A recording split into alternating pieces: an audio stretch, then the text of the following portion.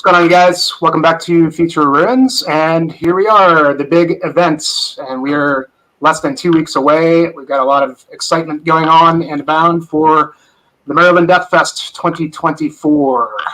Man, I tell you guys, I've been anticipating this for. I only decided 3 months ago that I was going to go because I started a new job and it just aligned with my schedule. Because I originally was I really wanted to go, but I knew that it was going to be kind of a tall order with my previous job. But then once I realized, oh man, I got the time off right around there, I may as well go for it. And it was not really that hard for me to get a 4-day pass. I just went on the Facebook group and there was people getting rid of stuff left and right. Yeah. So, but yeah, man, so just want to introduce everybody. Obviously, everybody knows Jeff and Nick. Jeff from Gas Masks, Nick from Draws of Metal. And then I've got my friend James here from one of my old friends from 2022 MDF, one of my festival mates. We were hanging out there, and he's going to be joining us again this year. So welcome, guys. Thanks for coming on tonight and hanging out and just kind of getting stoked for the festival. And I think, the last one was so much fun, man. The lineup was just insane, but I don't know if this lineup might just surpass the last one. Pretty good. It's I don't know. It's almost a tie. I'm thrilled that there's no Edison lot. I know the Edison lot's much loved, but standing on a canted parking lot sucked after a while. But yeah, this lineup is, oh, dude. There's so many bucket list bands. Pretty insane. Yeah. Target are the ones that I'm never sure if I'm going to ever see again. So gotta see them.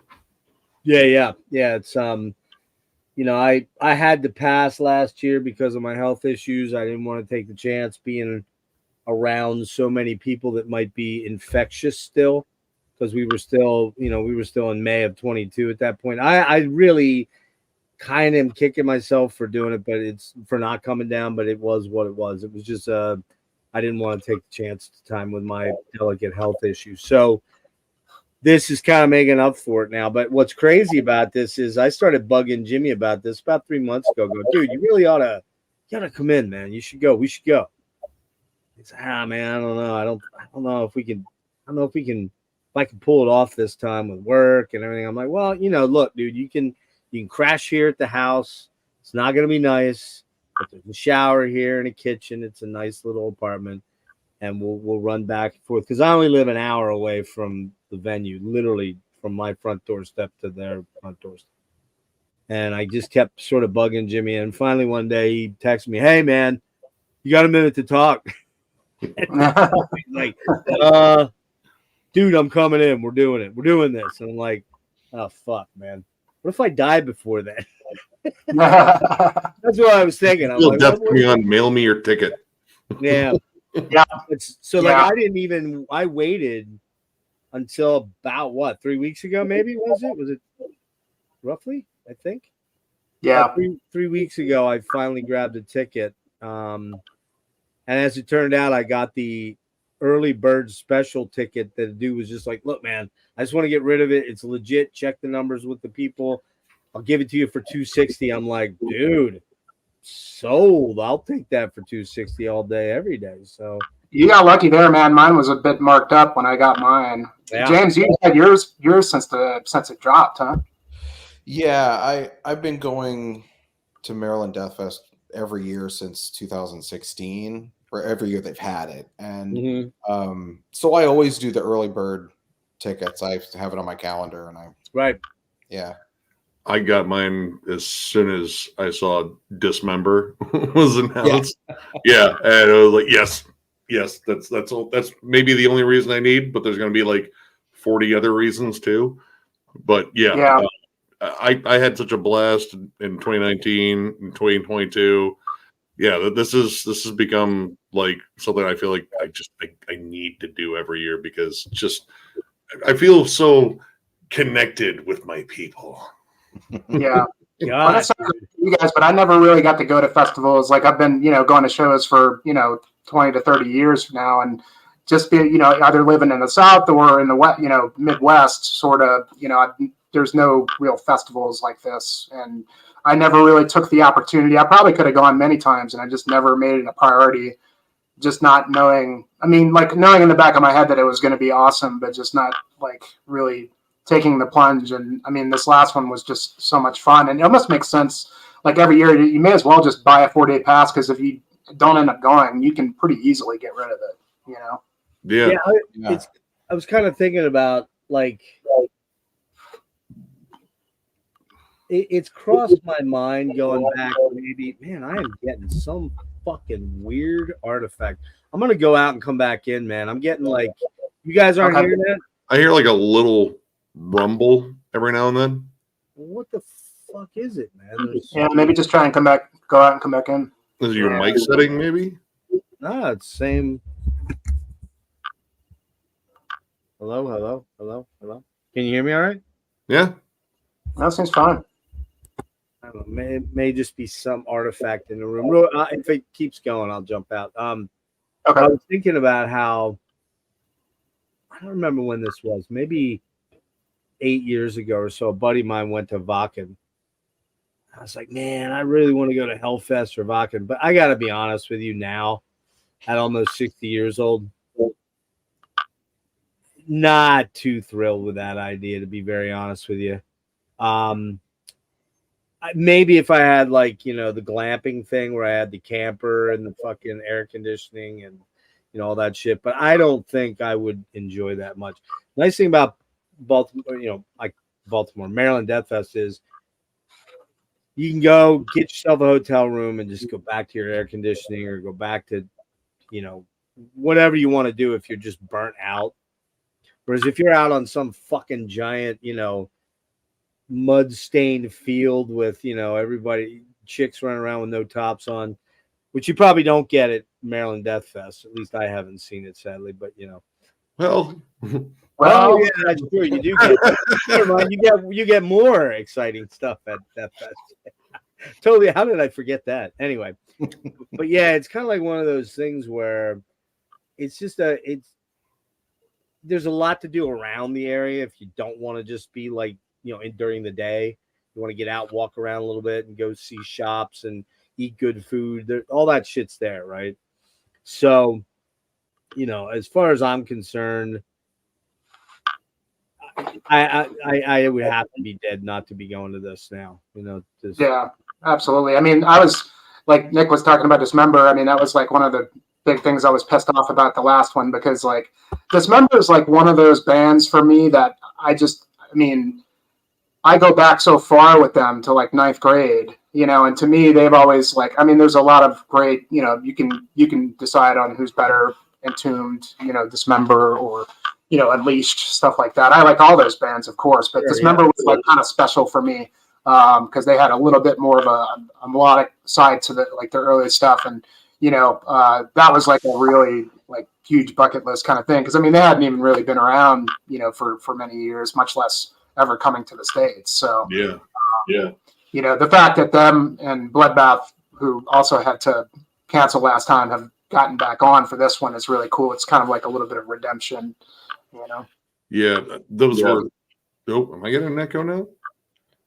Oh, I was just going to say that Sodom also has canceled at Deathfest so many times that a lot of people never thought they would actually show up, and they are essentially showing up this time.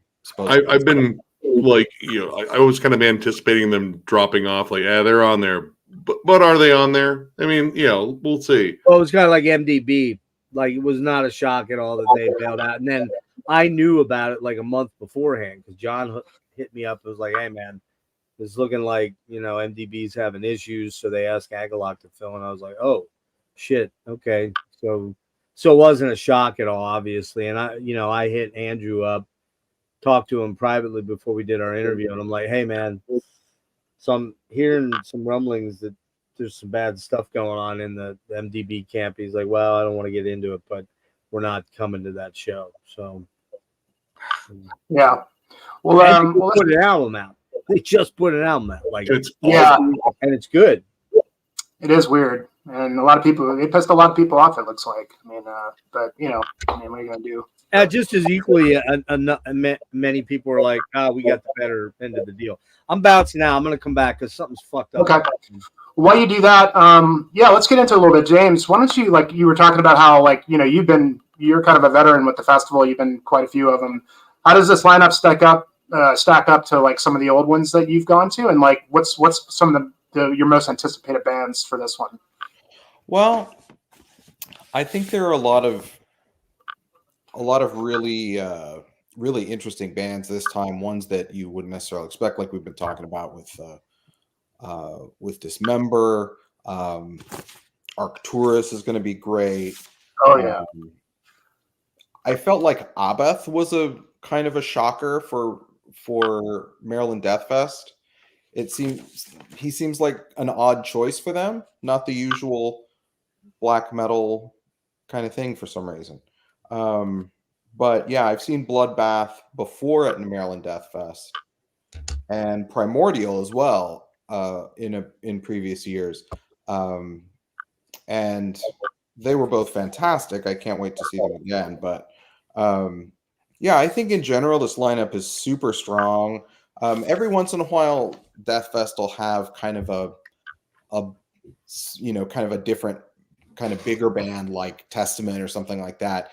And this lineup, I think, is special because it doesn't have a lot of the kind of normal, so-called normal things that Maryland Deathfest has come to do over the years. Like almost every year I've gone to this thing, there's been some band with Danny Lilker in it. Not that that's a bad thing at all. It's a wonderful thing. But there's always like a Danny Lilker band that's there. And usually more thrash bands than are on this year. So yeah, I think there's a good variety. There aren't as many straight grindcore bands. There's a lot more gore grind this year than usual. And there's not a lot of like hardcore crossover, and that's something that's been at other Deathfests as well. But not so much on the bill here. But anyway, I'm really excited about a lot of these, especially Ahab. I didn't think I was ever going to see them, and so that's a big one for me. And there are a lot of, like we were talking about earlier, a lot of really tough choices, like things that are stacked against each other in the set times. So there are a number of those where I'm going to have to make a game day decision. You know, like Sinmara and Cryptopsy. Yeah, that was hard bands, but both bands I like a lot. So, I mean, mine was definitely Spectral Voice and Soylent Green. I may half and half that one. Yeah, that was one that was on my list too. I just can't deny Soylent Green. That's my problem. Like, dude, I love Spectral Voice and I listen to them a lot, but there's something sort of in my fundamental DNA that relates to Soylent Green. Deleted Symphony for the Beaten Down. I mean, that was kind of like a game changer for me. I'm like I get my sludge metal and grindcore in the same place. Mm-hmm. You know what? Something is perfect with the universe right now. Yeah, and that's a band that I mean, I grew up in Metairie, where those guys are from, Metairie, Louisiana. And back in the day when I played drums, I used to play in a sort of melodic thrash style band. And we played a lot of shows with Soylent. Ben was really cool. He always hooked up. He was always looking out for the local bands, you know, and he hooked us up quite a couple times with Soylent Green around the time they would have released, I think, a Deleted Symphony for the Beaten Down. And but they hooked us up with Cephalic Carnage. They hooked us up with Mastodon when Mastodon first came out with Remission, you know, before they became, you know, fucking huge. And but Ben, man, he was just and still is, I mean, just a really cool guy. I mean, I like Goat Whore, but I always wished they would have, you know, I get why they did it. You know what I mean? Like, there's maybe a little bit more of a higher appeal for Goat Whore, but Soylent was the band, and they were like the heroes then. And I remember when those guys signed to Relapse for the first time, it was Soonmouth Secrets, and I remember thinking, because they were always playing local shows, I went and saw them play with Entombed one time and Metairie, Louisiana was like, I mean, New Orleans did not get a lot of the great shows. Like, it just a lot of the tours passed up New Orleans. I think it must have been a booking issue, because we didn't really have any really huge venues for those underground shows. We had this one place called Zeppelin's in in an area called Fat City in Metairie, and that's where all the metal shows were. And it's a pretty small club, but I mean, we got to see a lot of stuff there. And I remember going in, and Ben had announced that they had just signed a Relapse. So I was like, whoa, that's a big deal. That's a big. I mean, at the time, that was when Relapse was really kind of. That would have been like 98, 99, something like that. But I agree, that's going to be kind of hard, especially that, I mean, I haven't seen Spectral Voice yet, but they're from my hometown, and I missed their album release show that they played about a month or two ago. And but again, I mean, that's one of those bands that doesn't really, they're doing like a little tour on this thing, but they don't play live as much as, say, like Blood Incantation does. So I'm kind of like torn on what I'm going to pick there, but like James said, it might be worth just kind of trying to switch back and forth, catch a little bit of each other.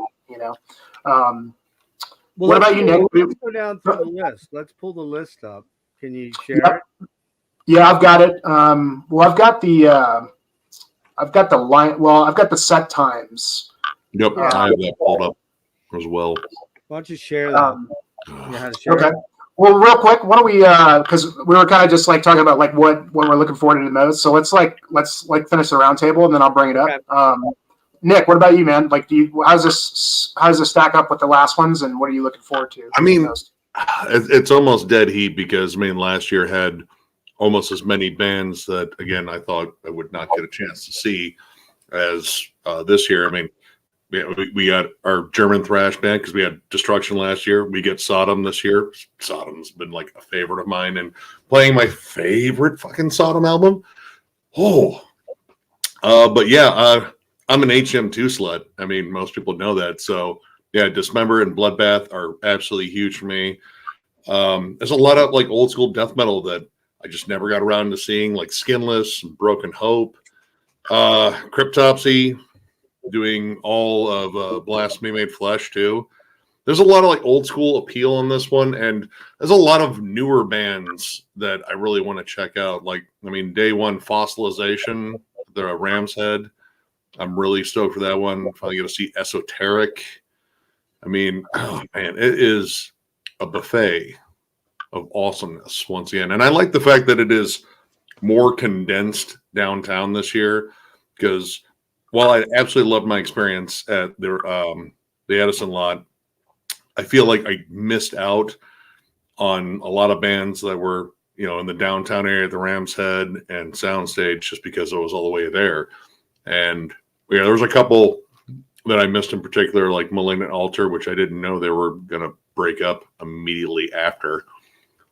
But yeah, this year I like the fact that it is more centered around the one area, and that kind of gives you a chance to like go check out more stuff. Like if you're actually, watching one band, you say, yeah, this really isn't my thing. You have other options. So yeah, I'm pretty stoked for this one. That, and I get to hang out with my dudes again. And yeah, it's just gonna be a party. I'm just elated once again. The only thing that sucks is I have to get on a plane. Yeah, same. I don't. Man, I have an hour drive.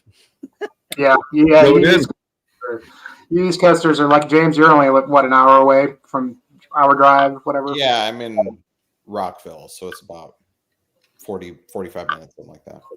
Yeah, out there on LeMay Drive, I guess that's usual. Nothing more metal than that, my friend. You live on LeMay Drive, you know what the fuck's going on. Really? Oh wow, nice. Jeff, what about you, man? What are you? What's your big ones? What do you? I mean, have you been to Deathfest before? Or? Yeah, the only time I was down, I told this story before. I went to see Autopsy. When was that? 17, 18, 17? I think it was 17. And it was them and Candlemass were the two headliners. I can't remember the third headliner. I don't remember. It might have been Morbid Angel. And at the time I was managing a retail facility. Man, I am getting fucking terrible artifacts. None of you guys are hearing that. I hear it every now and then, but it's not that. What in the fuck is going on? It's not me though, man, because I've checked all my shit. Anyway, just annoying the fuck out of me. Yeah, Dismember obviously is a big one. I got to see Gorguts last year at Deathfest, but I'm looking forward to seeing them. Hopefully I think they have a longer set here, I believe. I could be wrong about that.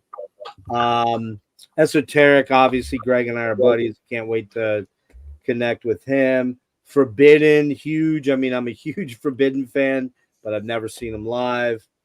I gotta admit, man, I'm kind of stoked to see Mayhem, even though I'm not like a giant Mayhem fanatic as far as listening to them.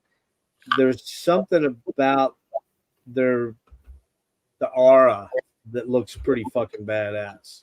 They might change their mind once you see them live, because their live show is. I mean, I saw them recently with Cannibal, and they were. I mean, everybody was great on that show, but Mayhem was kind of on another level. I mean, yeah, I'm sure. I mean, just the stage presence, the sheer presence of darkness and evil. I'm sure. He's an odd one, but kind of in a cool way. Who's that? Oh, I met him before. I met him in the parking lot of I saw Sun way back on the monument. What was it called? Monuments and something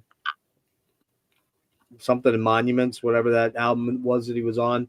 Amazing. Monolith, Dimensions and Monolith. Yeah, I saw him on that tour down at what used to be the old. You might know this, James. Was it called Club Sonar? Sonar in Baltimore. In Baltimore, yeah. Yeah, Sonar. Yeah, they used to have a lot of shows down there, and like down in the basement, there was like a 3-level thing, and I saw them there. I saw Catatonia there. Anyway, so I'm looking forward to that. There's a lot of like smaller bands, like the early bands, that I don't really know. So like you had brought up Sinmara, I had no idea who they were. When listening to them last night, I was pretty blown away. So we'll sort of see how that goes with regards to some of those earlier bands or some of the later stuff. Like, how good can a band be that's called Weekend Nachos? I know, Nick, you love them, right? I'm sure you love them. Well, I'm going to see them also at FTA too. So I don't know if there's someone else playing that I want to see, I can skip Weekend Nachos because I know I'll see them at FTA. Well, they're on late. I think they're on Jeff, late. we're going to hang out and watch grindcore bands all day. It's going to be amazing. Fucking wait. You're going to love it.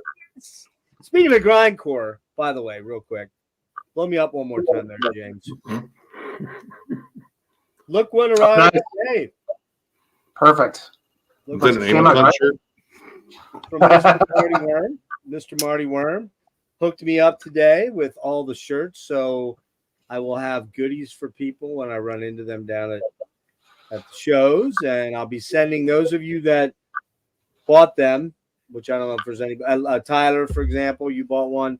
I'll be getting yours out here earlier than I thought because they're here. So there you go.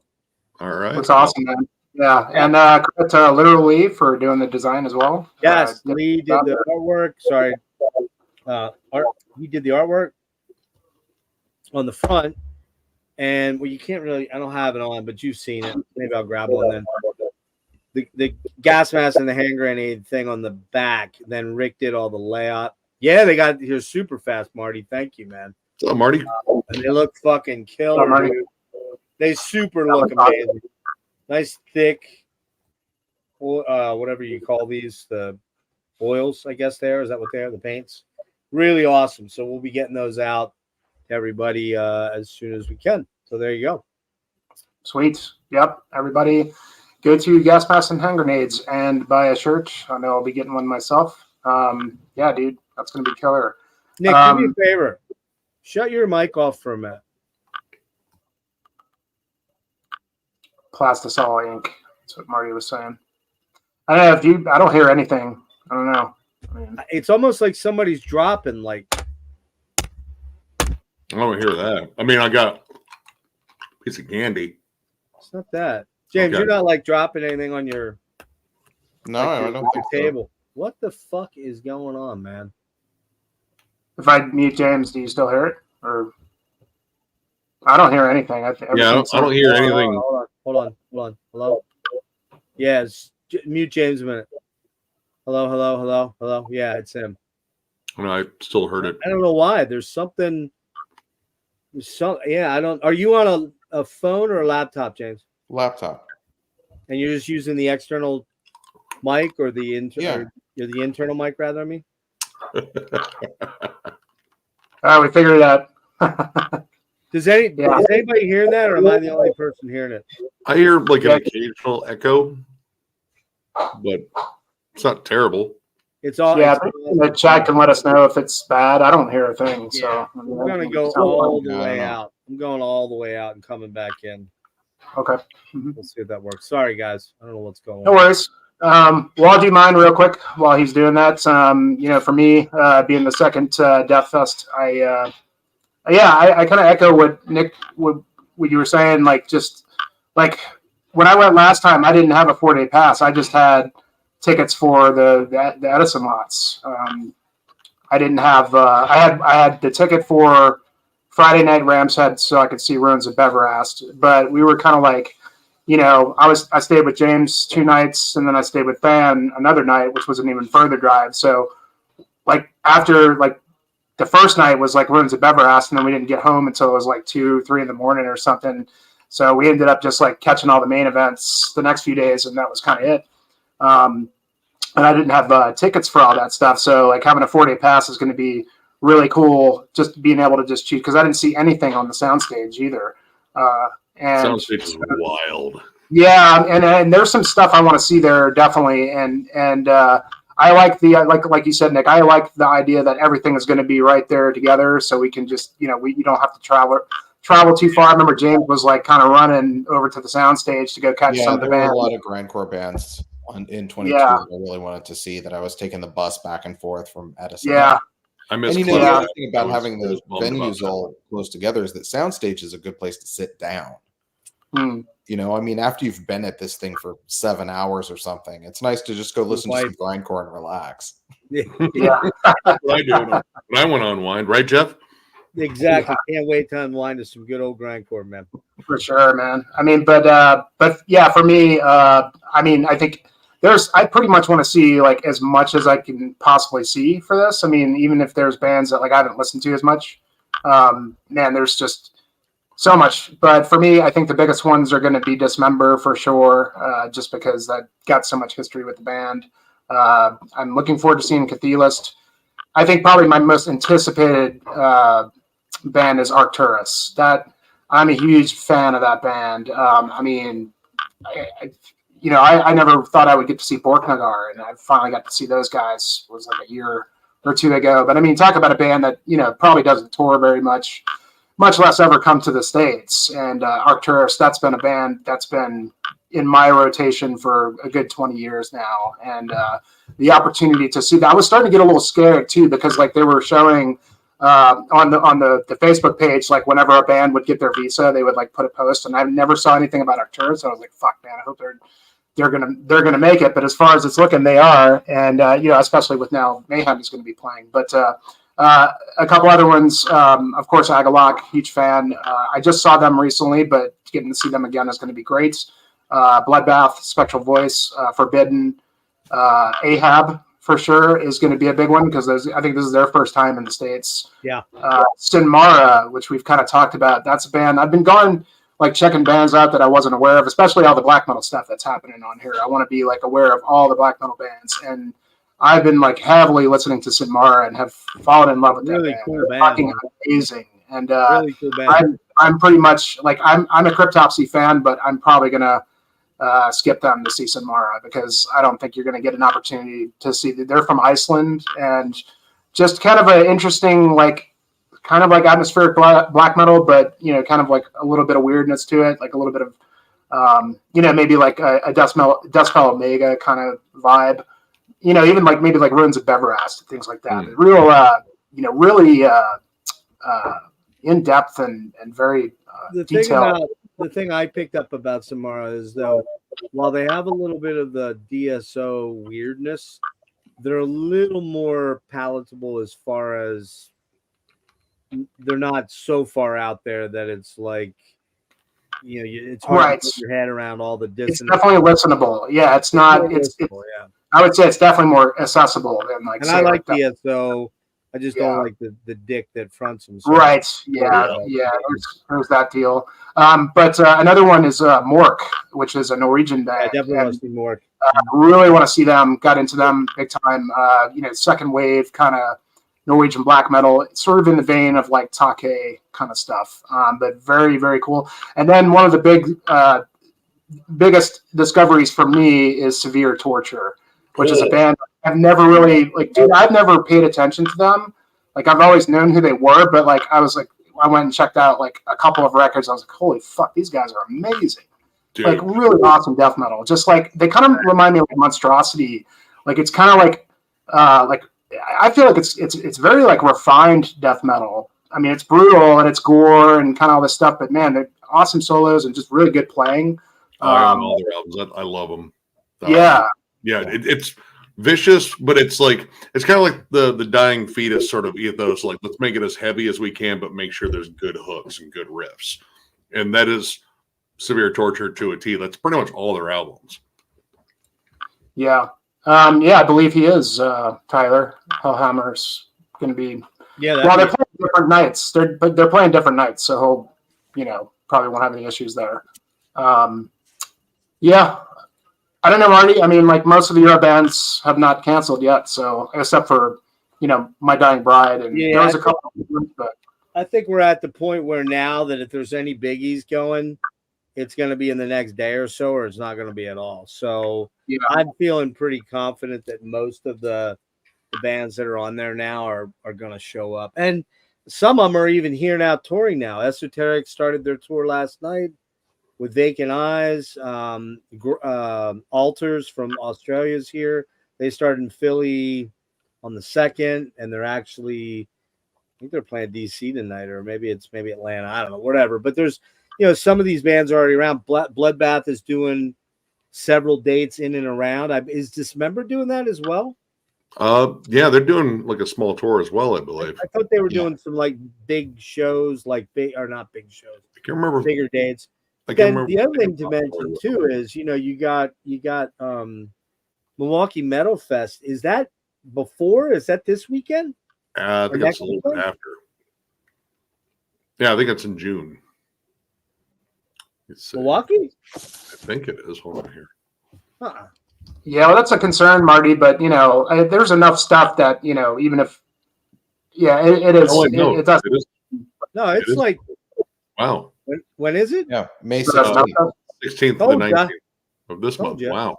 It's this weekend coming up next. So, and I mean, I know some of the bands are doing double duty there. Like Atheist is playing there. Some of these other bands are playing there. So, yeah, and then what the Seattle thing is tonight, the Northwest Terror Fest. Because Craig said if he was going to jump in, he's going to be walking around Seattle. So yeah, that one actually was pretty interesting. Did you see that lineup? Some pretty unique bands on there, like just stuff you just normally won't see that often. Yeah, there was like Eternal Champion, and I think Crypt Sermon, Summerlands. Yeah, it was kind of a weird lineup because there was like those sort of epic heavy metal bands, but then there was all these weird, like obscure kind of death. Yeah, Repulsion, Weekend Nachos. They're playing there. Giant Squid. I didn't even know that band was still around. Fuck. Yeah. Oh well. Yeah. Well, this Vomitory is another one I'm excited about too. Yeah. Because they were supposed to be on 2019, but there was a mix-up with their merch visas when they were still in Quebec for Quebec Deathfest, so they didn't get to make it over. But that was the day that Immolation played 2 sets because they played one night headlining the soundstage, and then they asked them, "Hey, Vomitory couldn't make it. You want to take their slot?" The Rams said, and they're like, "Fuck it, yeah, we were just going to just be here hanging out anyway." And they actually played different songs too. It was like, "Oh my god, bonus Immolation!" I haven't even been good this year. Yeah, I mean, it does seem like, and this isn't me ragging or crying, but man, it does seem like there's like 8 fucking million bands on the road right now. And literally every damn day of May, I probably could have gone to see a show. Like I was going to go, like, had I not, my days and nights are kind of backwards because of my health lately. But if I'd woken up a little bit earlier yesterday, I was like that close to just heading down to Philly and seeing Al Di Meola. Because it was like, fuck, man, when am I going to get to see Al Di Meola again? You know, it's been since 16 since I saw him. So, but I mean, it's metal. It's fun. Everybody is out right now. Everyone. I might catch High on Fire on the 17th. High on Fire was last night down in Baltimore, down at Soundstage. Yep. 17th at the Magic Stick in Detroit. Yeah, so I thought about going, and then I was like, I don't know. Dude, the new album smokes. God, it's I heard it. There's some good riffs on it. There's some good stuff on it. Yeah. Yeah, Like, I went to see Insomnium on Thursday night, so I didn't How want was to see that? High on Fire the next night because How it's was back that? and forth. You know. How was that show? Oh, it's fucking awesome. How was Wilder Gathering- Run? Was Wilder Run great? Say again? Did you catch Wilder Run? Didn't they open? Yeah, they were really good. I had good not listened to band, them man. before. They're kind of like Opeth, kind of, but a little bit. They're getting away from that. The earlier albums were very Opethian, but and only they were Opethian, but very orchestral, like very, you know. Yeah, it was more prog than I was expecting it to be, but not like it was very good. I thought they were excellent. And then Omnium Gatherum was relatively proggy as well, and then it sort of I got love that less band. and less proggy as the. I just thought those two bands though. thing It was Insomnium Gathering, and who's the other one? Insomnium and then Omnium Gatherum. Omnium Gatherum Omnium and Gathering and Insomnium. Insomnium. They're just kind of like two of the same bands though, aren't they? Well, they share members. They share a guitar player. Yeah, and well, I mean, one's like, I mean, Omnium Gatherum likes like more major chordy stuff. Like it's kind of poppy for what it is, but in a fun way. Mhm. Yeah. And then Insomnium is very dark and dismal and gray and dreary. Yeah, they are different. You know. Yeah. Oh yeah, really different. Two sides of And the same coin. The stage persona is very different too. It's Insomnium, the dark, is a darker band, and they're very serious and very much like a death metal band on stage. And Omnium Gatherum, the lead singer, is this very kind of boisterous Finnish guy who is sort of like a smaller scale Bruce Dickinson sort of character. Oh wow! Saying, "Everybody, show me how you bang your heads" and all this kind of stuff. So yeah, it was pretty fun. Yeah. I saw Blind Guardian this last weekend, which that's a band I've been waiting to see for a long, long time, and they were absolutely amazing as expected. Did you saw that recently too, James? Right? Yeah. Who's that? Blind Guardian. Oh, Blind So Guardian, good. Yeah. Too much power, metal man. Night Demon opening up for them. That's right. Dude, Yeah. That was I a love huge Night thing for Demon. me. I've seen Night Demon 3 or 4 times now, and they are unbelievable. Such a great live show. I'm I going saw out to Decapitated see, and Septic Flesh on their tour with Cataclysm in Fort Wayne, and that was awesome. It was good seeing Decapitated finally back stateside. And Septic Flesh is awesome live. Is that recent? Yeah, that was the 5th. Yeah, that was my Cinco de Mayo. I'm going They're to about see out, Wayfair, Monday night's Wayfair down in Philly You'll dig that, man. with Valdrin. Oh, you're gonna get to see them? Oh, you Yeah. lucky bastard. Oh, I would kill to see them. I love that band. Valdrin and somebody else. Sonja? I don't know. Oh, Yeah. Sonia. Sonia, yeah. Yeah. I think they're from Philly, I believe, right? Aren't they? Yeah, it's the woman who used to be in the band from Texas. It's a Slumber? Gates of Slumber or Oceans of Slumber? no,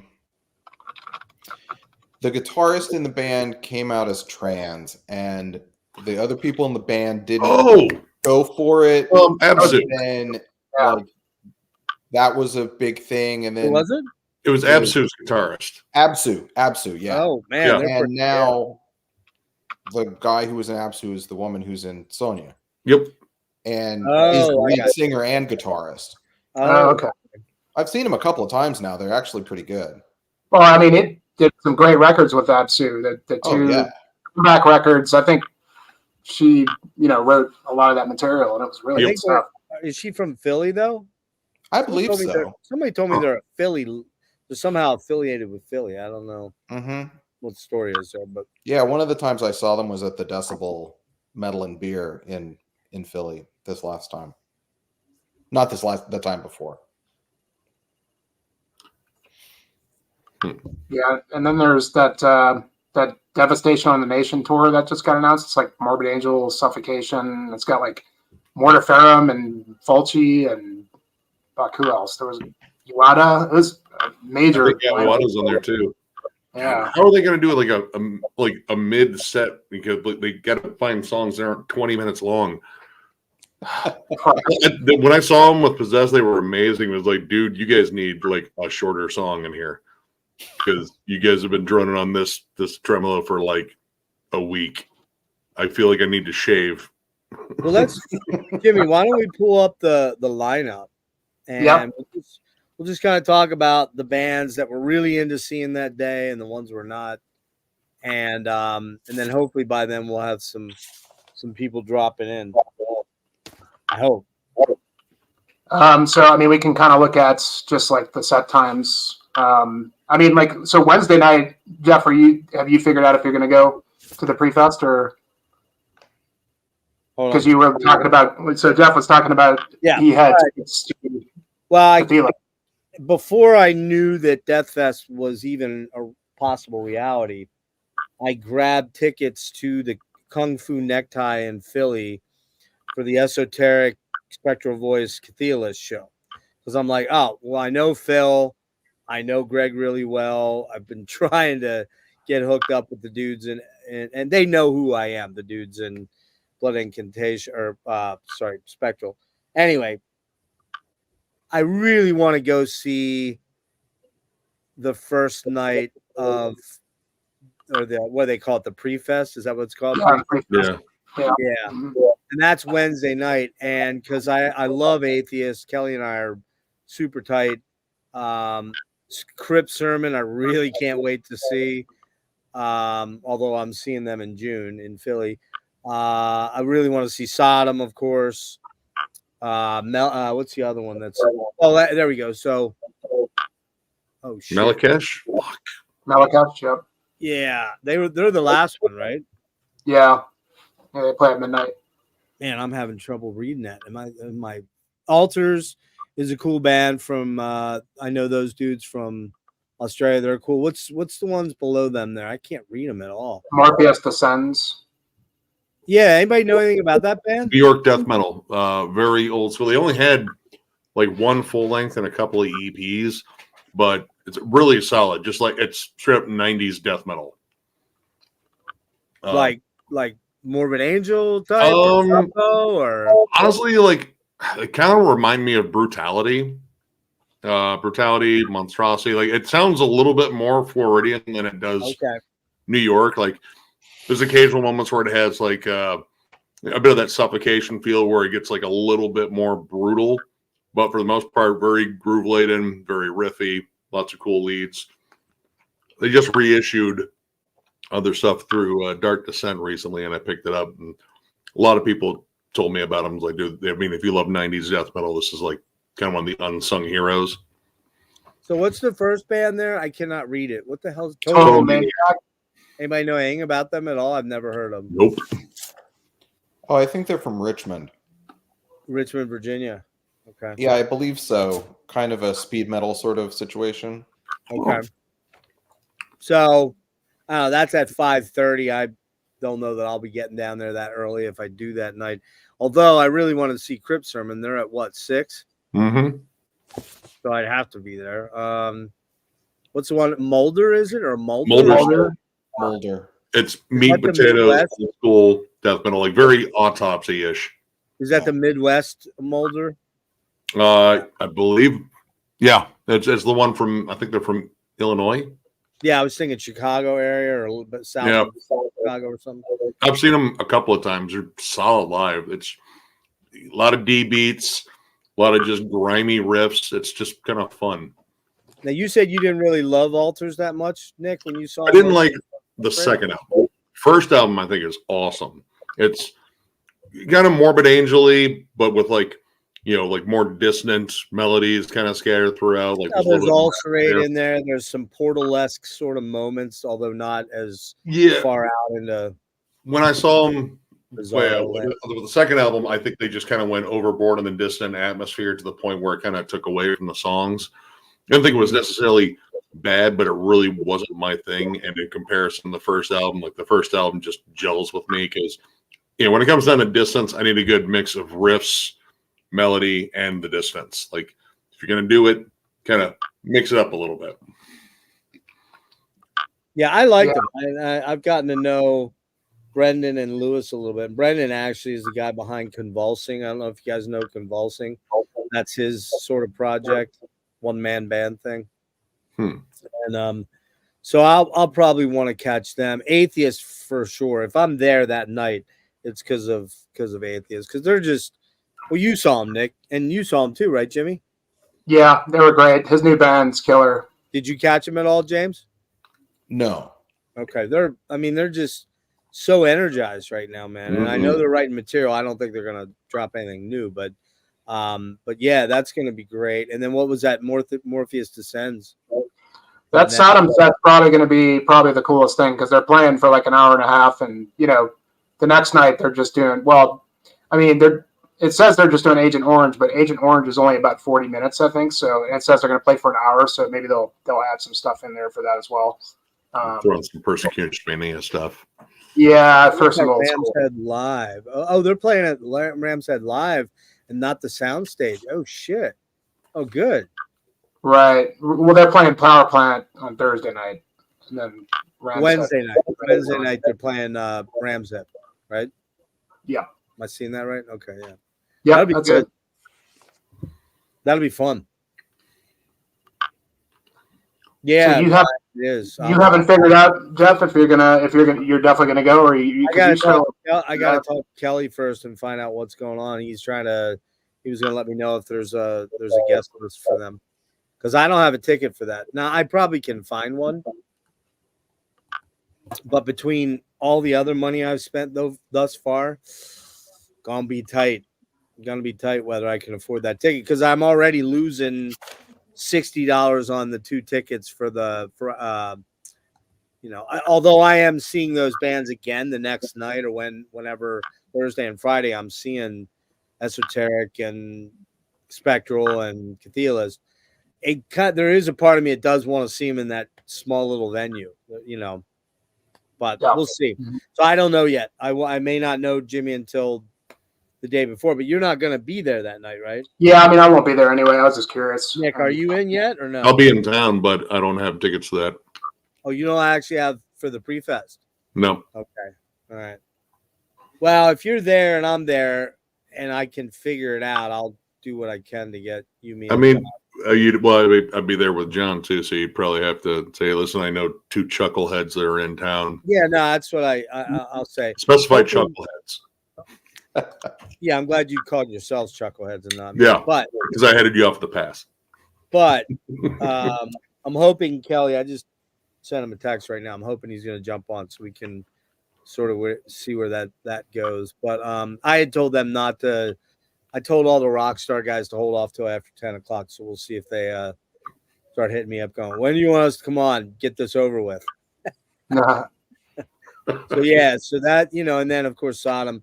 Mellochesh, they've been around a long time. They've been around for a while, dude. I'm a fucking huge fan of Mellochesh. Like they're probably, I guess you can count Nile in terms of the Middle Eastern stuff, but in terms of like the music itself, hearing it more often incorporated, Mellochesh has been doing that brilliantly throughout their entire career.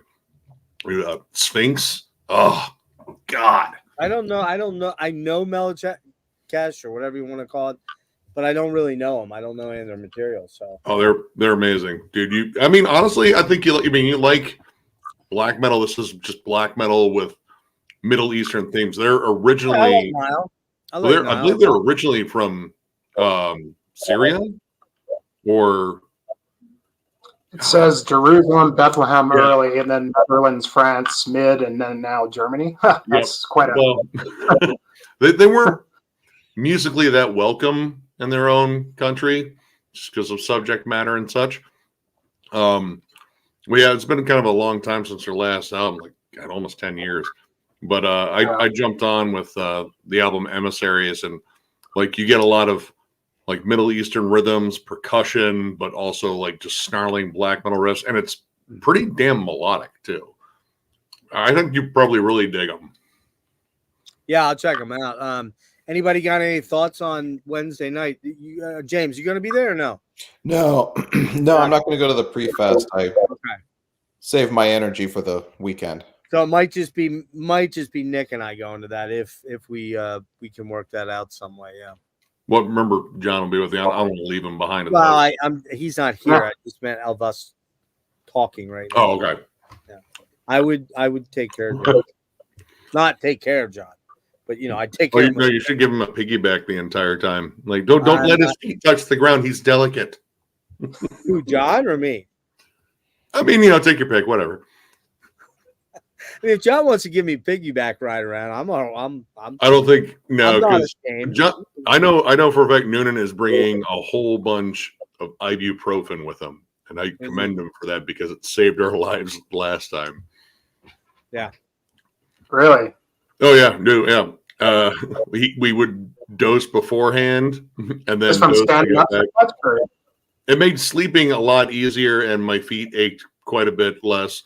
That and my my one Australian buddy hooked me up with this drink came at the right time because I was just like tired from being cooked in the sun, and he's like, "Here, take this," and I forget, it was like a boozy cherry limeade, and it was the most beautiful thing. And as soon as I finished it, my feet didn't hurt, either that or I just didn't care anymore because there was enough alcohol in there to just soothe everything. So I might have a couple of drinks of this one because that actually saved me a little bit. It was like kind of a good second wind. Make sure a couple of drinks, like what, 4 or 5. So if I were you, I'd bring like $300. Yeah, maybe. I don't know. Maybe I'll be lucky and someone will buy me a drink again. I doubt. If you got room, you can always slip away and go, hit it up and then head back. Nick, it will not be me buying you any drinks. I'm just saying. Oh, come on, Jeff. Because you'll expect something in return for it or something. I mean, yeah, like another drink later. Right, exactly, and that's what were you thinking, you dirty old man? Yeah, it's best to save the drinks for like the afternoon, evening, because that's like the best time. Like you were saying, like after you've been standing up for a while, and then it just like kind of gives you like sort of that boost to like make it through the rest of the night. Especially if you're going to stay. It's the 7th inning stretch.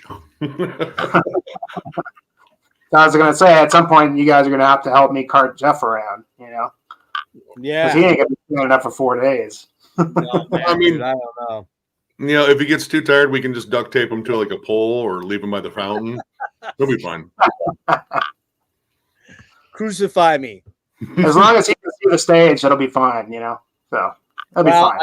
I do have the secret weapon in the trunk of the car. If I need to go there, we'll pull out the wheelchair, but I'm hoping I don't have to do that.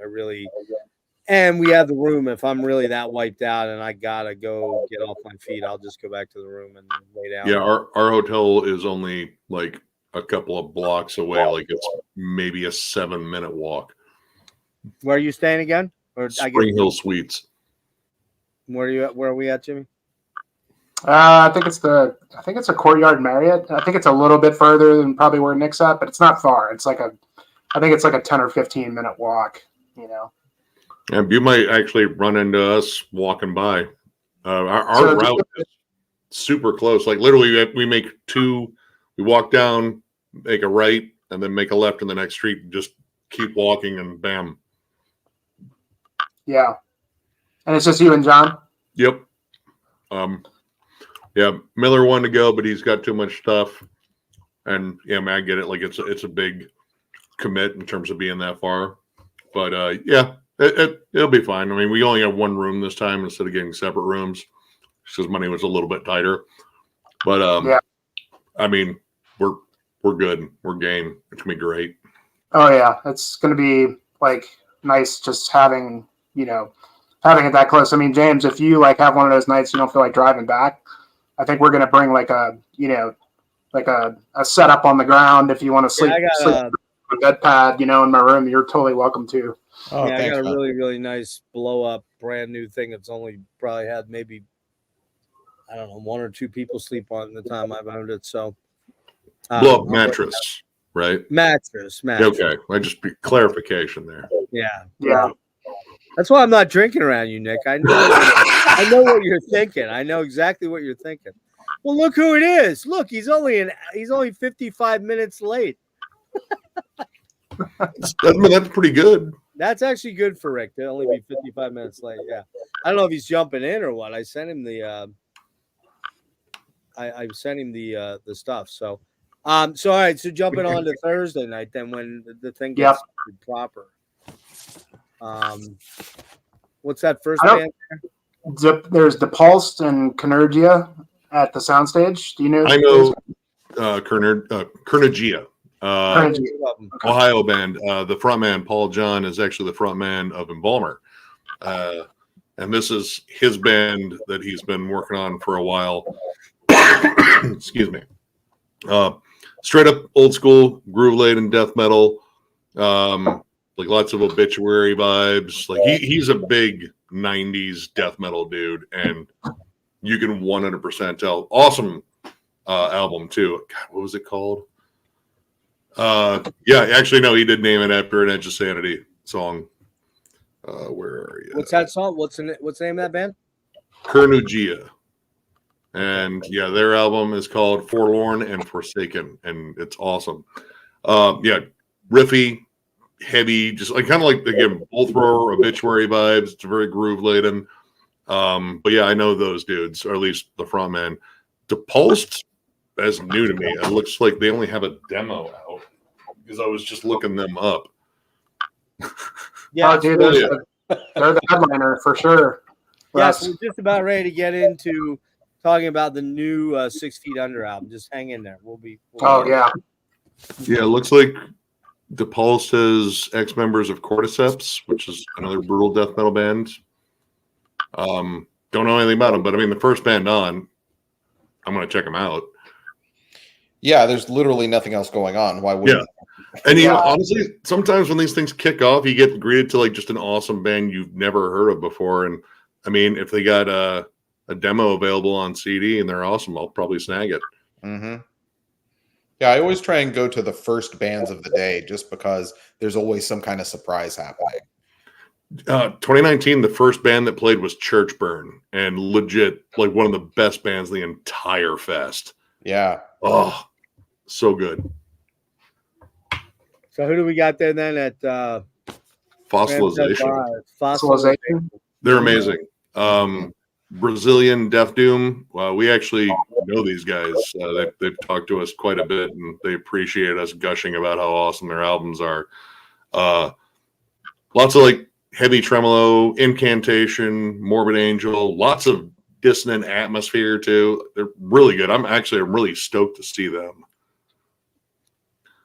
And then who's next after that there on the soundstage? God, I can't read. I can't make Incinerate. It's going to be Incinerate. Yeah. I don't know them either. I checked out Fossilization. They sound killer. I'm definitely going to check them out. I think you dig them. Yeah, for sure. They definitely were kind of up my alley from what I can tell. Just like really Death Doom kind of stuff. Incinerate. I think I checked them out, but I don't know if they really hit me or not. It looks like they're on Comatose, brutal technical death metal. This might be the one. Incinerate, either that or it's the melodic death metal band from Massachusetts or the thrash metal band from New Jersey. But I'm going to go ahead and say it's probably this one from Minnesota / Canada / California. Kind of all over the place. And Derketa, that's female band, Derketa? Which one? Derketa, isn't that all girls? Females? No, this band's from Canada. Well, no, Derketa. Derketa's the next one. I don't know. Because I think that's my Facebook. I think the girl that plays in Gruesome is in Derketa. And I don't know. Oh, It is yeah.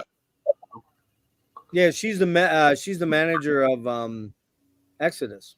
Yeah, she also manages. God, she managed either Atheist or Cynic or both.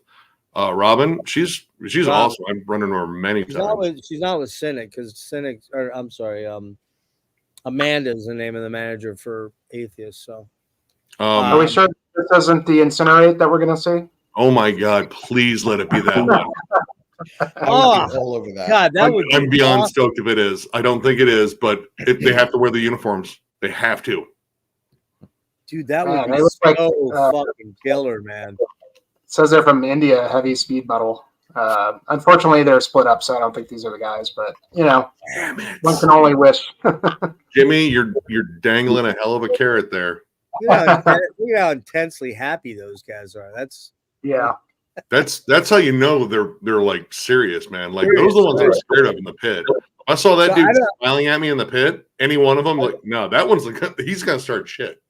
So I've heard of this band Stabbing before, Nick. You know them, right? Yep, I've seen them. They were on tour with Suffocation, female-fronted brutal death metal, very, very Suffocation-esque. In fact, when Ricky was sick, the front woman for Stabbing filled in on the classic Suffocation songs, and she sounded great. Like, honestly, there were parts, like, if you close your eyes, you'd swear it was Frank Mullen. Wow. But yeah, they put on a solid show. She's like super nice too. Yeah, young band that are definitely hungry and brutal, and I'll definitely be checking them out. So then, of course, I think we're all probably looking forward to seeing Cathedralist. Oh yeah, Absolutely. And I'm trying to figure out. Jimmy and I were talking about this. Who is this cenotaph? It's not the cenotaph from. It's a cenotaph from Turkey, I think.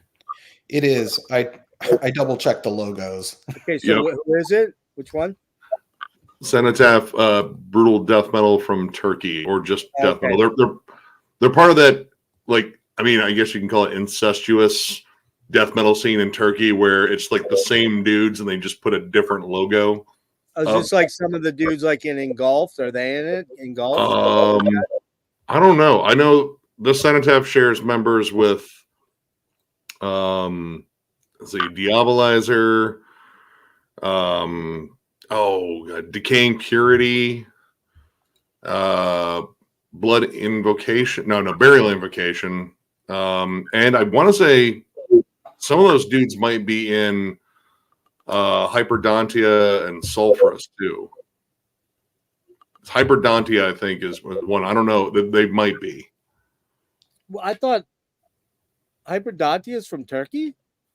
Two of the members are, and two of the other members are Danish. What? Yeah, I know they're international. Oh shit! I didn't actually realize that. I thought they were. I honestly thought that Hyperdontia was mostly just undergang, or however, like the dude Una or whatever his name is. A couple of Danish dudes, and I think the two dudes that are Danish in that band are also in Sulphurus. Okay. All right. So yeah, that's one I'm definitely looking forward to seeing, just to see what they're like. And then we got At War, and then at whatever. I'm not missing Esoteric. I'm not missing Esoteric. Yeah, and Internal Suffering, cool.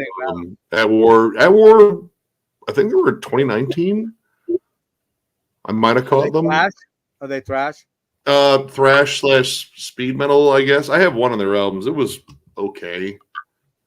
Are they from LA? I think they're from Florida. God, let me actually look.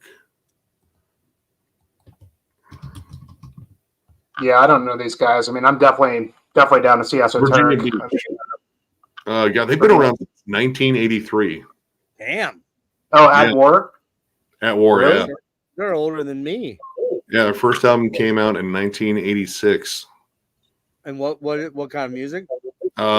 Speed / thrash metal. So three-piece too. Mm-hmm. And then Coffins. Where's Coffins from? Japan. Oh, they're from Japan, and I am a Japanese band. Stoked.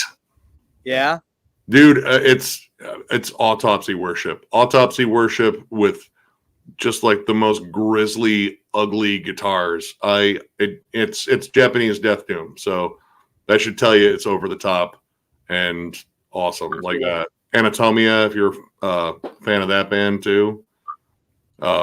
It's a lot of autopsy worship. It's amazing. And then we got Broken Hope. Broken Hope closes it out. Yeah, I would like to see a little bit of Internal Suffering, so I'll probably go once Esoteric is done. I'll probably go catch the rest of their set. Yeah, I'm definitely doing that. That first Internal Suffering album, I just love, and it's not every day that you see that anyone from that Colombian death metal scene in the States. So, and the other thing about Maryland Deathfest is that there's always a huge contingent of metalheads from Latin America. And so the chances of that particular set being well attended and rowdy are very high, and so that's going to be a lot of fun.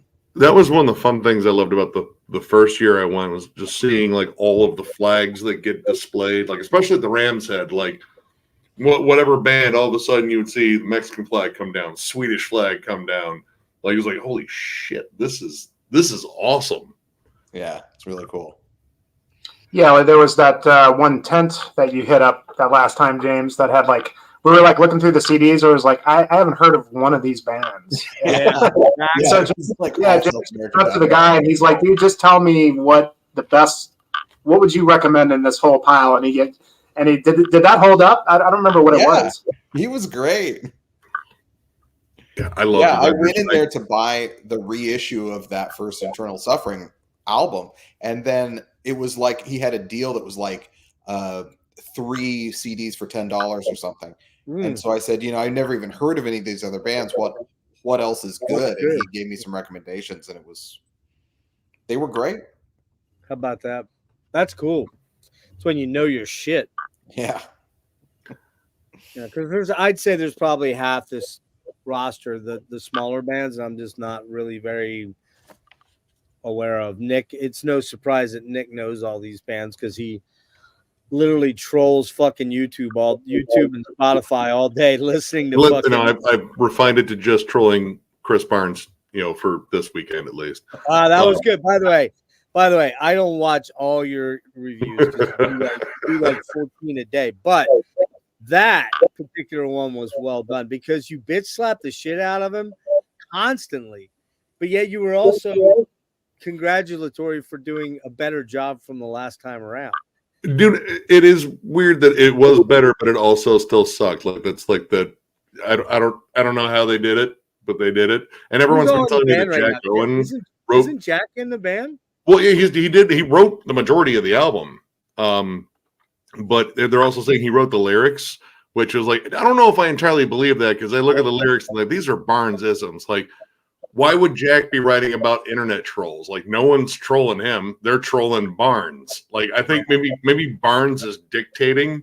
Like, I wonder if he just said Neanderthal 28 times. Like, cool, that's awful. That's the chorus. Yeah, you told me that. That's nuts. It's so stupid. It's so It's a good one though. That's a good fun one to. I don't think I've ever given any time to 6 Feet Under, except maybe like when the debut came out, and I just never, I mean, and I still say like it's a decent obituary album with Chris Barnes. What's up, Dev? Dude, he blocks everyone. Dude, as soon as the first single came up, the comments were immediately switched off. That isn't Middle Blade doing that. It's like Barnes. Like, no, they're gonna talk about me. There was I gotta say, I'm upset and bummed you're not gonna make it, bro. Yeah, I'm going to California, poser. Whatever. Who's that? Devin. He's going to California Deathfest this year. It's too good for Maryland. I missed it. Am I the only one that's glad he's not going to be around, or are you guys glad too? Well, dude, we wanted to see him dunk on you both, verbally and physically because dunk on you. Yeah, right. You met me. I'm not that fucking. It's been great to see, like in the flesh, like Dude, when I saw Devin at the fountain where we met up, it was like, holy shit, is that Devin? He's a freak. He's fucking tall. Yeah. He's a growing young lad. that one. He should be done, hopefully. As I was saying, but Nick, as I was saying to Devin, once I met your brother-in-law, I was like, dude, you're a fucking tiny little munchkin compared to that dude. Because he's a good 4 inches taller than Devin. Oh yeah, I told you. 6'8"? He's 6'8"? 6'8". Yeah. Yeah. Devin's 6'4", so he's 4 inches taller than Devin, which is kind of hysterical. I just would like to be around to watch that and just laugh hysterically from way down there, like way down there where you. They wouldn't be able to hear your laughter. You would have to get a bullhorn. You need a monocle to see me way down there on the ground going. Cutie human. Anyway, so all right. So where were we? We were at day 2. We're on day 2 now. Yeah, Friday? we went over every man. Yeah. Yeah. So Friday. Yeah. Again, I know defeated sanity, obviously. I don't know one master, but I know Contusion. Contusion has the old guitarist from Mammoth Grinder, and he's also in Iron Reagan. Okay. They were at Heavy Hell in Indianapolis and absolutely crushed. Like it's just straight up, just heavy, kind of just a very like raw, gritty sounding death metal. A lot of groove to it. Like it's just dirty sounding, and I dig it. But one master, I'm gonna look them up real quick. I listened to them the other day. I think it was sort of not that exciting death metal or black metal, I should say, from what I remember. It wasn't anything that I was going to go see. I'm all in on Contusion. I think they're fucking great. Oh yeah, dude, that demo is gnarly. Yeah. It looks like they're from Boston. I don't see any bands they're from that I recognize. Their logo's kind of just a symbol. I don't know, but yeah, I mean, I'm choosing Contusion on that one. Yep, that's the one. Yeah, that was one to me entirely. Sorry. Because they're black metal, I'll definitely check them out. I hadn't gotten around to them, but I mean, based on what you guys just said, Contusion sounds really intriguing. Oh, they're fun. Yeah, I don't really know. Oh, no way. What's that? Oh, come on. No, I didn't see that. Really? Damn. What's that? I really want to see those guys. Defleshed. They just got back together, too. Yeah. Well, there you go. What's that? I was just Right. saying, I don't know D-Flesh. What are they like? Guess I don't need to know now. Oh, they killer. I mean, it's just like, it's like death thrash kind of crossover, but they're Swedish. And they have this, I mean, all their stuff's great, but the one album is Under the Blade. That one is killer album. They're fast moving as hell. Like it's just riffs, and it's kind of that crossover sort of blast, like the kind of stuff you'd hear on like Cryptic Slaughter. Like it's like kind of constant battering, but I don't know, it's fun. Oh, Monstrosity plays them. We're cool. We're good. Oh, We're wow, solid. that's kind of cool. I mean, I love Defleshed, but Monstrosity is like, honestly, I think one of the best bands in the entire Florida scene. Cam Lee? No. This is Lee Harrison. Lee Harrison. I'm sorry. Yeah. Yeah, I would agree. That's a great replacement. I fucking love Monstrosity. And like when they played last time, they were awesome. But it was just like there was so much going on at the time, like just back and forth. Like I almost like, did you like kind of feel that way in a lot of ways? Like you just didn't have time to appreciate what you were seeing because it was happening so fast. Yeah. You know? Yeah, I was actually on my way back their from set was Soundstage awesome, though. and didn't hear all of Monstrosity anyway. Oh, dude, what was the? Who sings for them though? They had a different frontman than the last guy that fronted at least the last album. I thought Cam Lee was singing for them. No, you're thinking of Massacre. Oh, Massacre. Massacre. Yeah.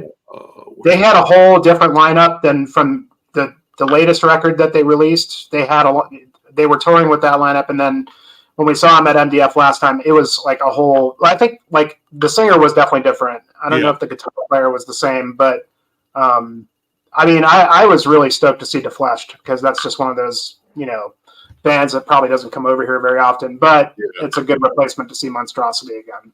I mean, I own all of Monstrosity stuff, dude. The Angels Venom. It's like, oh, dude. In terms of like working a fucking good triplet chug melody, that song nails it. Is that from In Dark Purity?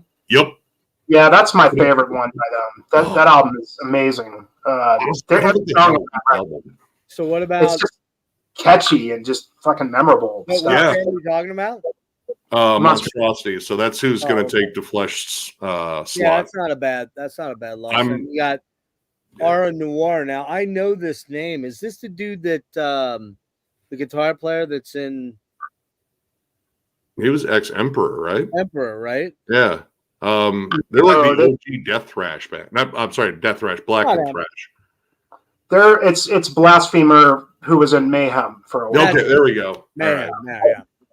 yeah. And one of the other dudes, I feel like the singer Apollyon, he was in Immortal for a while, and then he's kind of done a stint in a bunch of different Norwegian black metal bands. But Ara Noir is more like they're not. I mean, there's a black kind of tinge, but they're very much like old school thrash with a black kind of. They're awesome, dude. Their debut album, Black Thrash Attack, dude. It's honestly they're the reason why I got into Black and Thrash, like because I'd never heard the combo of the two, and someone pointed me in the direction of their debut album. I was like, "Fuck, this is great. This is the best of both worlds." Isn't Blasphemer also the dude that just put out that album towards the end of last year? It was like Red. Yeah, Ruin, which is an amazing record. An amazing record. So he's in Ara Noir? He's in Ara Noir. Okay. That sounds like that might be pretty cool. Well, it's going to be good because the guy's a riffmeister, and man, his riffs on Ara Noir are, just cutthroat kind of just stuff, So who's Imperial? What about Imperialist and Triac? I know Imperialist. That's if it's the Imperialist, I'm thinking of I think they're California-based melodic black metal. James, are you looking forward to Ara Noir? Yeah, for sure. They're definitely up my alley. The Black and Thrash thing, I like a lot. I saw them actually the last time they were at Maryland Deathfest, which is maybe 5 years ago, something like that. And they were unbelievable live. I was going to say, Triac is a grindcore band that put out a really fantastic album last year. They're one that I'm definitely going to go see. I'm actually spending most of my time in Soundstage on Friday, even though there are a ton of really awesome bands doing other stuff. But like Contusion and Triac, Siege Column, Sissy Spacek, Brodekin, and Weekend Nachos are all things I'm way excited to see. So I'm going to be doing that and sprinkling in other stuff as I can. I might join you for Triac. I'm not familiar with them, but I'm always down for some grind. Yeah. Well, yeah, and James, you're a big grind guy. I mean, that's kind of like one of your favorite. Oh yeah, I love grindcore. It's one of my favorite. Yeah. So I think you're probably going to be hitting a lot of that stuff up. Yeah. I think I'm going to skip Vermin Womb to see Arcturus. Oh, you can't miss Arcturus. Yeah. Yeah. Arcturus is going to be fantastic. I'm the grind guy. Bring me all your grind. Oh yeah, no, we're dragging you. You're going to see Triac. It's going to be great. Grind, man. Yeah, Vermin Womb is more gore grind, and that's not really my speed, so I'm fine. Vermin Womb's, if that's the one that I'm thinking of, that's Ethan's other project from Primitive Man. It's almost war metal. Very distant blast beats. It's noisy. I mean, it's just take Primitive Man and speed it up and make it tremolified and blasty, and it's really insanely heavy. Like, it kind of hurts a little bit. I'll be honest. I saw Primitive Man and Indian. Ooh, one after the other. That was the loudest goddamn thing. I think it should have been. Yeah, it was insane. And then Sissy Spacek is going to be just unbelievable. That band is weird, dude. Like I saw them. God, who did I see them with? It might have been that same tour with Primitive Man and Blood Incantation, but yeah, there was a point in the show where the drummer just had a bucket full of drumsticks, and he stood up and just dumped them on his kit and was just moving them around. Like, I thought it was like a bucket full of Slim Jims. Like, you know what? That would make almost as much sense. But yeah, they all looked like Bunny E. Carlos from Cheap Trick. Like, wow, you guys look like you just got off of work as like a shop teacher or a guidance counselor. And like, no, I got to go to the show. I didn't have time to change. Yeah. That's actually going to be really hard because I want to see both Oppressor and Spectral Wound. And yeah. So that's, I mean, and I would love to see what Sissy Spacek is like. So I don't know what I'm going to do there. I mean, I don't know. That's a tough one there. It's very avant-garde with Sissy Spacek. It's weird. It's really weird. If they're as weird as they were the time that Noonan and I saw them, then it'll be weird. But yeah, it is a tough call between Spectral Wound and Oppressor. Oppressor, yeah, I'm more attached to because like that's an early death metal band that I heard years ago. Me too. And that's some cool Midwest death metal. So I'm probably. I mean, they haven't done anything in years, and they're reunited. Well, I heard that not only are they reuniting for this, but there's rumors that they're actually going to record again too. So I don't know. I have like some of their earlier stuff. I think the only thing I'm missing is I think it's their second album, Gone. But yeah, that was stuff I heard early on in terms of like just getting into death metal, and yeah, I never thought I'd see these guys. So yeah, this one's. What's their? I think it's their third record. Let's see, Agony. I think. Yep. That album's killer, man. I'm sorry. I have that on a comp, not like the actual one. It's the Solstice of Agony / and Corrosion. It's kind of it's almost like a greatest hits, or which band are you talking about right now? Oppressor. Yeah, I have that one. Elements of Corrosion. That's what's killer. Oh yes, Solstice of Oppression's banging too. That's the first one, right? Yeah. Yep. That's going to be a hard choice, man, because I really dig Spectral Wound as this album. Dude, that album whoops ass. Where's Oppressor from? Oppressor's from Chicago. And what style? Yep. Chicago. Old school death metal. Old school. Oh. Yeah, I'll probably opt for that. I'm not.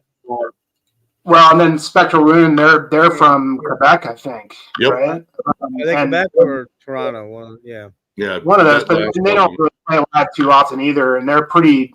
It's kind of like a perfect. As far as I really like the black metal acts they picked for this fest because like it's still like pretty extreme stuff. Like Spectral Wound it's pretty scathing. Like just Quebecois sort of black metal. Very. I don't know. I got like coarse sounding, but it's still very tuneful. Like that album has like flat out catchier than hell songs in there. It was actually I think it was a year ender for me. Yeah, like the riffs are like they're memorable, but it's really like caustic sounding. There's even like a little bit of like second wave worship in it too. Yeah. Why are you gonna be there, dude? What up, dude? Because you were Good there to see you, man. last time, man. What's up, man? You should jump in. Yeah. If you want to jump in, Wyatt, dude, let me know. I'll send you the link. Yeah, man. Stop it. Say hello to you last time, so that was really cool to kind of after we talked for a while to meet you. So yeah, I'd be curious to know if you're going to be showing up for this one. Yeah, dude. That's going to be a hard pick. Oppressor, Spectral, and Sissy Spacek. And I don't know. So then there's the Angels Rock Bar stuff, which I guess that's like more local band kind of stuff. I guess. It is. Most of the bands there are from the area. I know Putresect. Putresect is pretty solid. They don't have like a lot of material. Like I have an EP of theirs, but they did a split forever ago. God, who was it with? Scorched. Yeah, they did one with Scorched out of Delaware, and dude, every track in that split is awesome. Yeah, I want to see Mortuary Drape too. Yeah, well, I guess that makes said that Entrail Asphyxiation was the grossest band name on the bill, in her opinion. Just we put that's that it. Oh, there's got to be something way more gross. I mean, that was Yeah, there's some good ones for sure. But as far as the Angel Rock Bar, just a shout out later on in the day on Friday to Drugs of Faith.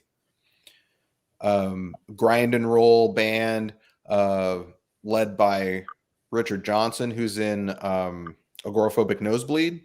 Yeah. But this is more of a melodic kind of band for him, and it's an awesome band. I see them every chance I get, honestly, and they play Who was around that again? a lot.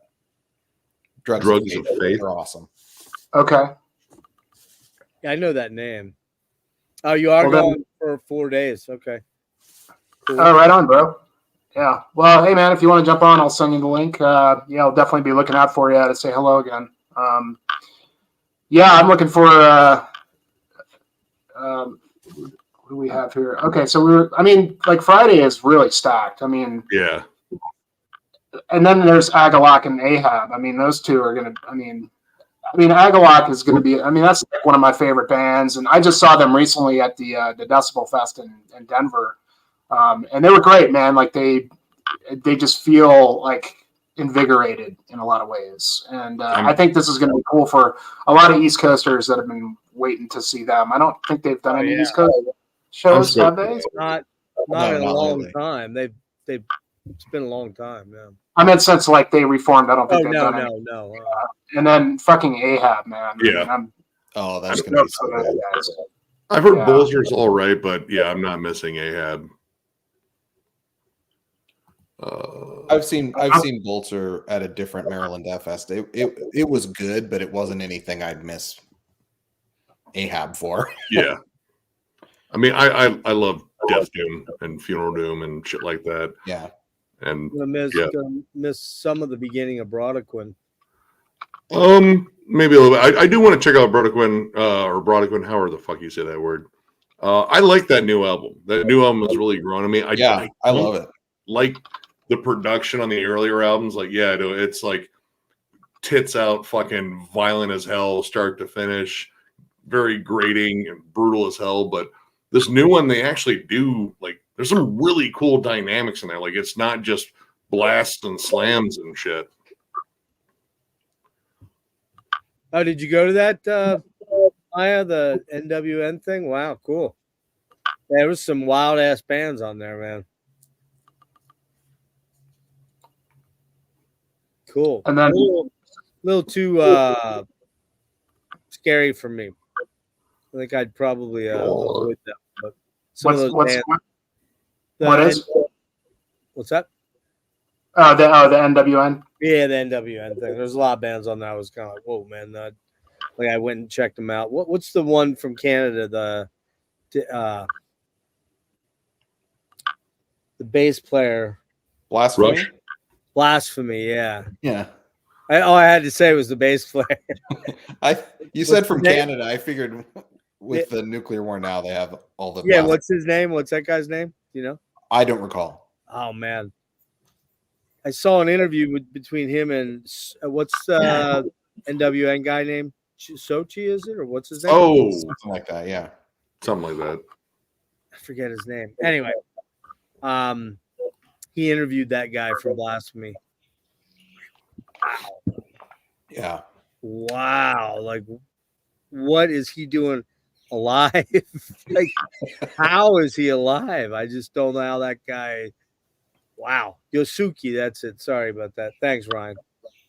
I don't shop a lot there. But, are you going, Ryan? You're not going, I take it? You're not coming in? I'm guessing no. All right, I'm going to shoot Wyatt the link and bring him in here. That's cool. Right, we'll tell you what, while you're doing that, I'm going to grab a quick smoke.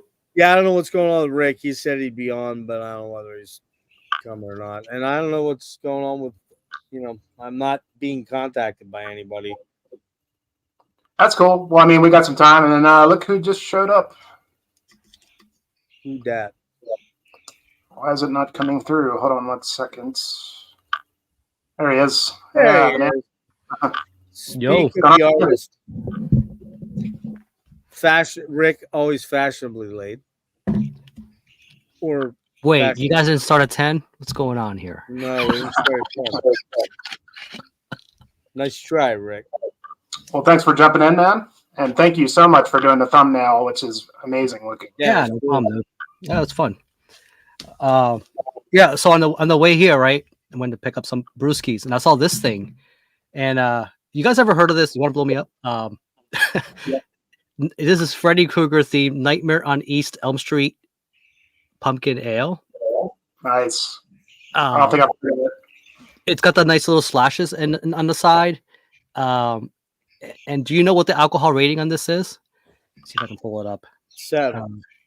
It's rated at 666.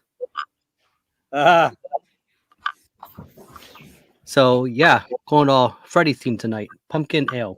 You know, I usually associate it with like a Halloween or October thing where I usually pick it up, but fuck it, you know, pumpkin ale in May. Why not? Why not? Kind of dreams of the fall, you know. Yeah. It's my favorite time of year. So we're just we're on, what day are we on? We're on Friday still, right? Yeah. I'm sorry you can't make it, Rick. I was looking forward to meet you, but you know, next time, hopefully. You know? Yeah, it feels weird. Just so everybody knows, you know, I've actually never been to a Maryland Deathfest. You know, Jeff knows my story. I've had some shit going on in my life where it made it very hard to skip out and for like a long weekend for such a thing. And this year I'm going to Florida to see family. So it's, you know, and going to Florida in the summer sucks. Yeah. So I got to make it happen now before it gets worse. Yeah, it's a bummer you're not going to make it, but, you know, I mean, there'll be other ones. So, but we just thought we'd have you on since, you know, you're one of the stand-up metal dudes of the community and you helped us with the artwork, and why not? I thought I was a party pooper leprechaun. All right, never mind. You're a leprechaun. Party pooper leprechaun. That's what my tag says. I don't know. Oh, Yeah. it does say that. I don't know where it came from. It's just, you know, I mean, All right, that's so what Hi, James. Nice to meet you. Nice to meet you too. Yeah, I'm probably just Rick that they were talking about. He's a fashion relate dude. Like, Yeah. Yeah, so Rick, me and James know each other from you met Than at the I think the Dust cool Bowl guy. Festival. Yeah. Yeah, we did. Yeah, so we were all at MDF 2 years ago together, and you know, unfortunately Than won't be able to make this one, but we're all thinking about him. So yeah, he's doing well. Cool, man. Cool to know, man. I sent Wyatt the link, so I think he'll probably jump in here in a few. Wait, is this the YX him? That guy? Yeah. Yeah. Yep. All right. So, Be real cool to meet quick, we were at wrapping up Ahab, and that kind of overlaps Brodequin a tiny little bit. Then you got Future Sect, 1349, Weekend Nachos, and Drugs of Faith. Man, that's going late. Yeah, that's. I mean, like for me, like I'm kind of of the mind that I'll be okay if I decide to like kind of call it early that night, just because I know I'm going to be up late, definitely for Saturday and Sunday. But at the same time, if things are going well and it's not really that big of a deal, I'll probably hang out for all that stuff. I'm kind of intrigued to see what Weekend Nachos is like. I've seen 1349 before, and they'll be killer, you know, but. They weren't like a huge, like definite for me that I like have to see, but same with Brodequin. I haven't really checked them out yet, but I've been hearing a lot of people saying that they're really great. Yeah, even just on the strength of that new album, you would definitely want to see them. I feel like this newest one, it's still very brutal, but if I were to tell somebody to start with that band, I would say start with the newest one. It's the most accessible. I don't even know if that's the right word, but the production makes it for people who may not be used to that style of brutality. Yeah. What's going on, Wyatt? Hey, Wyatt, can you hear us? Yeah. He's got an earpiece. Hey, how's it going, man? Did you? What's up, dude?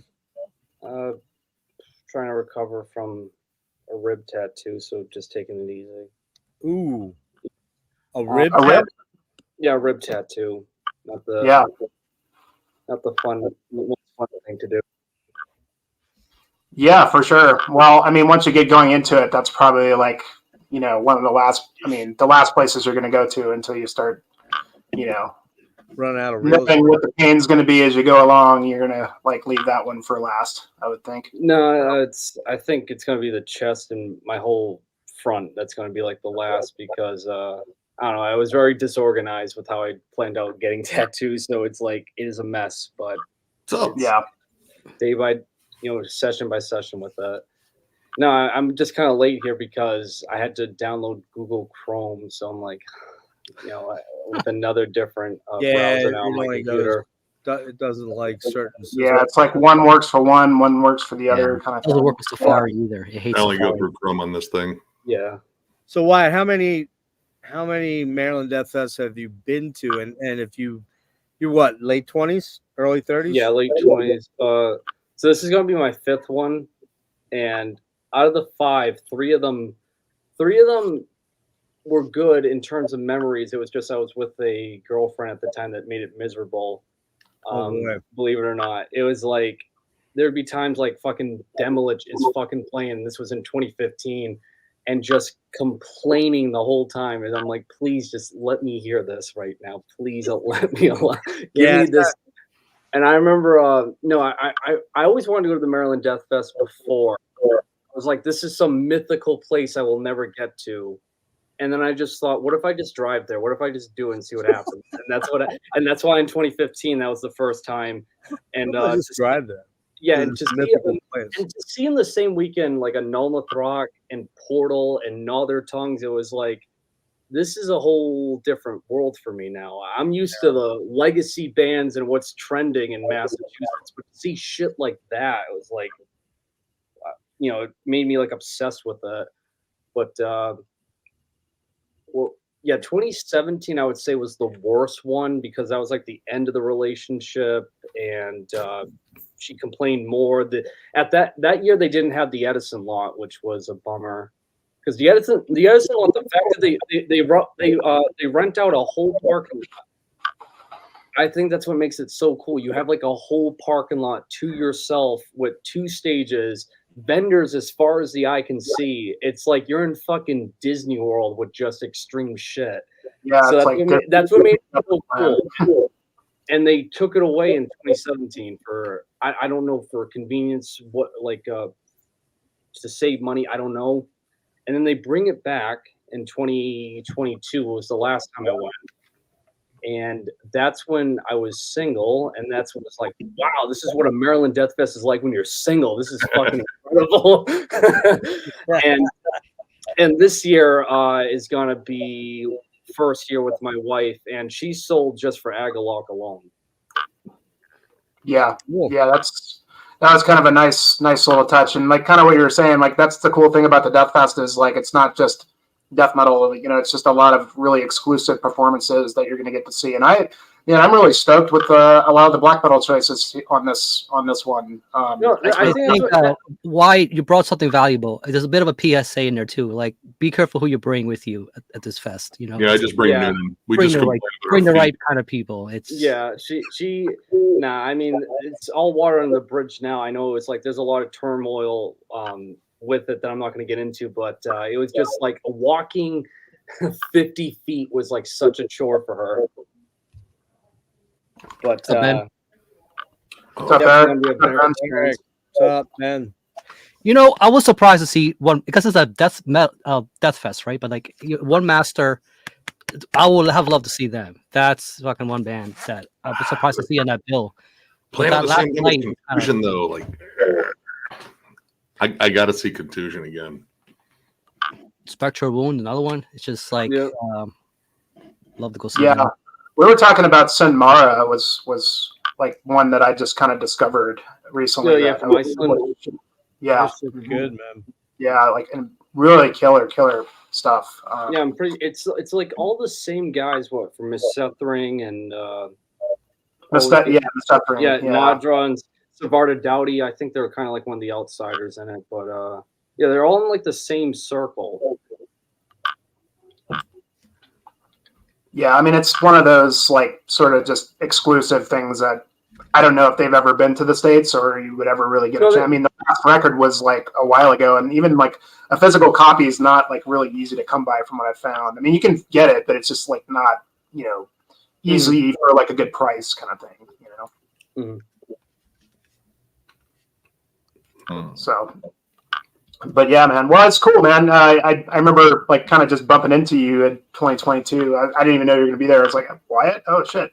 So yeah, I thought that was pretty neat. I don't know. It's like when I meet people there, it's not like there's gonna be a bunch of friends that I haven't seen since the last time I went to the Maryland Deathfest, and it's just like you kind of just you bump into people. It's impossible to say like, meet me here. It's just like it just happens because everyone's moving around so much in that area.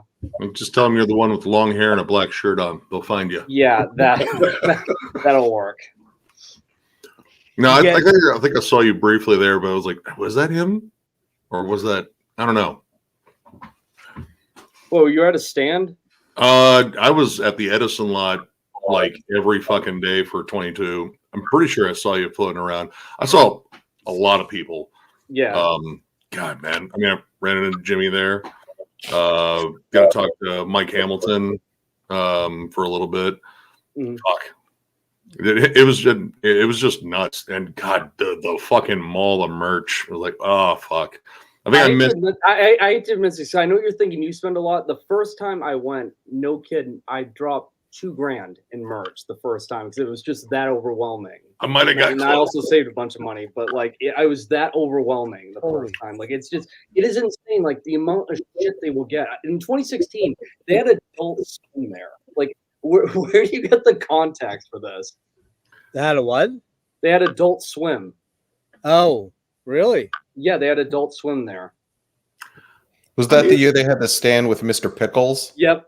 Yeah, exactly. And they had the Mr. Pickles mask. Yep. And everyone in the pit had on the pickle. That was pretty fucking One of the most insane shows, man. I fucking love that show. He's a good boy. Yep. All right, I'm gonna hop off. I'll take it easy, guys. All right. All right. Good to see you, Jay. See you at the fest, man. Yeah. I'll be in touch, bro. Well, yeah, I mean, it's kind of one of those things, I mean, it could definitely be that, but I don't know. This one always felt like not everybody's a crowd person either, man. Like, yeah, I would say I'm not even. Like, it's kind of like the appeal of seeing the band you want to see makes you plow through it, But that's what not it is. pleasurable. Yeah. I mean, for me, like I just I find my spot. I find my spot where I'm going to be for a little bit, and just hang out, headbang, and I'm constantly trying to figure out what the next band I'm going to see is. Kind of compulsive about plotting a course. I like how methodical you're all about it. You got to get the right shoes. You got you like that Rocky video, man. But like I said, Noonan's bringing like a whole bunch of fucking Advil for old asses, so that's going to be necessary. And like I said, a couple of like maybe midday drinks to kind of loosen up a bit. So wait, John's only responsibility is going to be for Advil. He's also no. Well, I mean, I couldn't do what I did to him in 2022, where he unwillingly became my pack mule because he was the only one that brought a backpack in. I was like, man, I keep buying all these shirts. You got room there? I was like, yeah, dude. He got to work it. Like, dude, his shoulders were fucking swole, but so were his knees. Hey, guy, man, it's like knowing that one guy who has a pickup truck, but nobody does. It's like, yeah, pickup truck. You're asking for it. He's not doing it. He already told me, he's like, no, fuck you. You're not pulling that shit on me. Do we want to walk down through the Saturday and Sunday lineup? Yeah, let me pull it up here. Let's see. Oops, there we go. Yeah, sorry if it's kind of hard to read. So, kind of kicking off is a Volst from Spain, I believe. Yep. I'm looking forward to this band for sure. I've kind of a veteran band. They've been around for a while in the underground for sure. They never really quite broke into the real, kind of like mainstream death metal or whatever. But again, that's what makes this festival special is bands like this that are coming out of the ether. And I'm sure they don't come to the U.S. very often either. But Killer just, kind of underground, straightforward death metal kind of stuff, kind of gory, God, they've been around since '91. Damn. Wow. Yeah, I don't own anything by the band, but I've recently jammed some of their stuff and was like, yeah, this is solid shit. I feel like I've been listening to this for years. So there's gonna be 5 stages. The Yeah. Rock Yeah. Bar is supposed to be more of the local bands, I guess. Yeah, that's All right, I thought that was always like that because they would always have like a free show. I remember this each year. Like there would be a free show in like some bar, like kind of close to it. That just might to, be like, what it is. capitalize on it. yeah. All right, because I'm like, so I know Ram's Head and Soundstage. I know that Power Plant's like that weird strip in the Yep. middle that never made sense to me. And Marketplace, I've never seen that out of all the years I've gone. I don't know. That one's. I don't know if I have either. Now that That's kind of the unknown. Like, what is the marketplace going to be like? Because I think it's like kind of outdoors, like right outside of the power plant. Which I remember being at the power plant, and I can't really envision how that's going to work. I guess it's going to be like an outdoor stage right out there. So, but it's so designed to where everything is really close together compared to when it was, the Edison lots, and then if you wanted to see soundstage, you'd have to go From what away. I heard with the Edison lot, like taxes or whatever, like made it like impossible to like rent it out. So now they're finding alternatives, which again sucks because that was just so cool to have a whole parking lot like that. The only bad thing was, it's really far away from everything. That's like the only downside of it. It kind of cants too. So like if you're facing either stage, like there's kind of like a welling in the middle. Yeah. So yeah, you're like, all right, one knee is starting to really hurt now. Maya was asking like about how many people are there. I guess maybe 3 in that range. 3,000 to 5,000. Do you think it's as much as 5? I mean, the Edison, yeah, it's definitely in the 4 digits for sure. I mean, like 3,000 to 5,000 is a rough guess I have on it. Yeah, I was gonna say I see more like in the the 3 range, but I mean that's why they have multiple venues, and I think Ram's Head now holds like 800 or something crazy like that. Yeah, because of all the floors it's got. There's like 3 floors for one. Well, and the original design has changed. When they built that way back, like I used to go see shows there in the late 90s. They changed the inner structure of the thing to accommodate more people. But yeah, and I think the soundstage is 900, I think, something like that. Somewhere in that range. And I don't know what this marketplace thing is though. No one seems to right now. So yeah. I mean, it's one we'll see when we get there. I mean, Well, it's probably going to be a big deal because I mean, it's part of the the bigger bands are playing the power plant marketplace. Yeah, Forbidden, shit. Dismember's playing the fucking marketplace, so it's got to be a pretty decent size area. It's gonna be hard to miss them. What about any of you guys into Yellow Eyes? Have any of you looking to see those guys? I don't. No, I don't know that one. I know I'm not missing Noisy Neighbors in the soundstage. That's the grind. Jeff, you love that. It's grindy as fuck. Which one? Noisy Neighbors.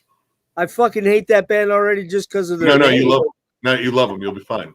No, I fucking hate them because of their name. No, you're gonna love them. You're Noisy gonna get Neighbors. That's like Weekend Nachos. Come on, man. No, it's not. It's Noisy Neighbors. It's totally What's different. in a dumb name?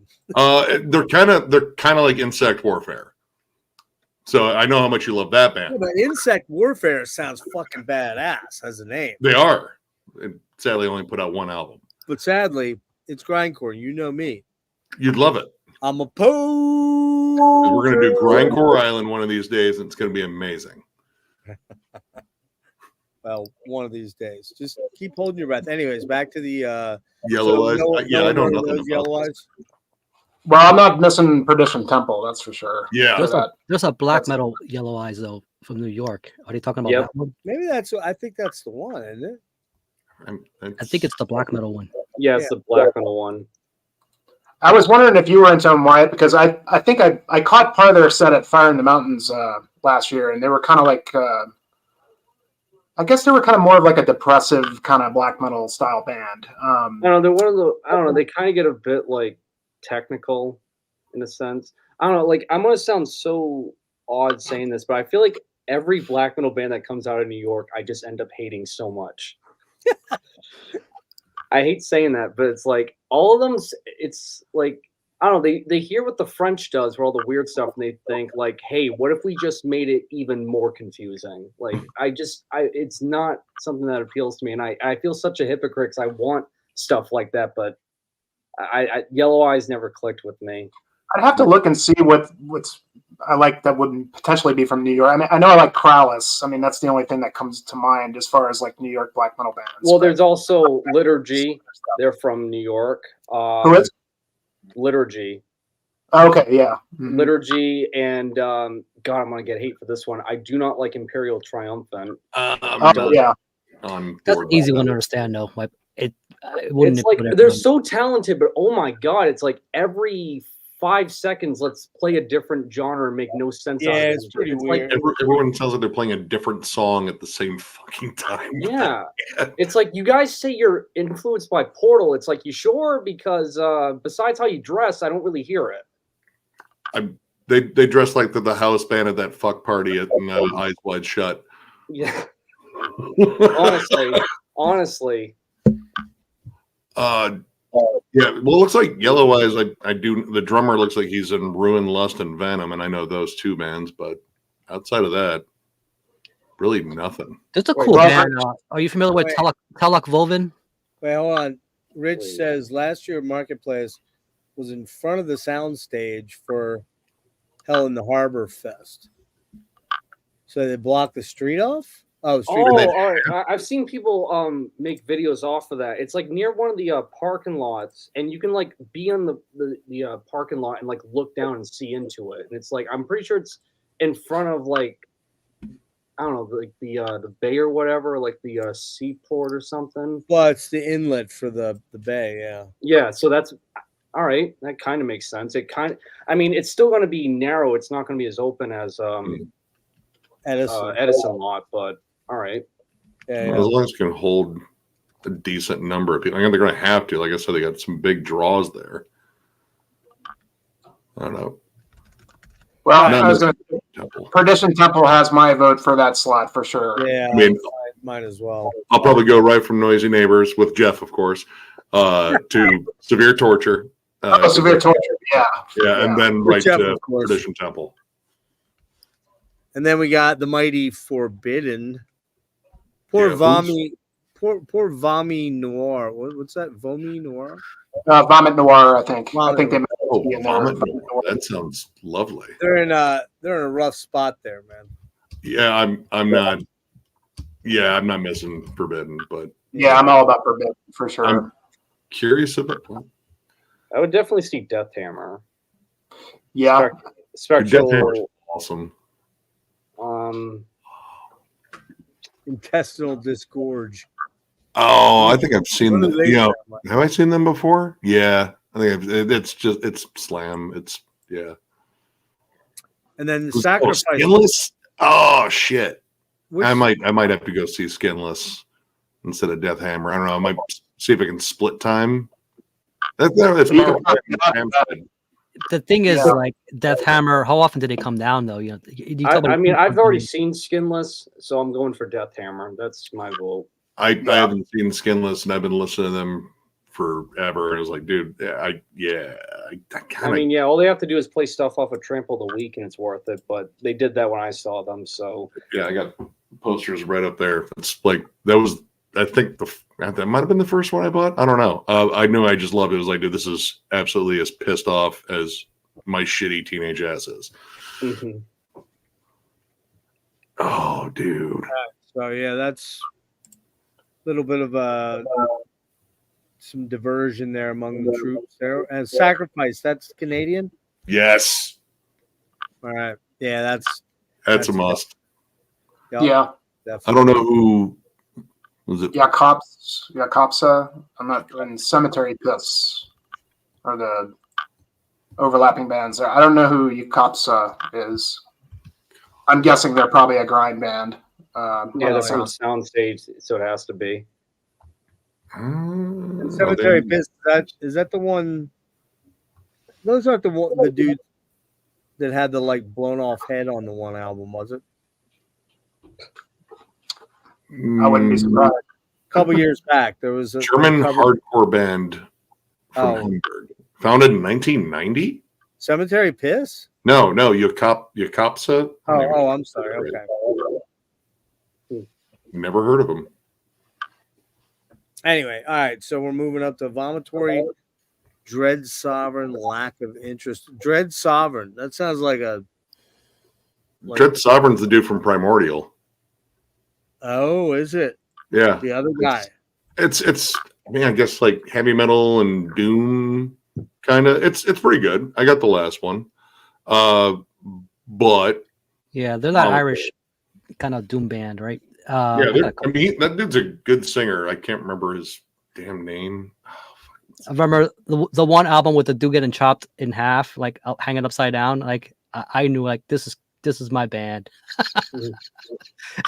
Haven't looked back since. They're pretty good. Well, I'll probably go for Vomitory on that slot, though. I would probably. The cool thing about Power Plant and Ramset is anything overlapping, you can kind of just pop in and out. You know, if you want to do both. If you do it like Vomitory. midway through the bands, generally the crowd isn't that bad because they're going to do like pat downs for everything, and who knows how much merch you have on you at that point. Where's Vomitory from again? Sweden. Sweden. Right. Okay. So it's Swedish old school death metal. It's HM2, but it's like much more blasty and brutal. I fucking love Vomitory. I've listened to some of their stuff. I don't own any, but I definitely know. Yeah, that sounds more my thing. Then the Mighty I wonder if they're playing an old school set or they're just gonna play like a mixed bag. But Written in Raw Blood, if I could just hear that whole set, I'm good, man. Like just Which one, right, Rick? the first one, Written in Their Own Blood. Oh, okay. Yep. Killer. Honestly, I don't think they have a weak album. And then we've got Dismember for 70 minutes. Wow, they didn't even overlap anybody for Dismember. No, they didn't at all. So beautiful. That's going to be packed, man. That's Yeah. Can't wait. And then some contention among some of the troops earlier. This kills me. With Soylent. Yeah, we were talking about Soylent and Spectral Voice. Spectral, And, you know, like Soylent hasn't played live or done anything in a long time if you're into the band. And I was kind of talking about my history with the band because I'm from where those guys live, and now I live where Spectral Voice is from. So and I had missed Spectral Voice's release party for their last record. I would have liked to have seen. So I'm probably gonna like pop in and out for those two. Yeah. By the way, Eric says Jakobsa or whatever it is, long Power Violence. Jeff's favorite set of the fest. There we go. Oh yeah, there we go. Knows me so well. So we get like Noisy Neighbors and Jakobsa same day. God, you were just gonna be like a pig in shit. It'll be masturbatory. That's how intense it'll be. Well, cool. You can stand far away from me then. Oh man. For me, Mork, I'm really looking forward to. Well, what are we? Too.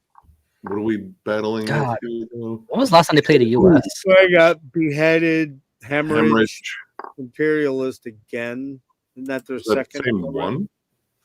Well, maybe not. I don't know. I think so, but like I said, I mean, the Angels Rock Bar is kind of just like the local band kind of circuit. Vacant Eyes. But I mean, it looks like all right. I mean, I could go see Beheaded, most of their set. Go actually, yeah, you can probably go to Mork and then leave it a little bit early. Go see Hemorrhage. I can see all three of those. Yeah, I mean, you can do that, obviously. Oh, Hemorrhage is fun. It's just well, I mean, it's carcass worship, just not the carcass that you probably would like. Yeah, it's like first carcass record. Carcass. Yeah. Oh, dude, it's fun though. It's gory, bloody, kind of ridiculous. I mean, a lot ridiculous. Just look at their covers. It tells you right there and there. Like, dude, I love that band. This is a fun band. But yeah, Mork, that's one I've like kind of recently gotten into. Just good second wave Norwegian black metal kind of stuff. And I don't know if they've ever been to the States or not. I don't think so. Is that one you like, Wyatt? Morg? It's more of like that doomy black metal, but yeah, that'd be pretty cool to see. Especially, I don't know, as nerdy as this is, seeing a black metal band at night seems correct, and I don't know, seeing black metal like what in like 4 in the afternoon kind of seems weird, but yeah, it'd probably be nice in the mood. Yeah. Well, the cool thing is most of the black metal bands are in Ram's Head, so it's kind of will feel like even if it's like during the day, it'll still, I guess, kind of feel like night. But yeah, the Ram's Head's definitely the place to see the darker tinge bands. And I saw Abyssal there in 2019. Man, that was kind of to dark. this day, I wonder why I did not go that year. I don't know why I skipped over that year. That year had so much dumb good shit. Abyssal was awesome. I saw the front man was selling merch. He'd just taken off the giant cloak. It was like, all right, first off, how do you breathe in there? Because it's kind of warm. It's like, oh no, there's really breathable material. But it's like, okay, cool. Well, anyway, your set was terrifying and awesome. I'm gonna buy your shit now. And then I saw their drummer later out there with like some street drummers, like because they were doing like just street drumming shit. He came out and did some gravity blasts and shit. It was like, oh, this is cool. Wait, who is this now, Nick? The drummer for Abyssal. Abyssal, it's a one-man project in the studio. It's the front man who does all the stuff. But it's just dark, dissonant. I mean, I guess you could kind of compare it to like Portal and Blue Dust Nord, but I feel like it's a little bit more listenable. Like there's more melody to it. It's definitely got more of a Gore-Guts feel to it. Yeah.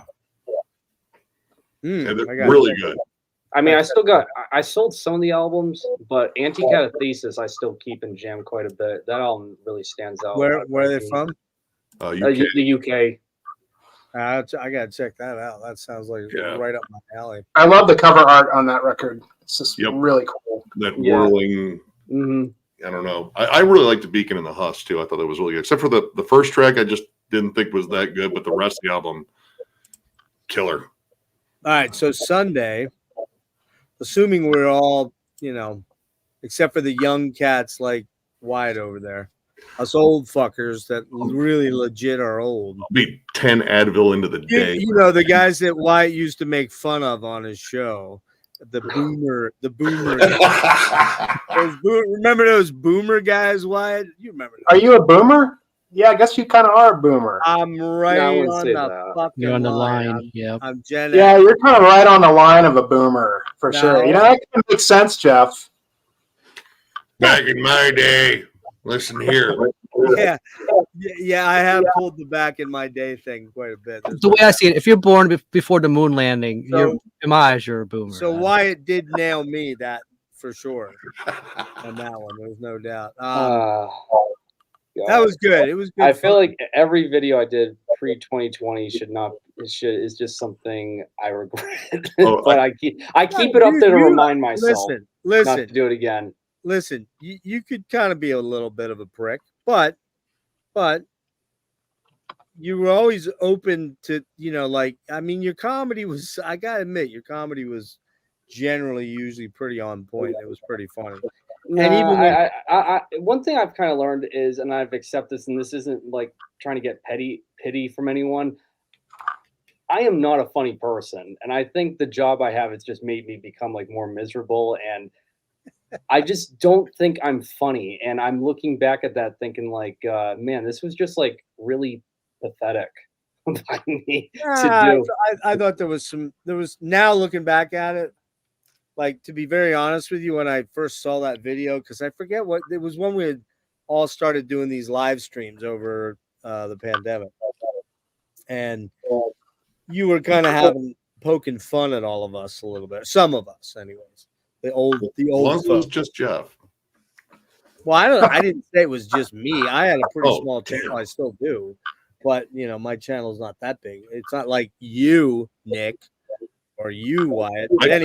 I actively tell our subscribers not to go back and watch like the early stuff. Like, listen, we had no idea what we were doing with sound, lighting, talking in front of a camera, like literally anything. We were winging it. You're saving it for the blooper episode, and just all right. No, dude, I think the thing is we look at it like they're prototypes to what everyone should at least admit like they've gotten better with it. Oh yeah. I feel like we can all admit that about ourselves if like, you keep up with it as a hobby or whatever. And I don't know, there's always that saying like you're your own biggest critic, but I don't know, again, I just look at all of that and it was just like very in the moment, not really thinking things out. And like I stated, like it was a prototype to just like trying to be more mature. And personally, I just rather be to the best of my ability. I'm not saying that bifactually I am, just like more mature and grounded now. It's you are. You. Yeah, it's like it's not the whole like joking aspect. Like I said, I've admitted it to myself. It's like I'm just not a funny person, and I'm not trying to get like, oh, you are. Why? No, like I'm not. Okay, and I think it's just worked out for me for the better by just like owning up to that. I mean, we all change over time. I think you're being hard on yourself. I think you are actually pretty funny. You said hard on. But I did say hard on. Yeah, where was I going with this? Fuck. You see, you interrupted me. God damn it, Nick. What happens when you get hard on, interrupt everything. That's all you are, it's gonna happen. I forget where I was going. Years of just sort of like molding your brain. Yeah. No, you're talking about like this is gonna be the last day. You're gonna like fatigue is basically what you were saying. Oh yeah, it'll be there. Well, hey guys, I want to extend a very heartfelt welcome to Mr. Jason Walton. Hello, sir. Hey. Hello. Hello. How's it going? Walton, I presume. Hey, guys. How are you, sir? Good. How are you? Good, man. Good. Nice to meet you. I've heard a lot about you, but I don't think we've ever spoken before. All of us or just me? Well, specifically you. Yeah, specifically me. Well, I know you've heard about me. I know there's I can only imagine. the things they say about Jeff. Yeah, everything you heard is bullshit for sure. The things that John and Don and everybody says behind that Jeff guy, he's fucking crazy, man. Yeah, well, John always says like, "Oh, I want to like Jeff this, Jeff that. I want to get a shirt for Jeff." I'm like, "Who the fuck is this Jeff guy?" I'm like, his husband. It's yeah, we're all still wondering who the fuck he is. Yeah, no kidding. I've been asking that for years. I've met him like in person. Still kind of still don't know. Yeah, like, I don't know. It's just a guy. So I'm not familiar with everybody else here. Okay, Jimmy, I've seen you on this broadcast before, but the other people, I'm not sure who you are. Jimmy above you. This is for sure, man. This is my channel, and I've actually talked to you before, like over social media, like years ago, something like that. But I run sort of a hiking style channel, do hiking videos, like metal music with it and stuff, and all of us guys here, we're all kind of friends virtually for the most part, and we're all kind of hooking up for the festival. So, and Nick. Necrotic Nick. I'm on Thrall's Metal, like review albums and collection updates and just general like fun YouTube stuff. And nice. We're just pretty much metal loving chuckleheads. Awesome, sounds great. And I'm just the guy that interviews people for 4.5, 6.5 hours, something like that. I'm that guy. Hostage situations. Yeah, I've heard about those 5-hour conversations. Yeah, I told John, I said, I'm going to get Jason on one of these. We're going to get talking Mike Patton and Faith No More. And there you go. We'll be into it for like 6 hours into it, right? Yeah, I can do that for sure. Yeah, I mean, not many things I can talk about for that long, but yeah, for that, I for sure can. Oh, the guy below us, unfortunately. Yeah. So I'm Rick. It's been 5 years sober. You're celebrating like a champ too. Yeah. I'll drink to that. Yeah. Unfortunately, I'm like what Bai was saying. I'm the one of the guys that does these channels that makes a purposeful attempt at humor. It usually flops anyway, but for some reason, I keep going for it, even though I know it's not going to work. Eternal optimist. Yeah. I dig it. But understand. Anyways, I guess Rick is the only one of us that's not going to the fest. But he did the artwork for us, and he's our buddy. So we said, just jump in here and tell us what you think. So, and then the guy next to him here, Mr. Wyatt, Wyatt. I would say him and Nick are the two really big channels. Like subscriber base wise. I think Okay. Wyatt, you really rocketed way up there, No, aren't you? Wyatt's got me beat. Yeah, by doing You in the 40s or iceberg something? charts for some Hey, man. reason that just blew up. But no, lately I've just like, yeah, the bulk of it is metal. That like still 75% of it is metal. But like, I don't know, just lately I've just wanted to talk about crazier, weirder things that it's not like, you know, when you first listen to metal for the first time or like any death metal and you're like, whoa, that experience. I want to have that experience, but with other weirder genres, like Yeah, hell yeah, I'm with you. like Yeah. I don't know. There's this one that's like it's funny but controversial. Like just to give you like a spoiler alert, what I'm working on is Turbo Folk. Does anyone know what that is? No. Turbo Folk. All right, so like God, call me an edgelord for this, but it Edgelord. is so insane what this is. It's all about the Balkan Wars in the 90s, and the whole point of this music was to be like uber triumphant, uber nationalism. I'm talking like the kind of nationalism where it's like you make fun of it and you think no one's like that, but they were. And it was all meant to give morale support for the soldiers to basically just kill each other. And Wow. I cannot believe this is a thing. Never Wow. heard of it. It's like it's the most insane thing I've ever heard in terms of like what it's meant for. And it's like I don't know, it's just stuff like that, or I don't know. I want to do a video on John Zorn. I want to do a video. Yep. I want to do a video on who else? Diamanda Gallus. I would love to do a video on her. Like, you know, shit like that, like the really wild, like what even is this type Your of stuff.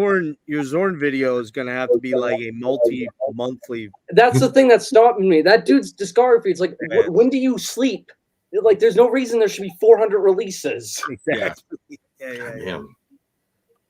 So that's kind of all of us, Jason. And if anybody doesn't know, Jason is Mr. Agalok, bass player. Plus, you do other stuff. You've been in. Tell us about some of the other projects and things that you've done outside of Agalok. That I'm currently doing, or that I've Well, done. that you've done, maybe that you've done, and then because there was a period there where Agalok was broke up, and you and Don did. I know the name, and I can't remember it off the top of my head. That's what everybody says to me. Yeah, we did. I'm a little stoned. We did Karada. That's it. With AJ from Giant Squid. That's why it sounds familiar. Yeah. I mean, Don and I did Karada. We've been doing sculpture since the 90s. I do Moonbladder. I'm in a doom band with Tanner Anderson called Celestial. Acoustic Doom, Dolvin. That Tanner guy, man, he's in like 8,000 bands, isn't he? Yeah, he's in a ton of bands right now for sure. No, he doesn't sleep either, right? I think he's one of those. No. I've seen him sleep, but it's been a while. So, and then you've been doing a podcast of your own for quite a while, actually, right? Yeah, 5 or 6 years, something like that. What's it called? I'm sorry, I know the name. I Hate Music.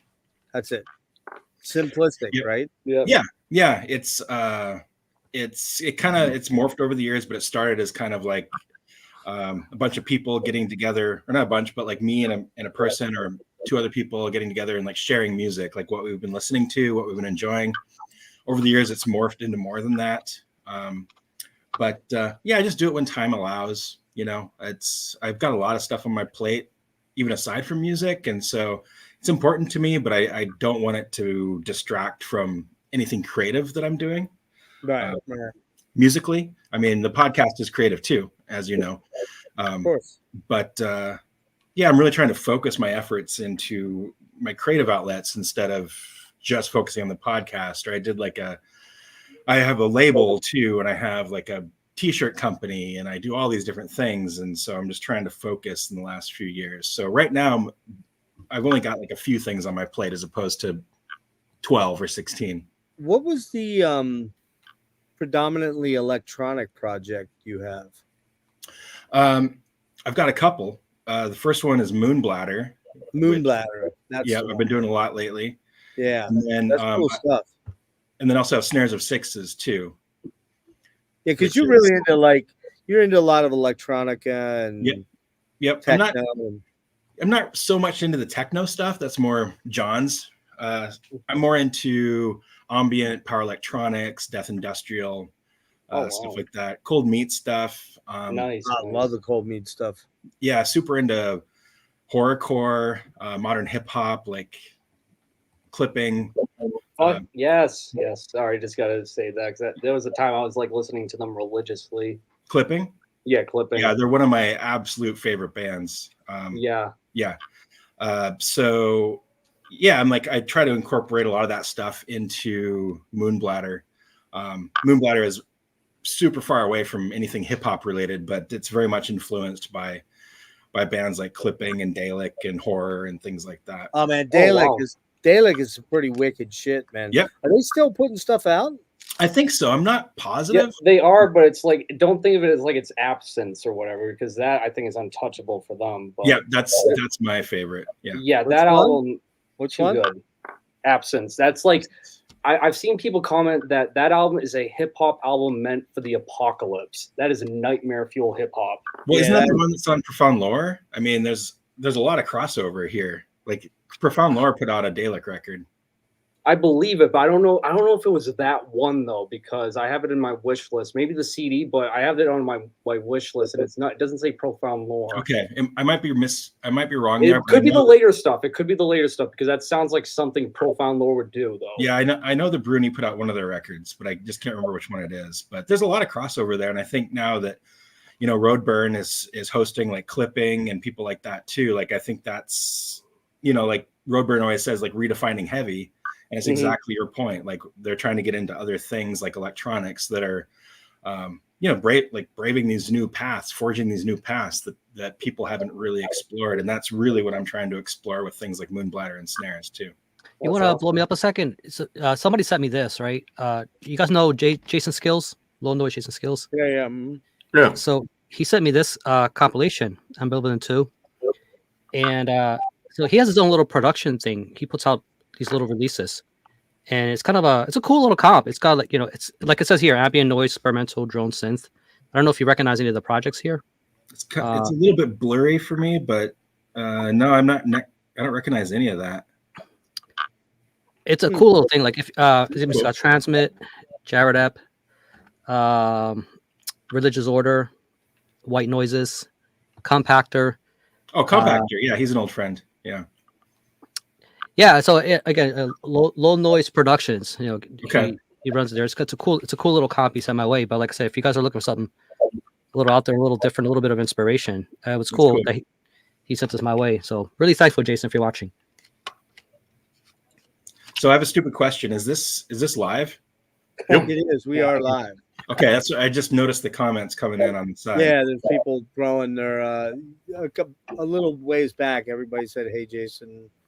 I saw a little bit of that, and didn't realize it was live. So yeah, good.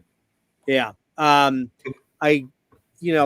got invites out to like a bunch of people, and they all said they would show, and now here it is, 11:30, and many haven't. So I guess I'm here. You're here. Yeah, you're here. I think John's gonna pop in. I'm pretty sure he's gonna. I'm not one of the rock stars, but I'm here. I mean, I didn't have anything better to do, so. Rick, but Rick, I have a question for you, man. Do you slap at the bass? Slap at the bass.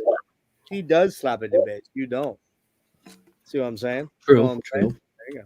So, Jason, are you going to be there for the whole festival, or are you just coming in for the performance? I'll be there the whole time.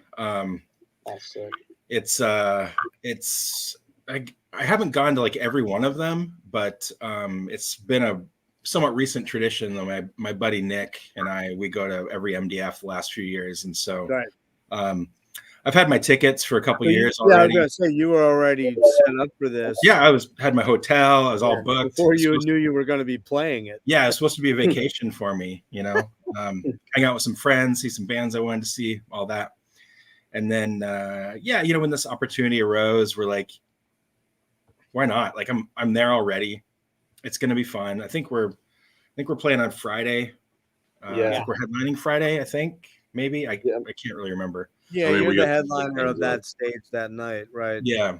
I mean, I've been an Agalock fan for a while. I remember catching you guys in 2014. I thought, man, can't wait to see that again. and then You had to wait. and then Wow. yeah, and then I get with my wife Clara. She adores Agalock. Let me tell you, it's like the mantle. She has the back patch. She always loved it. And I was like, bought the tickets for us back in 2022. And it sucks that Dragged Into Sunlight couldn't make it. Like, I'm still really upset about that.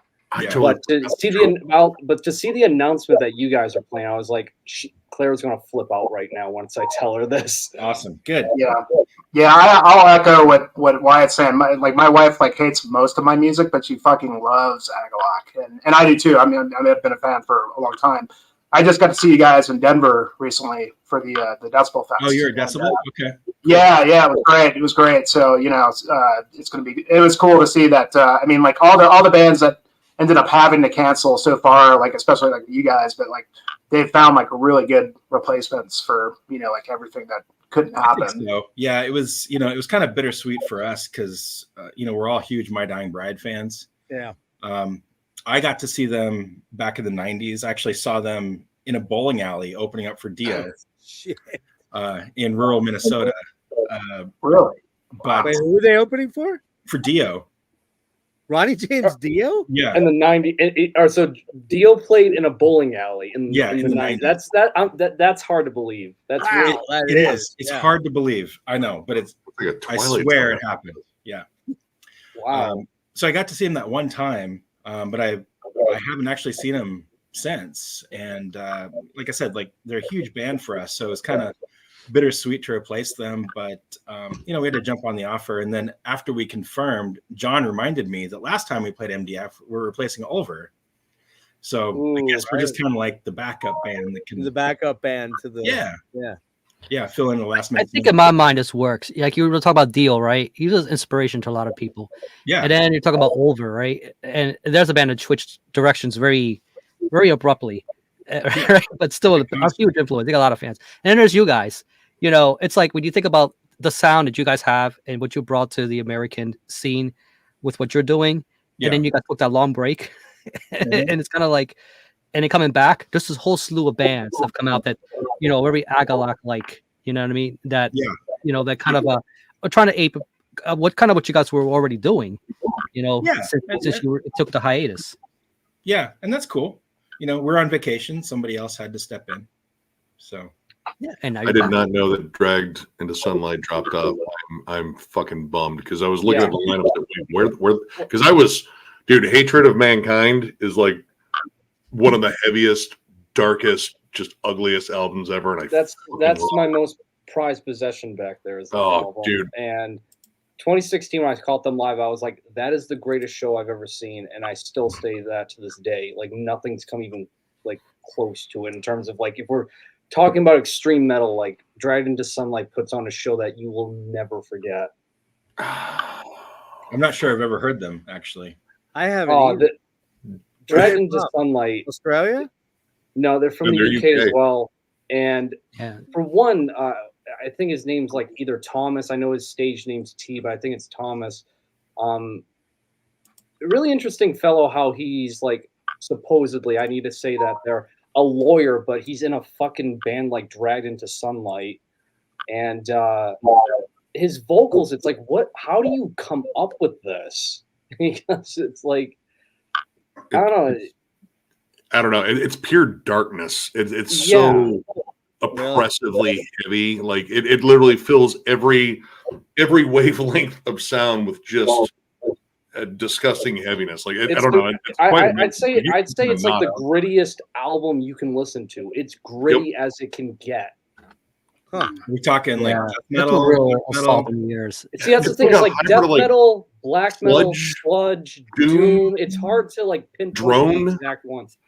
There's sections of just droning ambient noise too. They just find things to make it more, I don't know, gut churning to listen to. The closest thing I can think of is, that band Other Tongues, Yeah. It's kind of in that vein. It's very That makes sense. punishing and ugly.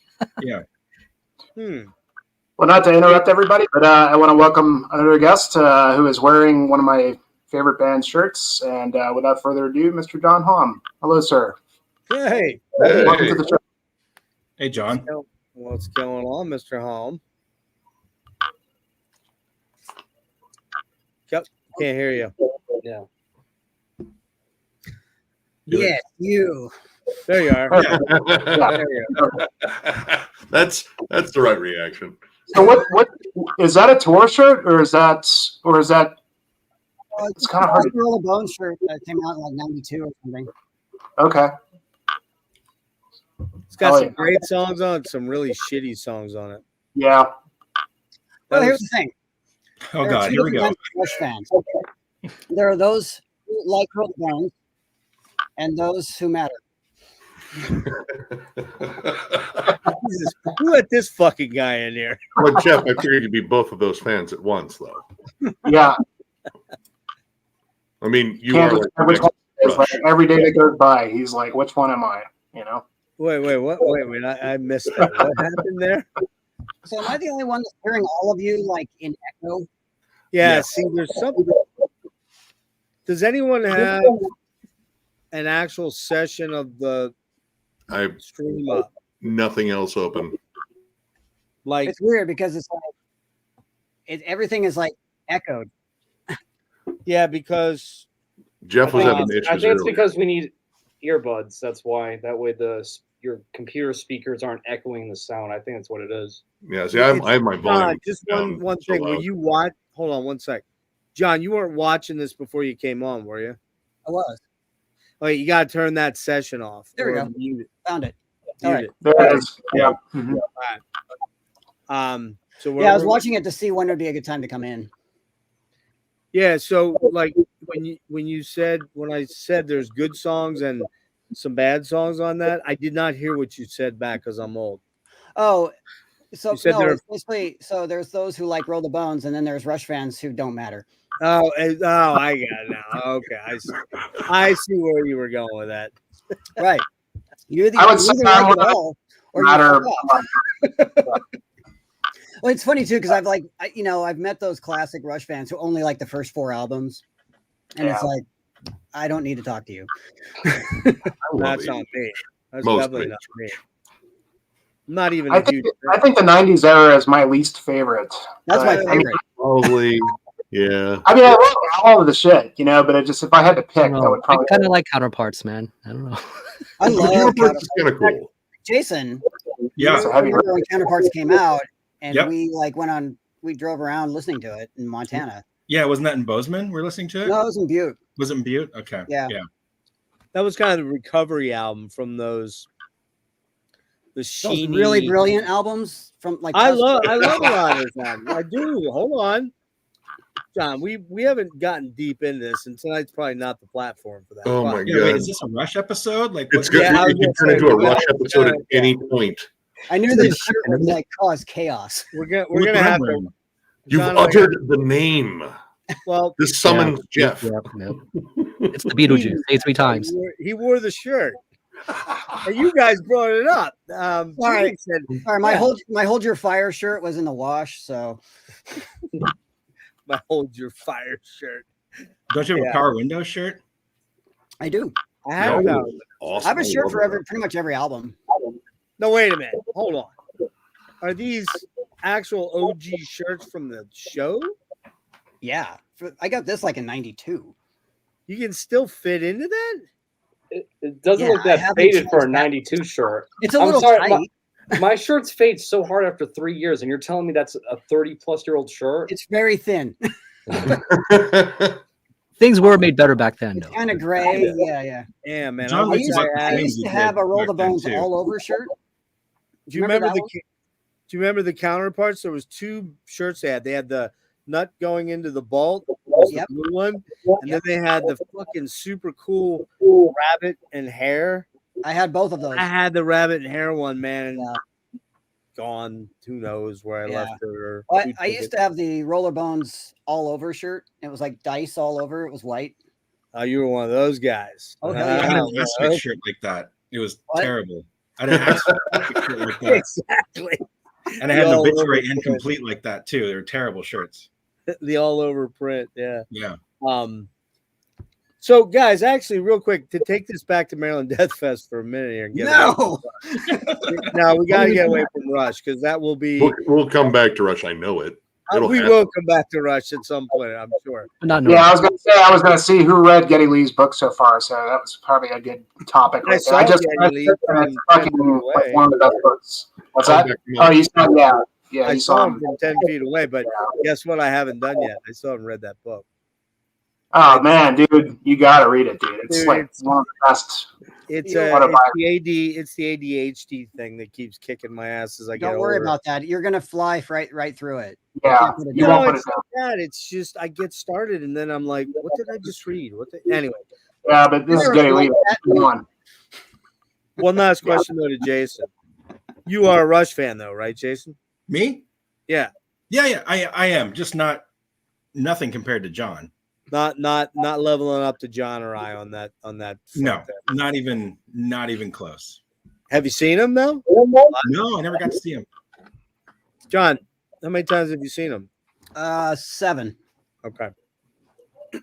Yeah, I'd say 6 for me. I think 6 or Paltry numbers. Talk to me when you've crossed the 50 line, sir. I saw them in 1997, man. 1980 February. I think I was 13. Oh man, if you saw them with the dryers out there or whatever they had, the washer Yeah. dryers, you know, I mean, Yeah. hey, you've Yeah. got it. But I saw them because I'm old. I saw them when they still wore the kimonos. They did it on Permanent Waves. They were still the first tour. See, so that proves the fact that we were talking about earlier that Jeff is a borderline boomer. He saw the kimonos. Yeah, but Right. wait, there was a period when every band was doing that though. All these art rock bands and shit, like there was a kimono period. Like I looked at these old photographs. Yeah, but And- man, I don't know if anybody pulled it off quite as good as Alex Lifeson did, man. I just don't know, man. I mean, the camel toe on that guy is insane. I'm just saying. All right, so They love it. to come back to Deathfest a minute. So, Jason, we didn't really get to talk to you. Other than we know that you're in town, as opposed to John, who's coming in, and you're staying what Saturday, right, John? Just for Dismember. Yeah. Yeah, and then you got a jet. Is Don sticking around, or is he jetting out too? No. No, he's leaving Saturday morning, I think. He's out. Oh wow. When did you, John? Had you told me this, or am I dreaming this? And if I am, like, whatever. Had they actually asked you to play the fest straight up before they came to you as a fill-in? I don't know. Jason, do you know? I seem to remember that they did, but that could be wrong. But I think they did. That you might have gotten an offer. Yeah, that's the thing is like I remember you and I and Don had discussed doing like an old school set, like, Right. like 1996 to 1998 only. Yep. Track, you know, if Maryland Deathfest offered us something and then we never got an offer and then we got this sort of last minute thing which we of course can't plan for, you know, or prepare for. So maybe that's what it was. Yeah, maybe we didn't get an offer, but we had talked about like doing that like old school set, but obviously, you know, we had like 2 months notice. Yeah, it's too short a notice. Yeah. So Jason, now that you're going to be there, are you doing the Prefest too or no? Yeah, I'm flying in, and I think I land like right before the Prefest starts. Okay. Do you have a ticket for it or? Yep. Okay. Yep. I've had like all my tickets, my hotel, the flights for like over a year now. Yeah, I only just got my 4-day pass like 2 weeks ago. Yeah. But, I mean, there's a lot of people that are unloading them that can't make it or whatever, but I don't have a ticket to the Prefest, and I'm hoping, you know, Kelly and I are buddies, and he said, let me check. I think I could probably get you on the guest list. So if that happens, I'm going to be there. If I can't get in that way, I actually still have tickets for Esoteric, Spectral Voice, and Cathedalist in Philly that same night. So either way, I'm going to a show. I just don't know which one I'm going to be at. But for you, Jason, what are you looking forward to seeing? Any names you want to throw out there that you're really super jacked to see? Because you were just at Hell's Heroes, right? I was just at Hell's Heroes too, and that was fucking badass. Yeah, it was great. It was great. I mean, honestly, there's not a lot of bands that I'm like super looking forward to that I haven't seen before. Oh, okay. You know, I mean, I've seen most of these bands before, but like, I mean, I'm looking forward to seeing Spirit Possession again, Spectral Voice, Atheist. You know, it's just a good time. Like that's why I enjoy going. It's like it's 5 days of like watching bands and eating food and drinking beer, and it's just and metal. Yeah, it's just a fun time. So do you get recognized? Have you gotten recognized much? Yeah, last time I went, you know, some people know. I mean, Hell's Heroes too. Like people pull me aside and take a photo or two. Hell's Heroes though, people were shocked that I was there. But I was shocked I was there. But man, it was like Hell's Heroes was great. Like Solitude Eternus, like they were huge for me as a kid. And first time I ever got to see Forbidden. Watchtower, Forbidden. Yeah. Candlemass, second time I've seen them in a couple years, and they were awesome. Autopsy. Yeah, their set got cut short, which sucked, but yeah, they were fantastic. Wait, hold on, Jason. Their set wasn't cut short because there was some act of copulation going on in the crowd. No, no. It seems to be a thing, you know. I mean, I'm so disgusted. I was right there next to it when it happened. Were you? Yeah, I was over waiting for Caballero to come on stage. I only heard about the next day because my actually a fellow thrall, I believe it was Shred, that fucking hit me up. I was like, dude, did you hear about the autopsy thing? I was like, nah, man. I know fucking Chris said some shit like, you know, behind the kit, and it was funny, and they had an awesome set. I was like, dude, and he sent me the fucking video like, oh God, what the fuck? I still remember there was a dude shirtless, and he just stopped and went, and then was like, that's me right there, because that was nasty. From what I remember, because I am still friends with the person who knew the guy that did that, and apparently from what he told me and saw was that guy got out of like one of the porta johns, and he said, hey, I just took a bunch of like LSD or acid. I'm going to get a girl to piss in my mouth. Like that's what he just straight up said to him, and then ran out and did it. So I don't really get like the reason for that. Yeah, he's a man of his word. Yeah. I think it's crazy that at that fest that happened, and it's completely overshadowed the fact that like some kid jumped off the top of the parking garage and killed himself. We were right there when that happened. I was like a minute away. I just missed it. Had the kid know that though, he might have delayed that jump and maybe not done it, because if this shit was going to overshadow this, probably wouldn't have done it. I mean, autopsy news would have had a heads up. It completely, when the whole thing happened with the kid, we were right out because it was right before Nomos played. That's right. And I was in line and I saw people rushing out, and I heard like, you know, someone fell out of like they worded it weirdly because it sounded like someone fell out of the parking lot. And my thing was like, all right, it's a parking garage. I figured like someone tried to like jump over the side just to get out quicker and was showing off. And no, it wasn't that. Yeah. And we actually befriended one of the guys who was friends with him, and we ended up hanging out with him. He's a good kid. He's getting his life together. Hopefully, he's at MDF too. He's been a subscriber for a while. It'd be good to run into him because he was. I mean, that was like one of his best friends. Yeah. But we even donated to the whole thing. Like, yeah, that was crazy. Yeah, just that very sad, man. Yeah. Very sad. Yeah. So anyways, Jason, you were wrapping up some of your favorite acts you want to see. Yeah, I mean it's hard. There's so many of them that it's hard to remember like exactly what I am looking forward to seeing. Like I said, it's not like there's any like bucket list bands for me that I haven't seen before, but have you seen Dismember? Yes, I mean that's good point. That is the one. I've never seen Dismember. And I'm super excited for that. Last MDF they canceled. Yeah.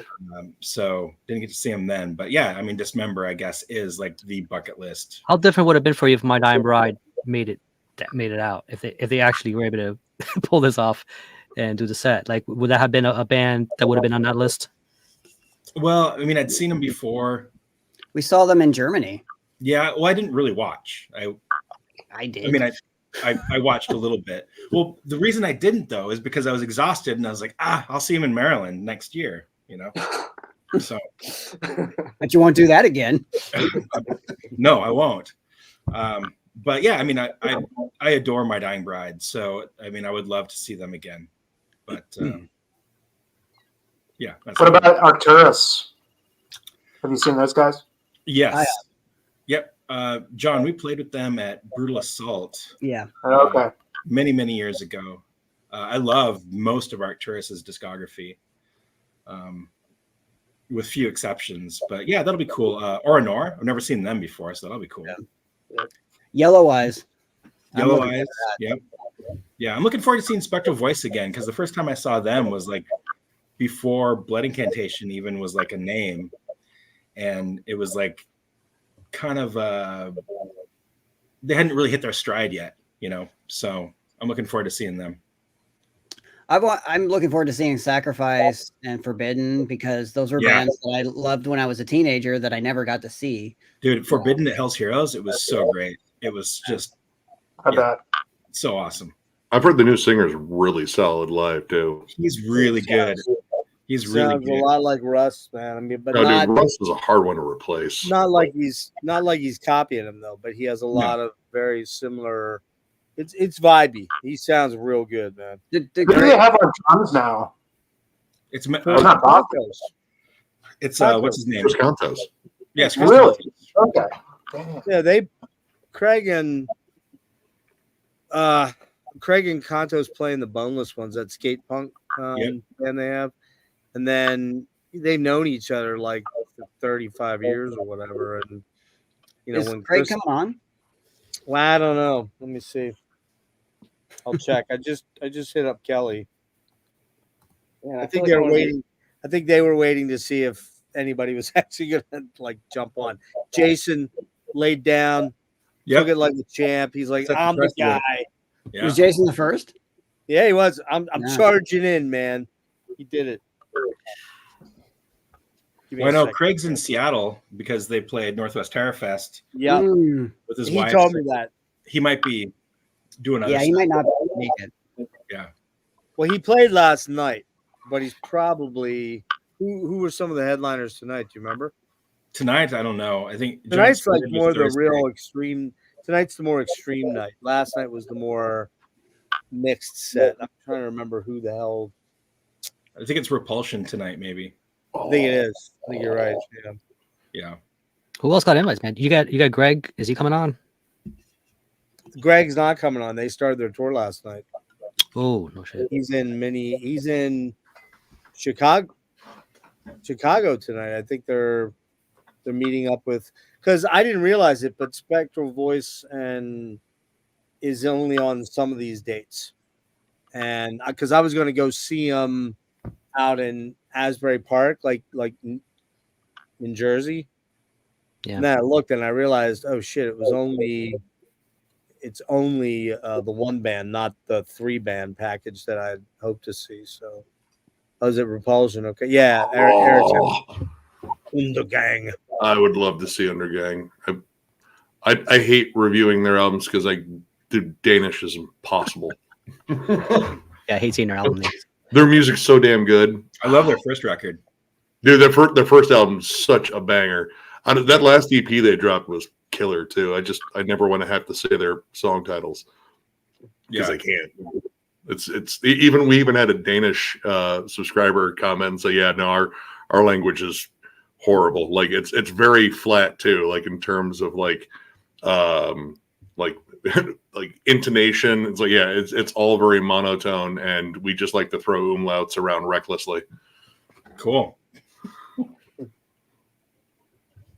yeah, I'm reaching out to guys. Like I said, some of them are on the West Coast and the East Coasters. John, I know you're sticking around specifically to see Dismember, right?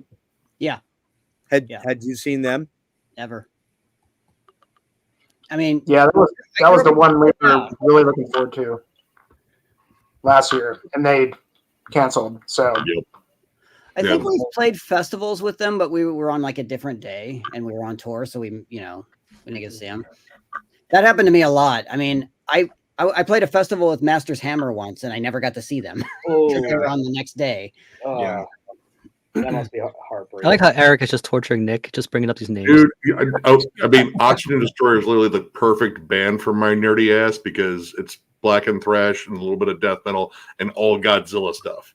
So, yeah, it's fun. Yeah, I already saw that. Actually, it's Gamera now in the next one, so they've switched over a little bit. I'm excited nonetheless.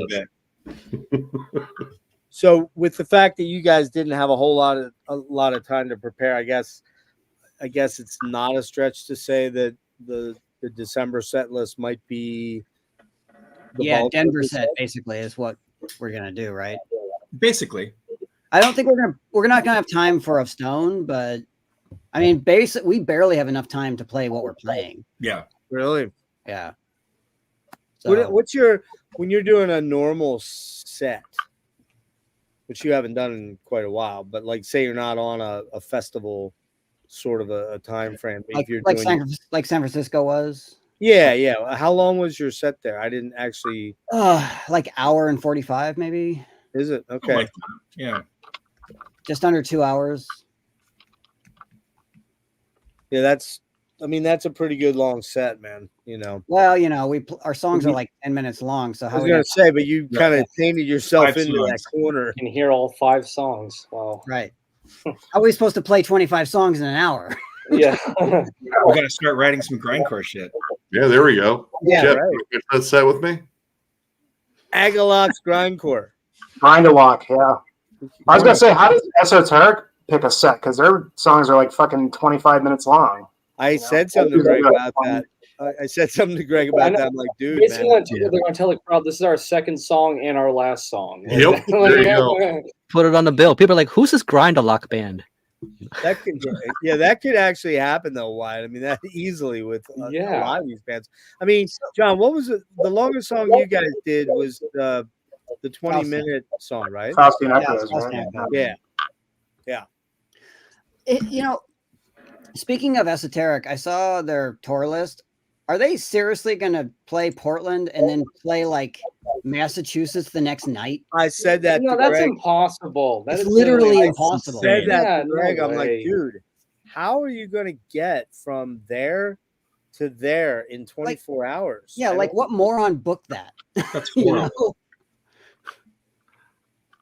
Yeah, being in Massachusetts, that's impossible. Just like even right now to fly there, I said something to him about it, and I'm like, dude, that is. He's like, that's about a day's drive, and I'm like, no, man, a day's drive. 2 days. Yeah, if you're flooring it the whole time nonstop, not refueling or sleeping, maybe. I don't know. 24 hours. I don't know, man. It could be Portland, Maine. It takes 36 hours for me to drive to Florida, so there's no way it's 24 hours. How many? 36 hours from Massachusetts to Florida drive. 36 hours? 44 hours. 20 hours. Yeah. That sounds about right. Yeah, 36 hours. You're up above me. Yeah, I'm in Mass. Yeah. Wow, that just still seems a little long, but I mean, well, are we sure it's not Portland, Maine? No, it's Oregon. It's Oregon? God damn. Yeah, dude. see, like that. No, that's got to be Portland, Maine. They must have not have known. That's the only way that makes sense. Then it might be a typo. What do you mean? There's another Portland? Yeah. Andrew's sucking up to me here. The Kings are on. By that I mean Jeff and Wyatt. What? Come on now. Anyway, I'm a prince. I'm the youngest one here.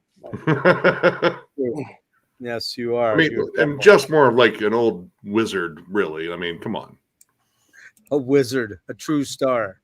Gandork. There you go. Yeah, that works. That works for sure. So I don't know. Did we say they're actually playing? You guys are actually playing at the Ram's Head, right? No, we're playing at the outdoor, the marketplace. Oh, you are at the outdoor? Yep. Yeah, I think Ahab is playing at the Ram's Head right after us. Yep. Yeah. That's where I'll be. It's at that marketplace thing then. Okay. Yep. Yeah. Which we don't really know what it is. None of us really know exactly. Oh, I do. Oh, What okay. is it? It's that outdoor stage that's in between the two buildings. There, you got the Ram's Head on your left side. Okay. And it's like all the shops with the like outdoor seating, like on the multiple levels there. Yeah. Last time it like Obituary played there, Carcass played there. Wait, I thought that was the power plant, though. Yeah. So are we playing a mall? I mean, it's basically like Dawn of the Dead. I mean, that's my understanding. I could be wrong.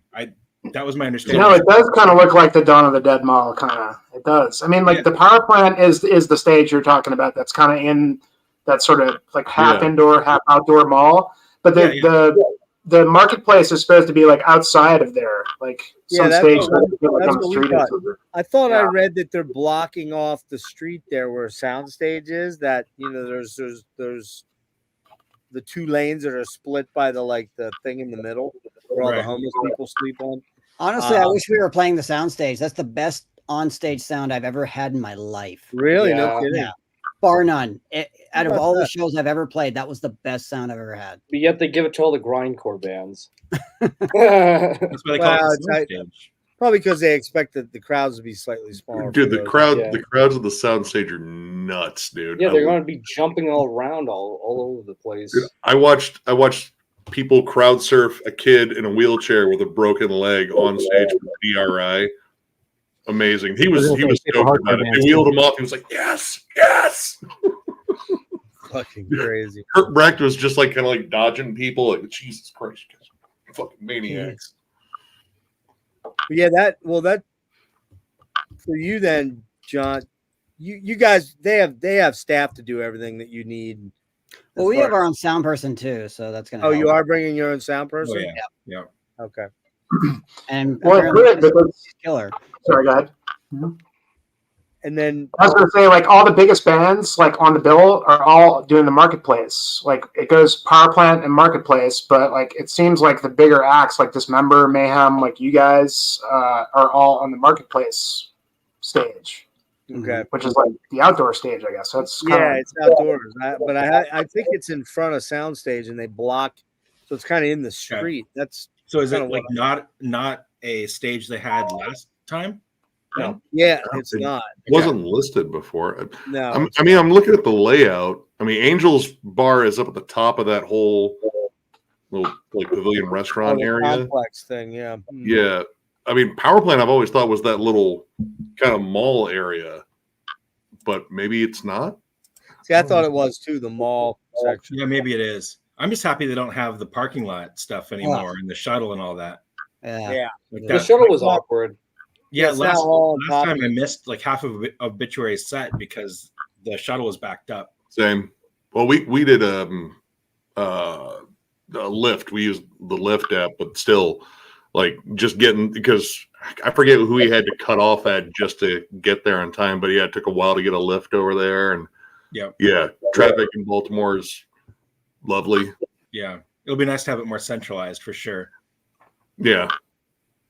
Yeah, and that area is nice around there. There's a lot of good places you can go eat. You can go find stuff if you only walk a couple blocks over. Well, they have that really infamous place. It's on Gay Street where it's a chicken joint, literally in the middle of two strip joints. Yeah, I didn't go there. Yeah, it's really like the street called Gay Street. All right, so we're all meeting. And two strip clubs in the side. And we got to mention Fells Point. Fells Point has the Soundgarden over there, which is killer record store. Killer record store, yep. There's a really good pizza place, like right in that whole place, right around in that circle is really good. The Detroit style pizza where they put the sauce on top. Yeah. There's that Mediterranean place right there too. Is that record store walking distance? Oh yeah, dude, that's right. Like you know, like the fountain is in the middle. Like as soon as you go inside of that little area, like towards the Ram's Head and power plant, there's like just off to your left. But is it's Pizza not. Place. But it's not like he was asking if the record store is. Oh, the venue. It is. It's. I'd say it's probably 8 to 12 blocks away. Oh, okay. 8 maybe. I mean, I wouldn't want to do it if you were in your nomad getup. yeah. I mean, I would catch a lift, like a ride over there. Oh, but you'd be sweating balls, my friend. But Yeah. It's supposed to be hot. It's Well, I Baltimore in May. Yeah. you never know. It Yeah. could be very cool, like it is now. I mean, So I should expect that. I should expect that the blazer is just going to become one part of me by the end of the Yep. show. yeah, Oh, it's gonna be humid. Every time I've went, it's been just humid as Yeah. fuck. So Every time I've gone, there's been tornadoes in the area, not directly at the fest, but yeah, like storms roll in. Like like I think it was day 2, and MDF tornado sirens, and it's like, oh yeah, there's tornadoes like dropping in the area. They Yep. should be fine. But then we got completely rained out that day. I missed Carcass because we were like drowned fucking rats because we couldn't get underneath the pavilion part. And we were just like, fuck it, dude. Like, it's raining so damn hard. And then we ran into some buddies and ended up just getting incredibly drunk at a dive bar, which was pretty fun. John, have you been to Deathfest before? Like not on the bill? No, I've only played it Okay. And how many times you guys do it? Twice? twice. What were Twice the so years far. on it? We did 2012, 2014. Okay. Was 14 the year you were out with November's Doom, or was that earlier? No, that was 2004. That was in the mid 2000s, right? It Yeah. was like early 2000s. Yeah. Yeah. With the Gathering. The Gathering too was on that? They were the Yeah. headline. It was, yep. Oh shit, I didn't know that, man. That part I didn't remember. Yeah, I was just 20 noting years those. ago now. Yeah, well, my kids were very young right around then, and that's why I've never seen you guys live. Because by the time I was freed up to kind of get out to go to shows a lot more, you guys. We've played Pennsylvania many times. What's that? We've played Pennsylvania many times. Yeah, I know you played Philly, and I know you played DC and Baltimore. Yeah. All places I could easily get Played to. New York. We played Mass. Yeah. You have no excuse. Yeah. Nice job, Jeff. Well, the thing is, I was spending all my money on Rush shows. So there you go. No excuse. Yeah. No excuse. Wait, there's something by Russian. Rush is good, but they're no Agalog. Hell yeah. Good point. Good point. Good point. They're not together anymore. So, Yeah, right. yeah. Well, Although they might be. I mean, they I might was be. gonna say, I don't know. Sounds like they might be. Alex said him and Get are jamming, and they sound like a YouTube tribute band to Rush. Yeah. Yeah. I think Hunter is their new drummer. That's what I read. Probably do it. Nobody I can really haven't replace invited Halo, that's Hunter. the I don't thing. know. If He could give a good shot though, for sure. I invited Hunter, but I gotta believe it's past his bedtime now, right? He goes to bed at like 6, I think. I know. Yeah. 6 in the evening. Yeah, he goes to bed super early. Gets up super early. Does he get up at like 3 a.m. or something? Yeah, something like that. I might be exaggerating a little bit, but he goes to bed super early. No, I forget where I saw him recently, but somebody made the joke. Oh, this must be good if Hunter's still up after 9 o'clock. Yeah, he talks about it on the podcast a lot too. Like, oh, it's 8 o'clock. Should be going to bed soon. This Jesus. is weird to me. It's very weird to me. I went to Yeah. bed at 3 a.m. last night. Or- Don's the same way though. Don's like, oh, in bed at 8:30. Really? Yeah. Oh, he's for sure asleep right now. Oh, yeah. Well, I figured, yeah. It's only 9 Oh, well. here. That's cool. Well, everybody, different strokes for different folks. Part of but me I- wishes I could do that though, man. Like when I have those days when I get up at like noon or 1, I feel like it's such a loser. I'm like, here I'm missing out most of the fucking day because Yeah. the world That's already why I knows get up now. at 11 because it's still AM, and I feel less like a loser, but like still like a little bit of a loser. You're still a loser, though, Nick. Definitely a loser. Not even dismissing that. Why? Where are you staying? You staying near the place? Us? Why? Who? Oh, me. What are you asking? Sorry. What? Where are you staying at? Oh, for a hotel? Yeah. I haven't booked it yet, but I know it's just gonna be a cheap one, like outside the city. Is usually what I do. You get an Uber or something like that, or you? No, I drive my own car there. Oh, you drive down. Okay. Yeah, I drive down. And It's like a tradition for me. Like what I do is I leave the day before at like 10 p.m. and just get through New York and New Jersey with no traffic. I always find it soothing driving at night. Yeah. Oh yeah, for sure. And what That's album do you listen? That's the best time to drive to Seattle too. It's at night. What album do you listen to when you're driving at night like that? So There's only one. Here's the thing. There's only Like, one right answer here, Wyatt. No, for me, there's only one right answer, and like I don't like for comfort or like staying up. Like there's like a mixture. I need to be comforted, but also like upbeat to stay up. I'm gonna be real. I listen to Tattoo all the time. Like, Oh, dude, I love Tattoo. Fuck yeah! All the things she said, and that's the best. Oh my god! All the I things. unironically will wait, listen and that Smiths cover. Oh, that's right, the Smiths cover. Yep. No, just everything by Tattoo, but most specifically, like what is it, the 120 kilometer per hour album? Yeah, exactly. Yeah. Yeah, that one I unironically will listen to like the whole time. That and another guy called Deneri Volante is all right. So every time I tell someone about them, it's like they don't know what he plays. It's like military pop is what it's considered. It's like really, really difficult to tell someone what it is. But Deneri Volante is like a one-of-a-kind project. So it's like Deneri Volante and like Tattoo and kind of Brain Bombs sometimes, but like that's when I just feel angry. So no Perdition City for you, I hear. Okay, all right. Yeah, I knew Jeff's gonna bring up Over. All right. Well, you know, these young folk, you just can't, you know. I find Devin Can't go Townsend, man, anywhere with like, them. that's good driving stuff, man. Like for me, anyway. I just gonna put it on a mix, whatever. No, whatever Jason, you're not down with Over? Perdition? I'm not down with Devin. What's I'm that? super down with Oliver. Not down with Devin. I'm pretty sure Jason wants to like fight him. No, I'm over that. We had our beef. We squashed it. No, it's cool. He does his thing. I do mine. We're cool. As long as there's space between you. That's right. He stays in Canada. I stay down here. Although I love going to Canada, so we have to do like a switch sometimes, you know. The lines are drawn. Yeah. Devin Townsend? I'm just not a fan of his music. Oh, okay. All right. Yeah. And it's I because was making sure it was the right Devin because we have like 3 Devins in our sphere here. So I hate all I of mean, them. yeah, All of them. the ones we know suck too. So. Yeah, the other ones suck too. You're right. Exactly. I I was like gonna say it was the Devin we know. It was like, yeah, no, he sounds like he could piss people off. Oh yeah. Yeah, no, I like a good bit of Devin Townsend stuff, but there's a good bit of it I could care less about. So Doesn't That's Gene kind of- Hoglan record with him? we did. Do a lot of the Disrupting strapping the in that limit. stuff. I mean, who that's doesn't he though? That's the real question though. Who doesn't he though?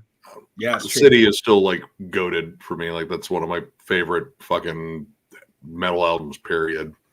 I don't know. It's one of the most angry sounding albums I think. Yeah, that's what everyone says about it. I'll give him that one. I love the it. I don't know, the percussions on that, like the smack of the snare, it's like that's what really sells me on it. Well, it was a weird production, that record. Like you have to listen to it a few times to kind of peel away the layers because it's so fucking compressed or so much going on, you know. Detox. So, yeah, but yeah, I don't know. Devin can be hit or miss. Yeah, Eric's going way out there tonight. Eric, do you happen to have that? What is it, like $1,000 record? It's He's something ridiculous. He's reaching with the leather nun stuff. You're lying. You're just listening to Liebach. You know that. That's good. That is good. Yeah, that is good. I feel like if I search that band, I'm going to get some very different results in terms of images. John, you would be disgusted by what I was listening to last night. Opeth? No, it wasn't Opeth, actually. Rush? It wasn't Rush either. Was it early Liar. Rush? It was these two albums, man. Hold on. It was Nossum's entire discography. Hell yeah. Well, that's not bad. All Yeah, 5 that's minutes. Oh, I love Alphaville. I don't know those two albums. I only know their like first like 3. This is album number 5. This is album number 4. How did they progress? Because their third album is really interesting. It's really good. It was produced by Klaus Schultz. Yeah, this was it Oh really? wow. Yeah, their third You album. got an album that says prostitute on it, though, because I just got this not too long ago. Theme for the night, right? Horse. Yeah, I expected this to be. I expected this to be a lot darker than it is. It's really good German Euro power dance pop. Synth pop. This one's This one's way cooler. I would definitely recommend this one. Pretty much every song is an earworm, big time. That Marion Gold's voice sounds absolutely incredible on here. That album is Marcus Stock from Imperium. He actually recommended that I check that out too. Yeah, it's fucking killer, man. So I've kind of been in that Euro synth pop thing for the last couple of days, which is fun. So I feel like the only person I've ever heard talk about Alphaville is John. So really, yep. And Aha. Dude, I fucking love Aha. Remember in 2015 when I got wasted and I was just yelling about Aha on the tour bus? I feel like it's happened a few times in different bands. There's been the Pantera episode. There's been... Oh man, we got to hear some of that. We got to hear some Pantera episode. Come on. That was in Belgium in 2006. Yes, it was our first European tour. Yeah, and the guitarist of Saturnus got me fucking drunk on Danish whiskey. Yep. And is that really his fault though? Got me. Yeah, exactly. He was there, so I'm going to blame him. All this whiskey snuck into my body somehow. You did it. You did it. That was when that Veronica album came out. Yeah. Well, in that pub, it was just like it was us, November's Doom, and Saturnus, and Thurisaz. Yeah, all partying, and it was very conducive to drinking. Oh yes. Yeah. At one point, I lost my glasses. Uh-oh. Because that was back when I wore glasses, before I had my surgery. But yeah, and then Dawn, like the next morning, like somebody carried me to the tour bus. Dawn carried you to the tour bus, or was it Nick? I thought it was Dawn. Maybe it was Nick and Dawn. I don't remember. But Dawn held your hair back as you were throwing up in the street. Yes. Oh, ouch! And I remember Paul Kerr being there too. Yes. Yep. Yeah. Yep. Everybody was concerned about you. It sounds like you should have remembered that night, but I guess maybe you found out secondhand, or did you remember most of it? There's a lot of it I don't remember. Yeah. But I loved Pantera that night. I vividly remember you singing Pantera at the top of your lungs. I think it was fucking Hostile in this little God. Yeah. Wow. He didn't go. He went a little off the everyone thinks that Agalok are these polite gentlemen, but we're not. We're fucking hostile. Oh, I don't think. Well, we won't get into that night when in Canada with you. Oh yeah, you're gonna bring that up. Where you destroyed a toilet and a hotel room. I did. Oh no. Yes. And an airplane too, almost. Yeah. Fuck yeah. That's a trifecta right there. And all out. And we had to take the shuttle to the airport with Venom, and they kept smelling like something really bad, and it was you. It was me. I was. I remember Kronos. I was talking to Kronos because I was sitting next to him, and he kept going like this. And I didn't have the heart to tell him that it was my bass player. And I think that was the same. Wasn't that the same trip where we were with Immolation? And Aesop went off on this rant about how people who drive are dumb. No, I think that was MDF. Was that MDF? I think it was MDF because that was the MDF where we hung out with Asphyx and got them beers, and they were like, "That's my favorite Agalock story ever." I think when we ruined Asphyx performance and they thanked us on stage. What happened? What happened? Martin, who is a personal hero of mine, and we've run into him multiple times over the years. He asked me if I could grab him some beer. So I had this 12-pack of like super hoppy, super high ABV West Coast IPA. And I'm like, this is all I have because this is what I drink. And he's like, I'll try one. And before you knew it, they had like downed the whole 12-pack and they were about to go play. But I don't think they're used to like 7% beers. And so they went on stage, MDF. We're on our way home. We're flying home. We get home, we see videos of them just like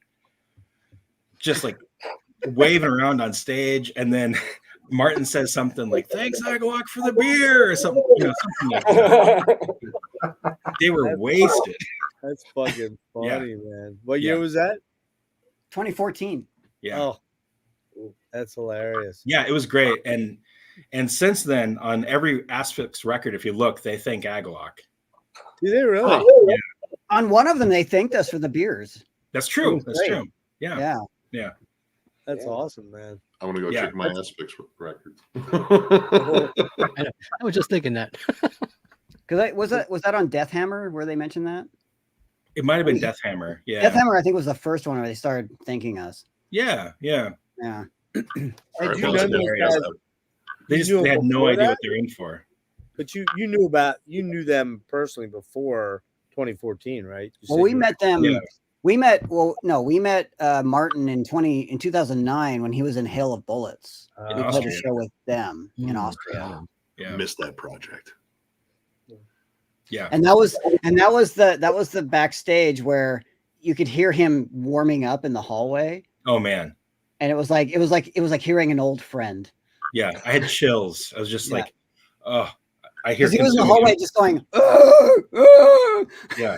Yeah. I hear Consuming Impulse. I hear the Rack just like in the hallway. It was amazing. Yeah. It's awesome, man. Well, this is why we do this, is so we can hang out with bands that we loved when we were younger. Yeah. Well, I was going to ask, what's the most like bumfuck Egypt, holy shit, what are we doing here type moment that you have with a band out on the road? Do you know what I'm getting at? Like, you get to this place and you're like, fuck it, we're actually playing this place? That kind of thing. Spokane, maybe? Jason? That was pretty bad. Yeah. I feel like we had those experiences a lot in like Belgium and Holland, where it was like some weird event center, like hours and hours from the nearest city. Oh wow! We played that one place with Teresa's, like not like back in the day, but like right before we went on vacation. That was in Bruges. We played some small venue in Bruges. That's true. That was in Bruges, but like outskirts of Bruges. We played there was a show. I don't know what year it was, but it was like they had to literally like create the venue for us. They had to bring in all the sound gear and all that stuff. Yes, this happened a couple times. I feel like Victoria was like that. Victoria, yeah. What about New Orleans? Did you guys ever play there? Because I figured that would have probably been. Once we played at One Eye Jacks. Yeah. One Eye Jacks, really? And what was the turnout like? I figured it would be. Right. That whole day was fucking awful. That was one of the worst days. Yeah. That kind of soured New Orleans for me, actually. That's a bummer, man, because like I grew up there and like we never got any of the big tours or even just like decent tours, because like there was no, I don't know, just like no booking to get anybody to come there, and it just seemed like whenever we did get somebody good, like there was just no crowd for it, I mean, it was just like the biggest problem is because of the size of the streets, we couldn't get our bus down there, so we had to park outside of the city, rent a U-Haul, load all our shit into the U-Haul, drive the U-Haul down to the venue, and then in reverse after the show. And it was that's a bummer. Yeah. That was the night, and actually that is the venue where I lost my EBO that I recorded on the mantle. Yep. I somehow lost it backstage, in the chaos. Damn. I don't even remember that gig. I remember everything aside from the gig. They didn't want us to put up our backdrop because the One-Eyed Jacks logo had to be on invisible in photos or whatever. Yeah. It was rough. That was one of those shows where I was just like, I didn't even give a fuck. I just wanted to play it and get the hell out. Yeah. Sucks. Yeah. Was that like around Serpent and Sphere kind of era? No, that was 2012. Yeah. That was Faust like, and Echoes. Okay. Yeah. Well, you're not the first. I mean, there have been many bands that had that same experience, unfortunately, down in New Orleans, and it's a bummer. My wife was asking. Florian played in the other town in New Orleans. What? What's it called? Starts with a B. Baton Rouge. Baton Rouge. Yeah, we played with Thou, and that was another terrible show. Yeah. There's nothing. I mean, there's no fucking metal in Baton Rouge. And it's a weird thing. I mean, maybe there was some. Yeah. It's like fucking college town. There's not. Yeah. I mean, is it always generally when you're touring Europe? Because I always read that generally speaking, the tours in Europe are much nicer than doing the U.S. I'm talking in general, yes. Generally. Not always, but generally. I mean, like, it's weird. Like, every show we ever played in Spain, for instance, we had to wrap up early and get the fuck out so they could have a dance, like, techno show afterwards. Yeah, and we had to do weird like timings on the sound check because they had to have like an hour and a half off for like a siesta. Well, we wrote a lot of Veils Beyond Dimension on stage in Spain while we were waiting for the sound crew to show up. Yes. Remember we were like working on that song that night? Yeah, and we did the reggae version of Shadow that night too. Yeah, we did a yeah. I remember Fen were really horrified when we were playing like a surf version of Shadow. That's what it was, a surf version. Yeah, the surf version. Yep. Yeah. Yeah, that would have been fun. Man. It just makes sense. Yeah. That's pretty cool. What other drunken horrible experiences have we had on tour? Well, I was just going to bring up Vienna, Austria. Remember that venue that we played that was like the tiny hallway? The tiny that was hallway? the Escape Club. The Escape Club. Because we played Vienna a few times. Yeah. But the Escape was that horrible, like, tiny venue. And it was downstairs. Yes, downstairs. It was like a hallway, basically. Yeah. So that was really rough. Or the time in Rome where we had the bootlegger that was like selling all the Agalock bootleg merch. And you I lost my mind. You like Christ, like flip the table. Yeah. I got in his face and I was screaming at him, and very unlike me, but I remember he walked by me going, "Mamma mia."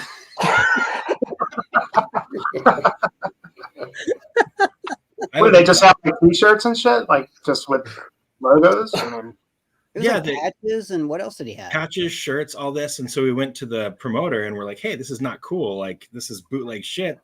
And he has like an actual booth set up at our gig. We have our own merch to sell. We need to pay bills. And they're like, no, he's cool. He's like with the venue. So like the venue itself was like in cahoots with somebody that's selling bootleg stuff. So Billy Anderson and I got super pissed, went over, and he had not only Agalock stuff, but like Wolves in the Throne Room, Asunder, Weakling, like all this stuff. And we're all like, these are like buddies of ours. And you're like, what the hell are you doing? And the owner of the venue is like, no, it's cool. It's cool. Just leave it be. And we're like, no, actually, this is not cool. And I just lost my mind. I would have just taken it, like everything with our name on it. Like, this is ours now. Yeah, Billy and I flipped the table over. I got in the guy's face. I was screaming at him, like spittle in his face, screaming. And I don't get mad often. It's very, very rare. But that sent me over the edge. He said, "Mamma mia." So. He said, "Mamma mia."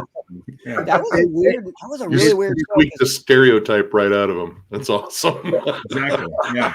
I mean, that was the show where Don, like at the end of the set, like dove into the audience and like was crowd surfing and stuff. Yep. That's really weird. I can't imagine that. I'm sorry. Yeah. Like, I know, it's for your set, not maybe you guys like personally, but your set, that's the last thing that comes to my mind. Because I remember seeing you guys in 2014 at the Brighton Music Hall, and you were like, "Why are you guys moshing to this?" Like that's what I remember you said to the crowd. Yeah.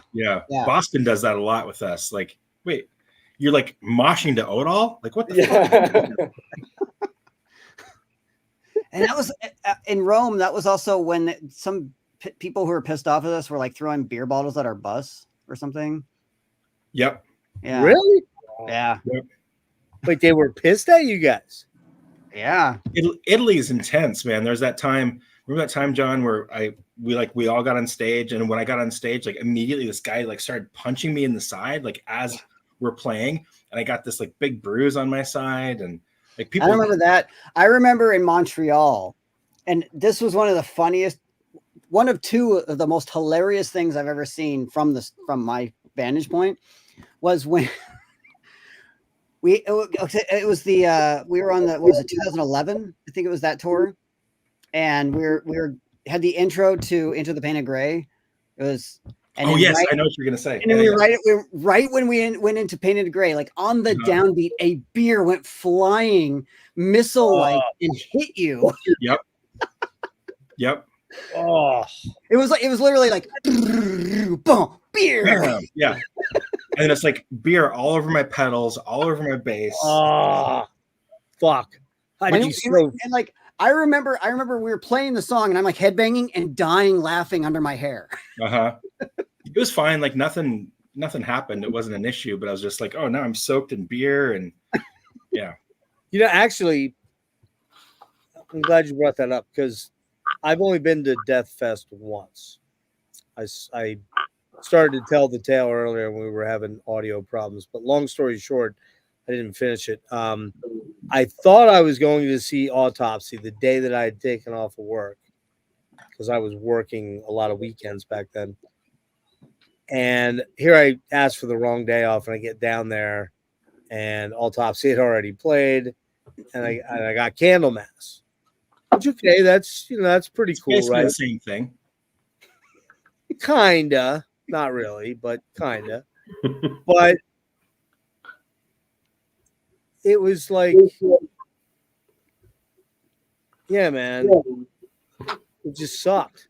I didn't get to see Autopsy. That pissed me off. Yeah. Well, we were talking about Hell's Heroes earlier, and I mentioned that their set got cut short, and it wasn't because of people having sex. It was because it was a tornado warning. Oh, wow, really? And they were supposed to do Severed Survival in its entirety, and they ended up playing like 20 minutes instead. Oh, man. Was that the Friday night? I think that was Friday night, wasn't it? Or Thursday night? I think so. Yeah. Yeah. What was your favorite set of that thing? The Solitude? Yeah, Solitude was stunning. I mean, it was just about as perfect as it possibly could be. Some of the surprises for me were Lamp of Murmur. I'd never even listened to them before. They were surprisingly great. And we just saw them a couple weeks ago. Yeah, they were great. The after party, the last night, the after party had Twin Tribes, who I'd only heard of before, really, but they're like, John, you should listen to Twin Tribes, way up your alley.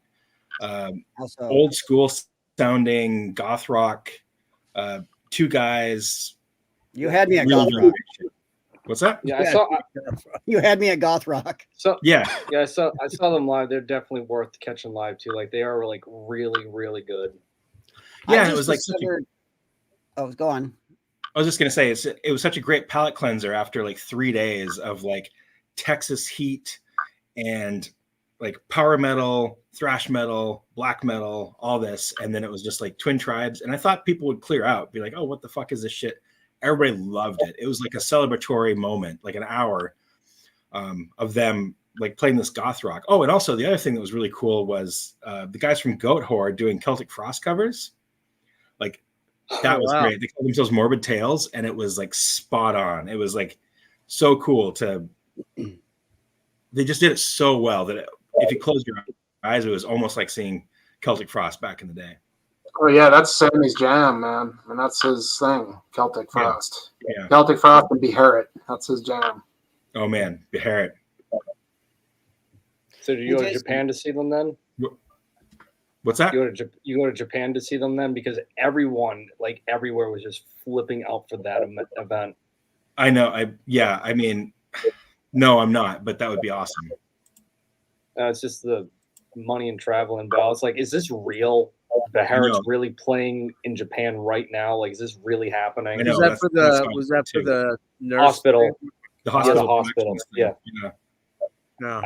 I looked at that again. That set list didn't even look real. You have Genocide Oregon one day with Purient and Masana, like all the noise stuff. And then the other set is like all this wild black metal. It's like, how is this real? The Masana footage was totally crazy to me. Like I can't even picture like seeing that live. Yeah. John, what were you gonna say? Oh, have you heard of a local kind of goth band called Dry Wedding? Yes. They play at Azoth sometimes. Yeah, they're playing the Lunasa with us. Oh, and yeah, that's right. Yeah. Apparently, so Tattoo was telling me that they order a lot of, stuff from Eisenwald. So they're big fans of like a lot of the stuff on Eisenwald. Yeah. And I listen to their stuff and it's amazing. It's like mid-period Swans mixed with Bay Laurel and like a little bit of Fields and Nephilim, and a little bit of old U2. Shit. I'm like, holy fuck, I need to like play a show with these guys. And then I found out that they're playing Lunasa. So it's like, I don't know if you've heard them. It was like, on the topic of the goth stuff. What's the name of the band? Dry Wedding. They contacted me like 2 years ago, just out of nowhere, like through Bandcamp or something. And they're like, hey, we're local and blah, blah. And like, we just know of you. Like, and they invited me to play a show, but I wasn't available. I just assumed they were, I just assumed they're kind of like an indie rock band or something. I've never listened to them. No, they're like dark. They remind me of like that Swedish band Bay Laurel. Yeah. You remember them? Oh, of course. Yeah. Oh, there they are. Yeah, they're there. And Billy actually engineered this album. Oh, nice. Okay. At the Hollowed Halls. Nice. Okay. Great. Yeah. I listened to him and I was like, holy shit, this would be the perfect thing for like the Nomad to open for, For sure. Yeah. That's awesome. PDX post cowpunk. Interesting. That's stupid. Cowpunk? That's what it says. Yeah. All right. Well, they do have like almost like Americana kind of Western vibe to them. Oh, that's kind of cool.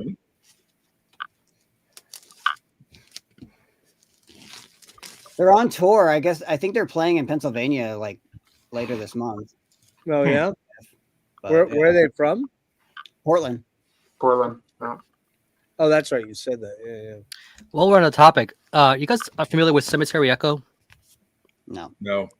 They're out of Buffalo. It's kind of like if you're on a topic of Gothic, they have a Gothic vibe to them with a little bit of black metal. It's like if Fields of Nephilim was a little more black metal. Like Tribulation? This would be up your alley. They just have 2 EPs out right now. This is their first EP. I'm sure my Shroud. But if you're already on that vein of stuff that you like, I think you would like this band. Yeah, that sounds cool. Cemetery Echo. Wow. Yeah, nobody seems to have heard of them. Like when I bring it up. John, you mentioned Tribulation.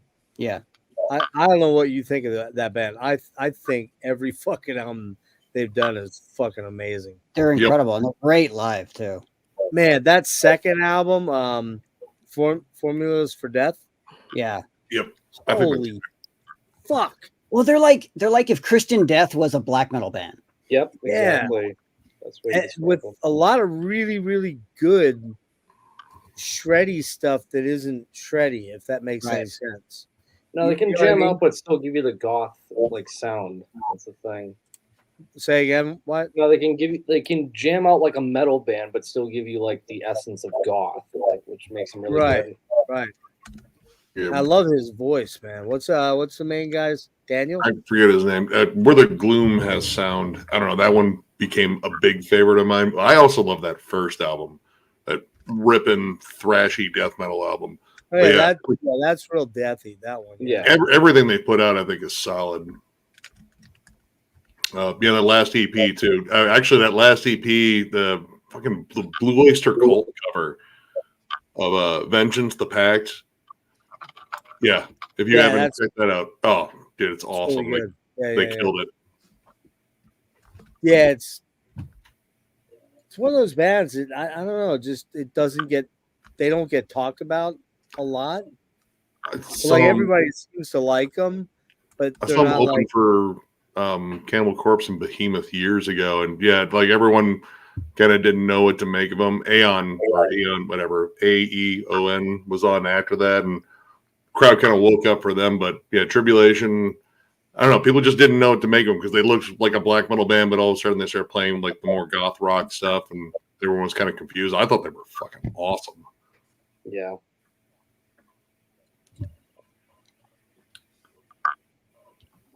Got some fans in the chat, Wyatt. So look at that. Wyatt is the center square, and he's the rock star here, apparently. Where are you at, Wyatt? Seriously, what number are you at? For what? How many subs do you have? 43? 48? I'll look. Dude, I remember when you only had like 14. So I'm sorry that you remember that because you remember some really terrible things about that channel. It's all a work in progress. Oh, I have them all listed up here. Jesus Christ, 47,000.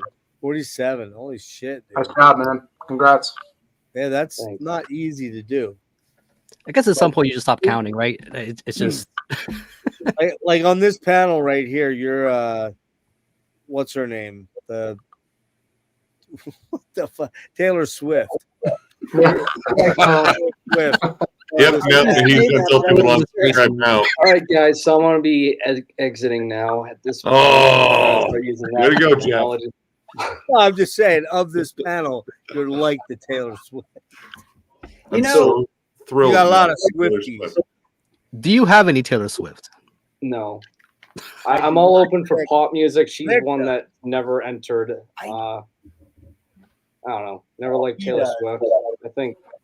I don't know. I know it's a weird comparison. I always thought Lady Gaga was like legions above her in every sense. Yes, Yep. I agree. I would agree with that. Yeah, I have everything. I almost have everything by Lady Gaga besides it's that EP Fame Monster. I always get it confused because I think Fame, the first album, then it's like Fame Monster that has what Bad Romance and Alejandro and crap like that. That's like impossible to get. But no, I have everything by Lady Gaga. She's a bucket list one for me to see live. Taylor's Folklore album, I checked that out just at random, and there's parts of it that remind me of Ulver. It's weird. Yeah. Really? Yeah, I know. Everyone keeps bringing that up, like, oh, that's her black metal album because it has like the same type of like Ulver feel. I'm like, you're really pushing it. Okay. Well, she probably heard she heard Bon Ivory or whatever that folk project is. Bon She Iver. probably what? Bon Iver. Bon Iver. She clearly heard that and thought, I'm gonna do that now. That's what Probably. that's as deep as it goes. I could see her trying that out, man. Going like the whole Miracle route. You know what I mean? Just like one day come out and just wearing corpse paint or some shit. Just Bad enough that Poppy did it. Poppy. Yeah. No, it's all about Lana Del Rey. Like, Yes. she's where it's at. Yeah. A lot of people hype her up. Her voice is incredibly angelic. I really think she has a great singing voice, but it's like I gotta be in the mood for like slower stuff. Like it's gotta be comforting, not so much like I'm snapping along with it or anything. Emma Ruth Rundle too. Yep. Oh, Emma Ruth Rundle. Oh yeah, Yep. she's great. Her stuff with Val, I really liked. Yeah, I saw her open up for Alcest. Yep. She was really great. Okay, well then wait, who's the one that did the with Val? Was it? That was her. Yeah. Is this Oh, her? that's Okay, yeah, because my brother-in-law played that one for me, and I haven't picked up any Val in fucking forever. She was in Red Sparrows too, which was a great band. And Marriages with Andrew from Drab Majesty. Oh wow.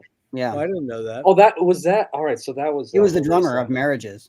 All right, that makes sense then. And she's been. And she's done some vocal stuff for Drab Majesty too. So it's like That's a a good family, book. you know. Yeah, exactly. What you guys didn't mention Marissa Nadler, man. Come on. Man. She's pretty good. I think she's good, but not great. And I think it's as deep as it goes for me with her. Really? I feel the same way about Pharmacan.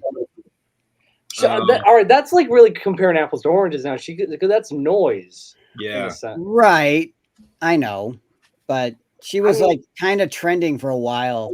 I think it was just because for the first time ever, people who were getting to noise, there's a above average attractive woman doing noise. That was like the thing. It kind of seemed like with the attention. I feel like she got attention from from crowds outside of noise because of lingua ignota. Yes, and I think that lingua ignota like crossed those boundaries. Pharmacon's very much rooted in the noise and the power electronics scenes. Yeah. And I feel like it was like this crossover that lasted like a little bit for Pharmacon. And I think that lingua ignota like just kind of like paved that way, but I don't feel like Pharmacon gives a shit. She's just like, no, I'm doing my own thing. You know, I mean, like at some points it reminds me a little bit of like Prurient, which is always a big plus. Yeah. So I mean, if you can remind me of him, like you already got me sold already. But no, I think what makes lingua ignota like sell so much better is, I don't know. It's like, what if Dead Can Dance went down like meets like Diamanda Gallus is what I always thought. That's kind of where I was kind of coming from too with her. Yeah. With lingua. Yeah, she's like a mixture of those two things. Yeah. Yep. Oh, she's great. She's great, but she's also quite a bit different than Pharmacon.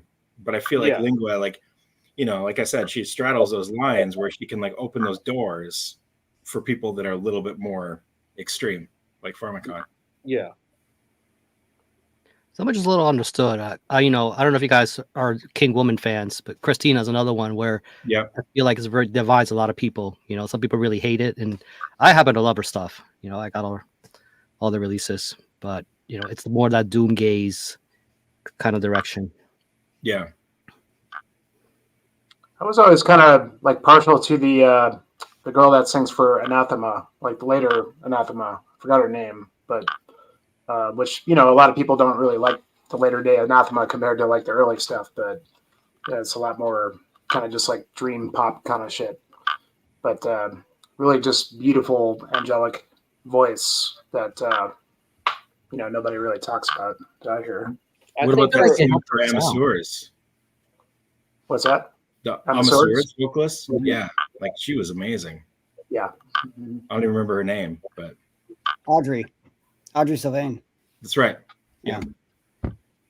And she was in Piston Noir for a while too. Yep. Oh yeah, her. Yeah. Vanishing Kids, another one. That was like my #2 album last year, and that one was not talked about enough, I don't think. You know, it's like Nikki's voice. It's very, very unique. And be right back. Everyone's leaving. Yeah, see you. I think it's funny. I want to say it's late, but then we got people in the chats like Tyler went out. They're like, no, it's only like 8 o'clock here, like 9 o'clock. Yeah, well, Tyler's in Alaska, so yeah. I'm in Colorado.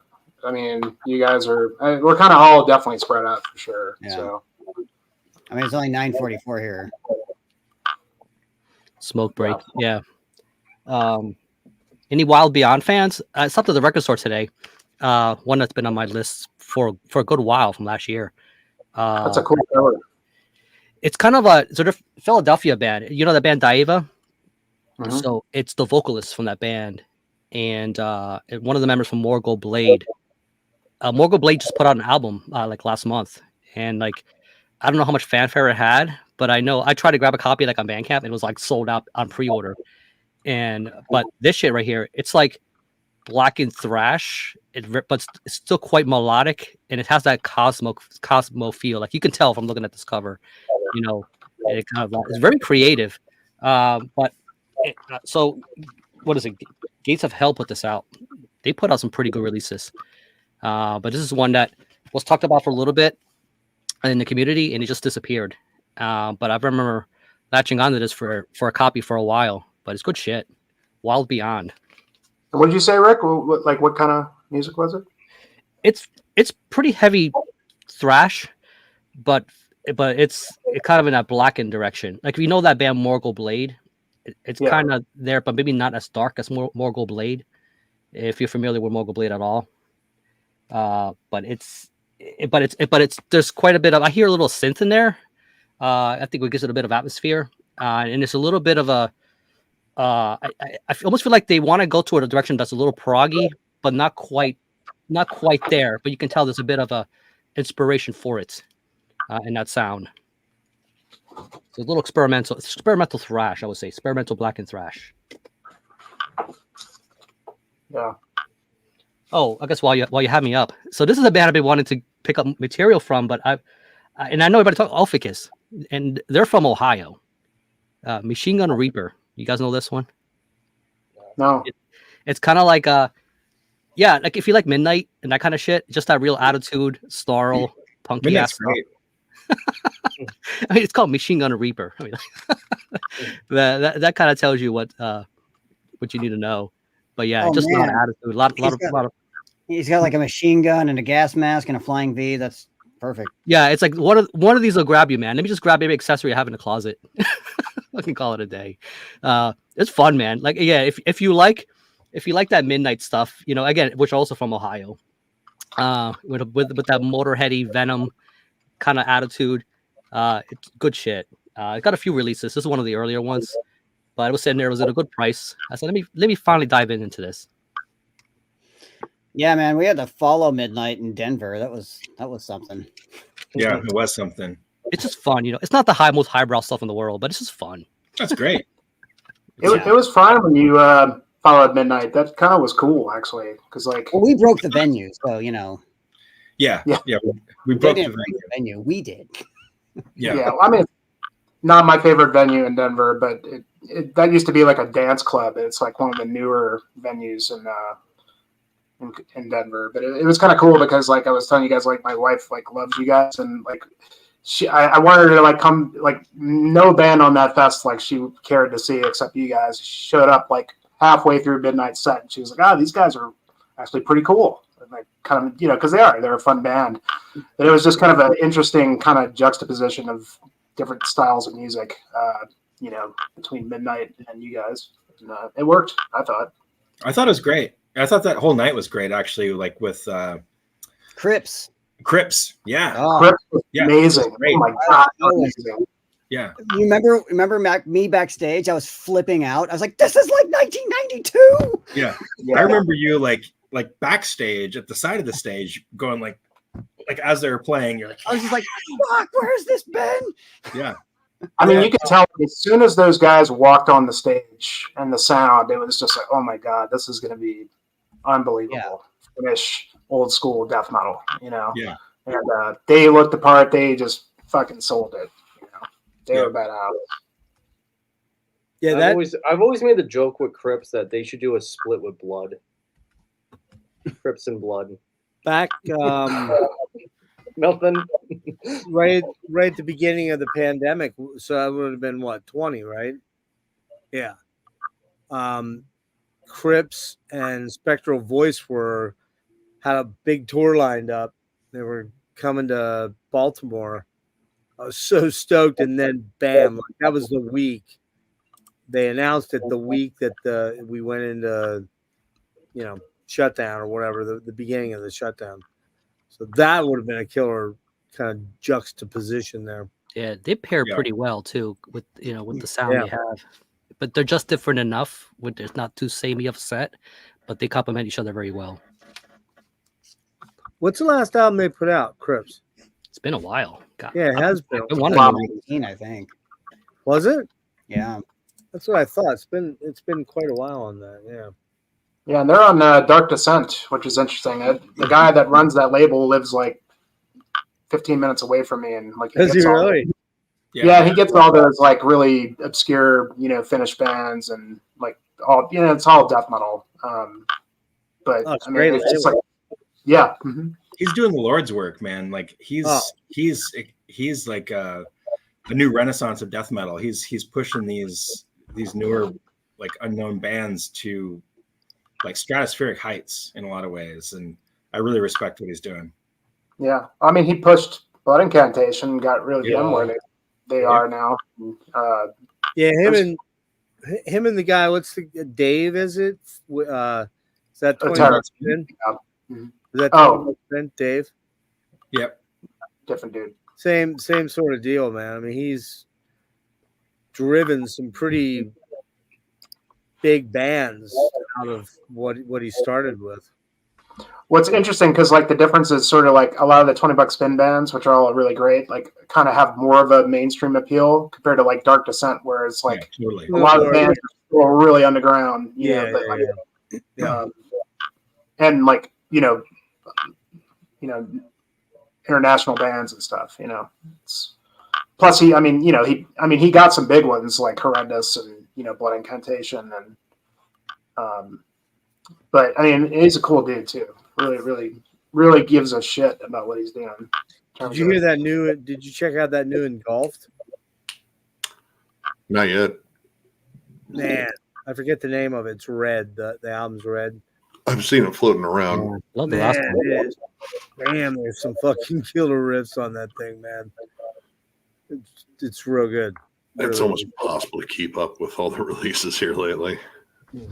Yeah, you're the guy, right, Nick? I mean, of course, we had to cover 6 Feet Under because it was being demanded of us, and that was fun because. What's funny about that is, I see these posts of people talking about 6 Feet Under, and the ones who love the album will have to put that disclaimer, like I unapologetically love 6 Feet Under. It's like that must be the thing you got to say first. But that kind of is an apology. That's where we're at now. Like, dude. Yeah. I mean, I'll give him like 6 Feet Under. Come on, like that's terrible. It's I own Haunted, and I never felt the need to get more. Like I made the joke in the review. Like I bought Haunted, I listened to it. It's like that's the weirdest sounding Obituary album I think I own. And yeah, that was about it. But yeah, I don't get it. But yeah, people wanted us to review that one again, and we did. But I mean, it's hard to fucking like pick out shit. Like, dude, like the collection updates are getting fucking nuts because I'm such a compulsive fucking buyer. You're a very sick man, Nick. I'm not a sick man. I can quit anytime. Fuck off. I think 6 Feet Under is very sick. I think here's how sick you are. Maybe you're not. Maybe you're not sick. You're so sick that when you die, and that 10,000 plus, well, by then who knows? It might be at 20,000. I had to get new shelves built, so CD collection. You're not leaving that to anyone. Like I'll probably leave it to a bunch of people, honestly. Like, I mean, we like in terms of family, like my eldest nephew has expressed some interest in music and such, and he's starting to go to more metal shows, and we haven't like thrown like oh, you're gonna go see Cannibal Corpse, and we're not gonna explain the lyrics.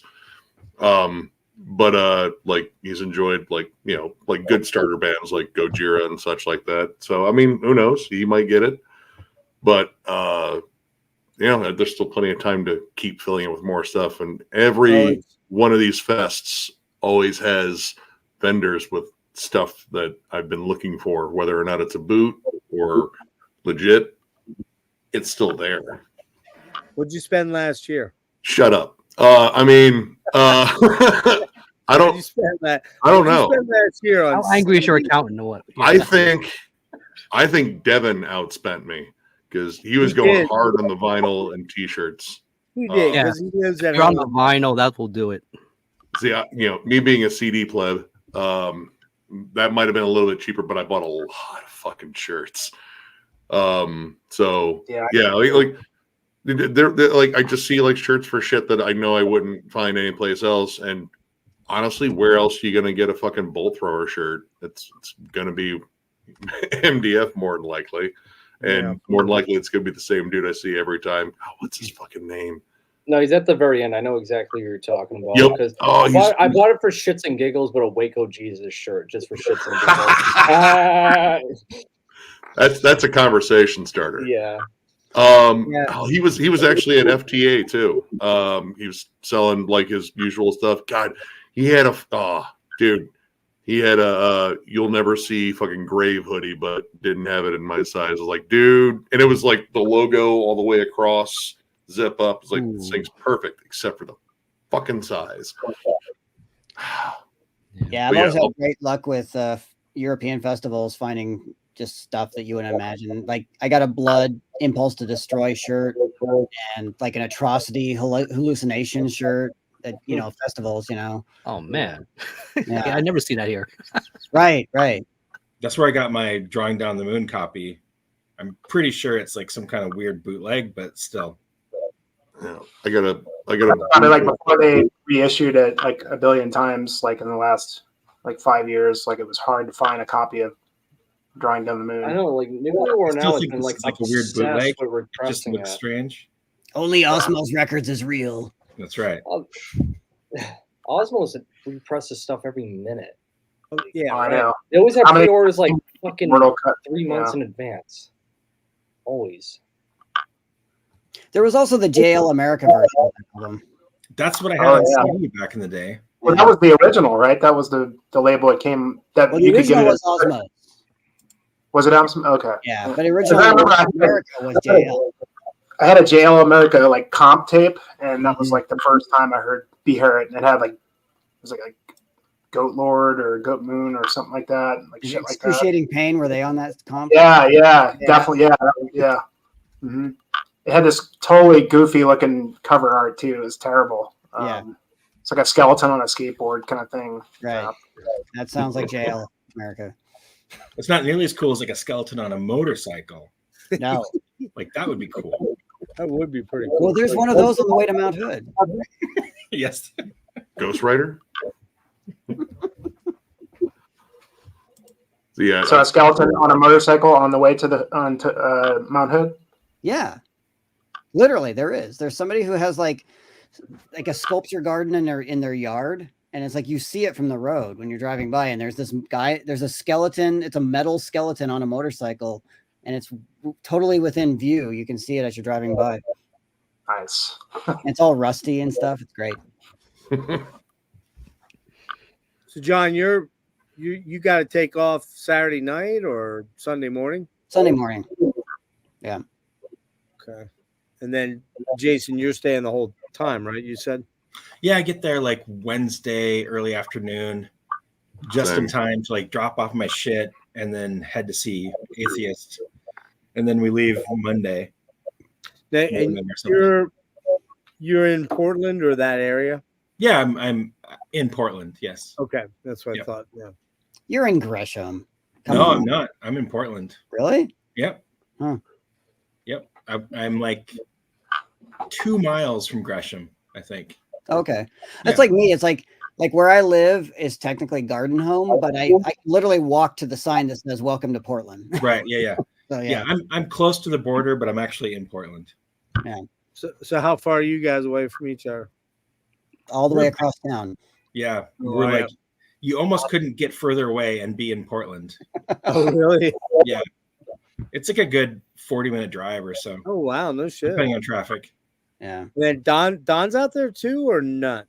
He's close to me. I mean, close. Did he move to Troutdale? I think that his new place is not technically in Troutdale. I think it's technically in Gresham. Oh. But it's close to Troutdale, but it's 15 minutes from me, like into the gorge, basically. So he's like you could walk to Edgefield from his place if you really wanted to. I mean, it'd be like a 15, 20-minute walk, but you could do it. Like it's, it's over there. I helped him build a bunch of IKEA shelves for his books last weekend, or the weekend before or something. Did you have enough? I was going to say, I usually hear IKEA shelves for vinyl, but... How bad were those illustrations? No, he's got that too. He's got that too. But no, this is for books. Yeah, I'd figure he had quite the collection when it comes to that. Yeah, I had the opportunity to do some hiking in the gorge. And it was really cool, man. Quite different than... Did you ever hike to the top of Multnomah Falls? I don't know if that. I know we hiked to the top of some kind of falls. That might have been it. I'd have to go back and look. I mean, it was something like that. It was a really steep, a lot of elevation. Was there a little bridge involved? Yes, Okay, that was Multnomah. So you did That top. was it. Yeah, you went to Okay. the top. Yeah, I Yeah. actually I did it once, and it was with Alex Webster actually. We hiked all the way to the very top of Multnomah Falls. Yeah. Really cool. There's a lot of hikes in the gorge there, but that's kind of like the most famous one, I guess. Yeah. Okay. That makes sense then, because like the guy I went with, like he was like wanted to show me the one to do. Yeah. And That's probably it. yeah. Yeah.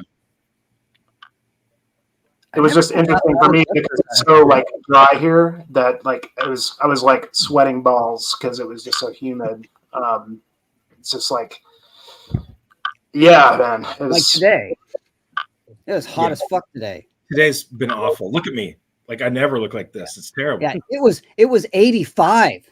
Yeah. Wow, I'm still really? sweating. That high? It's terrible. Yeah. Yeah, but It's that like is 55 here. that's pretty warm for now, right? Yeah. Yeah. Yeah, it's terrible. only May. Kind of cold for here, being 55. Wow. Yeah, Trade you well, weather. we were down like 59 or 60 or something like that today because it's been rainy and overcast. We had like another batch of like scary ass storms come through, dude. My state has had almost 50 tornadoes so far this year. Holy Like, crap. yeah, Ohio's ahead of fucking Oklahoma. That's not a race I really want to fucking win. Yeah. We had like a couple of long track tornadoes come across the state like Tuesday, like, and it was like legit supercells, like not like a line of storms and shit. Like, okay, dude, this is like Tornado Alley shit. Like, we're not kind of part of that. So if you could just keep that there. But yeah, it's been kind of nuts here. I'm actually we're in Ohio. Well, I'm up in Toledo, so right by the lake. Yeah.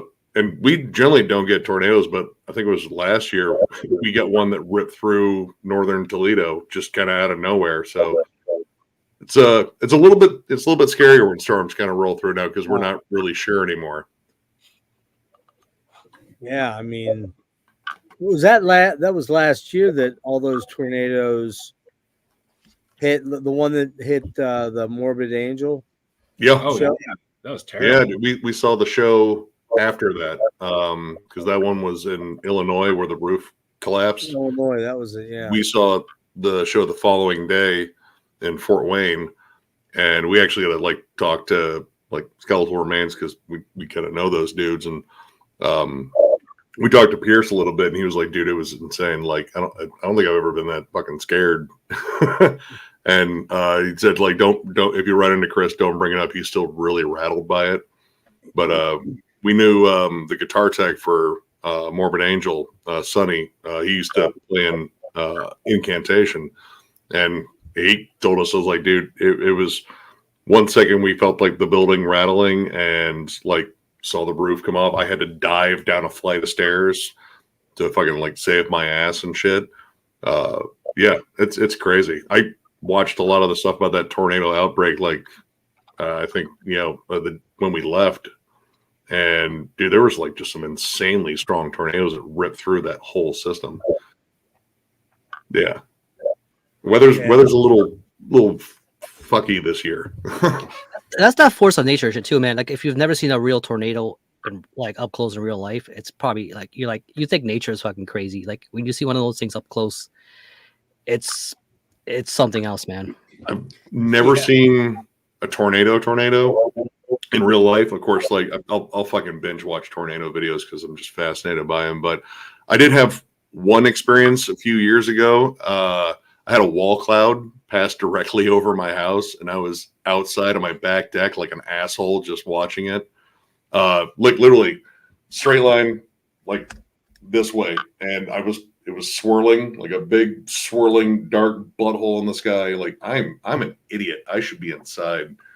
But luckily it already like dropped a tornado miles away, and it was kind of cycling. And my mom called me after and was like, "What's up?" I was like, "I didn't call you earlier because I knew you were probably outside like a dickhead." And I was like, "Yeah, no, I was." You know something, man? Like there's another Twister movie coming out. It's called Twisters, right?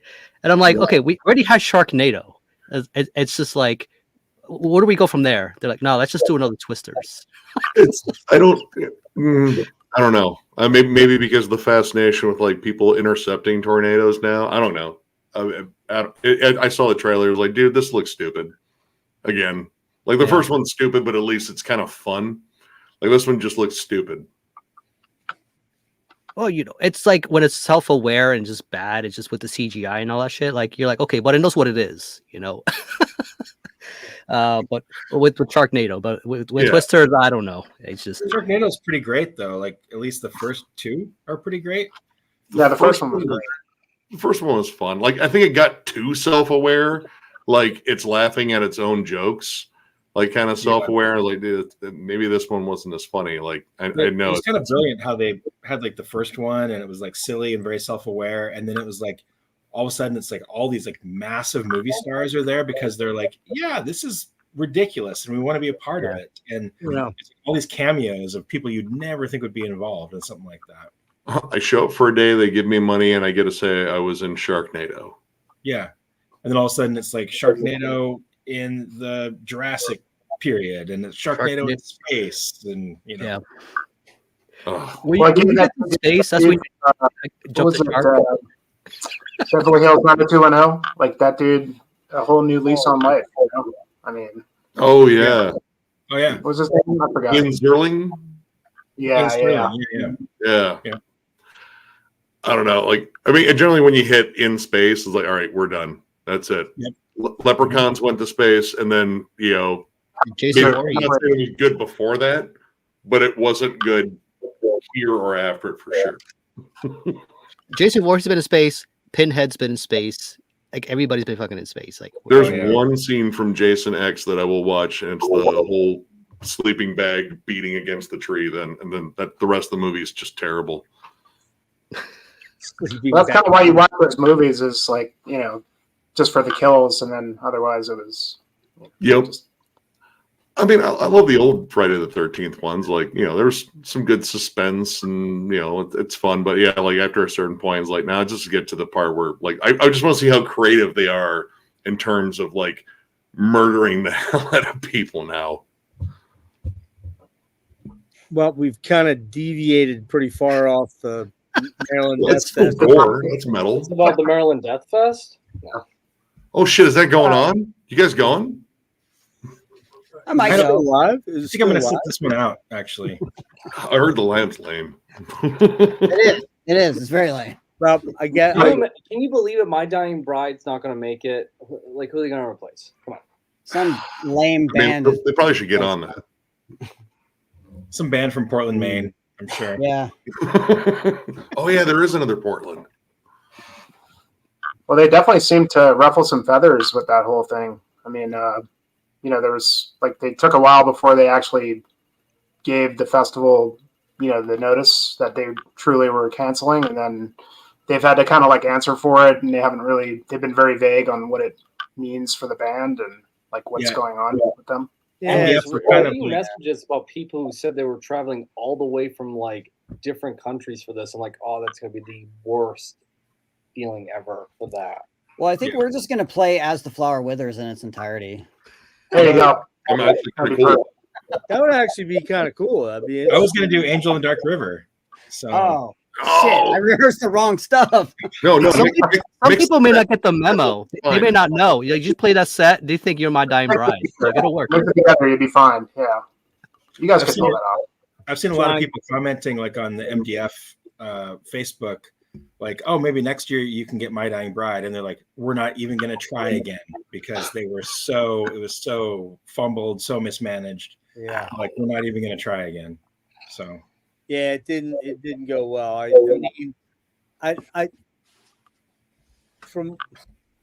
I'm not going to get into what was said to me, but one particular member of the band is being very difficult with everything.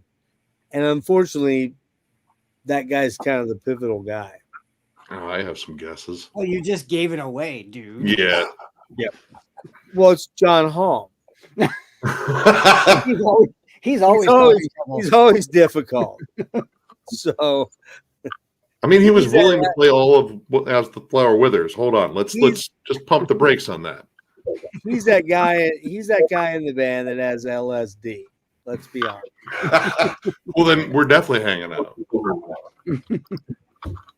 Notice the absolute silence from Jason.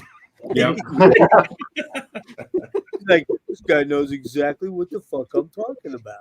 How did Jeff know about all this stuff? He's psychic. So we just learned tonight that Deathfest has canceled as well. I don't know the reasoning behind it, but the replacement I'm stoked on. Monstrosity. Monstrosity. Fuck yes. Yeah. What day? That band doesn't have a bad album. I don't know. I think it was the same day as you guys. I think the replacements are actually pretty good. They did a pretty good job. I mean, between that, Soylent Green, and this band called Agalok. You guys heard of them? Is that how you pronounce that? It's awesome. I actually really was looking forward to seeing Oppressor, and then I saw the lineup, and then we're setting up while they're playing. So it's like, God damn it. I know. I know. This is supposed to be my vacation. Now all of a sudden I'm working. So Are you gonna bring a bass? Kelly Maybe. just hit me up. See. He's been battling a flu-like thing for most of the day, and say he's gonna hit the NyQuil. And it's going sorry. around. Yeah, so He should have hit the NyQuil and then joined us. Yeah. Does he know I'm here? Does he know I'm here? He'll come if he knows that I'm here. Jason, you just get some Dayquil and kind of find like that right balance. I hear Dixie Collins does that a lot in Weed Eater. I've only seen him just down half a bottle of Evan Williams live. That's still impressive. Wow. Wouldn't it cancel itself out if you did a Dayquil, NyQuil? I did tell him you weren't here, Jason, but it wasn't enough. Dixie's not human. That's my theory. I've seen Weed Eater. I know he had not been feeling good for a day or two, so maybe I believe him. I guess Craig probably didn't think about the timing. He'd be probably watching the show out there, I would imagine. So, and Phil canceled on me the other day. He got invited to a concert by this chick. I'm like, hey man, I don't want to stand in the way of that. What, you don't want to hang out with a bunch of dudes online? You want to go out with some chick? What a loser. Come on. Going to what I got the other day. Speaking of Craig, where's my camera? Oh, nice. Yeah. What is that? Is that the comp or what is it? No, that's Live Evil or Raw Evil. Raw Evil. They're here. The demo, right? No, it's just a live performance. Oh, that's the live one. Yeah. Yeah, my I had this growing up and it was really important to me, and then I lost it. And my buddy Nick was recently in Japan and he found it in Japan and got it for me. That's killer. That's fun. That's very nostalgic. Well, I mean, the first time I ever saw like a band in action, not live because in Butte there weren't any shows, but was the Ultimate Revenge 2 VHS. Yep. I remember like by that point, like, I was like 14. So I had Forbidden Evil, I had Dark Angels albums, I had, Death stuff. So I bought that for those performances. And that was the first time I really got to see what a band looks like on stage. And so it's going to be, it's weird to think that like I'm playing with them. It's just, John, that was my experience too. Like that tape and that Hard and Heavy, like thrash metal. VHS. Like that's where I discovered Forbidden, Violence, Voivod, like all these things.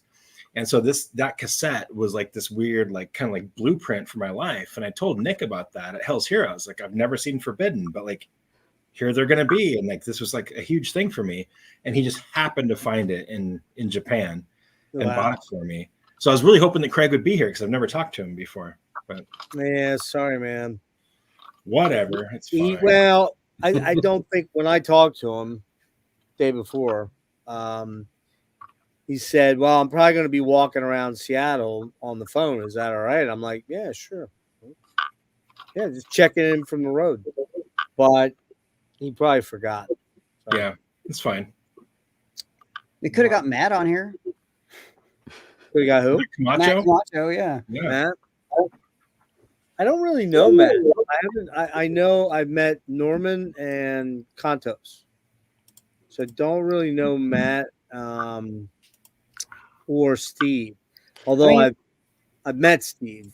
I mean, Craig and Matt are like the only members of They're my Forbidden, you know. Yeah, they're the two OGs, Yep. right? Yeah.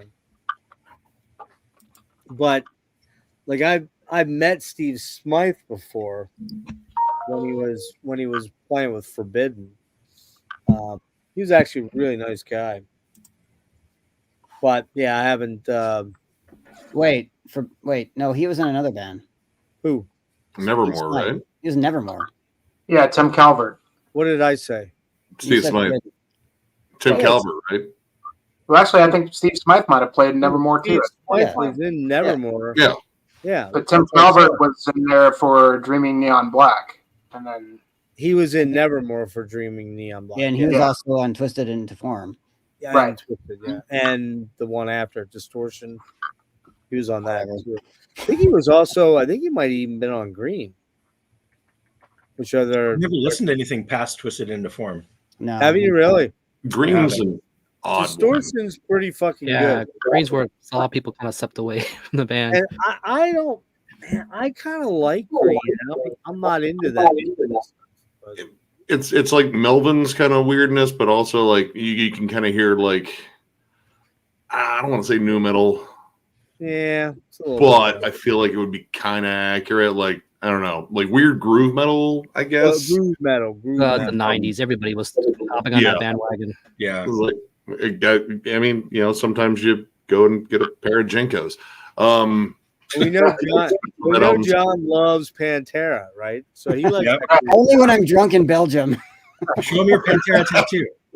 Oh, you have a Pantera The only tattoo? time. Wait a minute, he has a Pantera tattoo. What? Not yet. Not yet. Yeah, he's got the CF Face in this arm for it, right yeah. for the belt. Yeah. yeah. When you guys get that big gig over in France, Paris, 120,000 people or whatever, John gets Wait, hammered. you mean after the Hellfest? show. Huh? You mean Hellfest? Yeah, Hellfest. Yeah, basically. John wakes up the next day with Is Pantera huge in Europe? I never hear about it. Tramp stamping it with Pantera. Oh my god. The Cowboys from Hell brand. Yeah. CFH. Hey guys, why didn't you stop me? Like, I don't know. You seemed like you were kind of into it. We're gonna let it happen. Yeah, I mean, he was screaming it the whole time as they were tattooing it right in his butt. Oh, Did we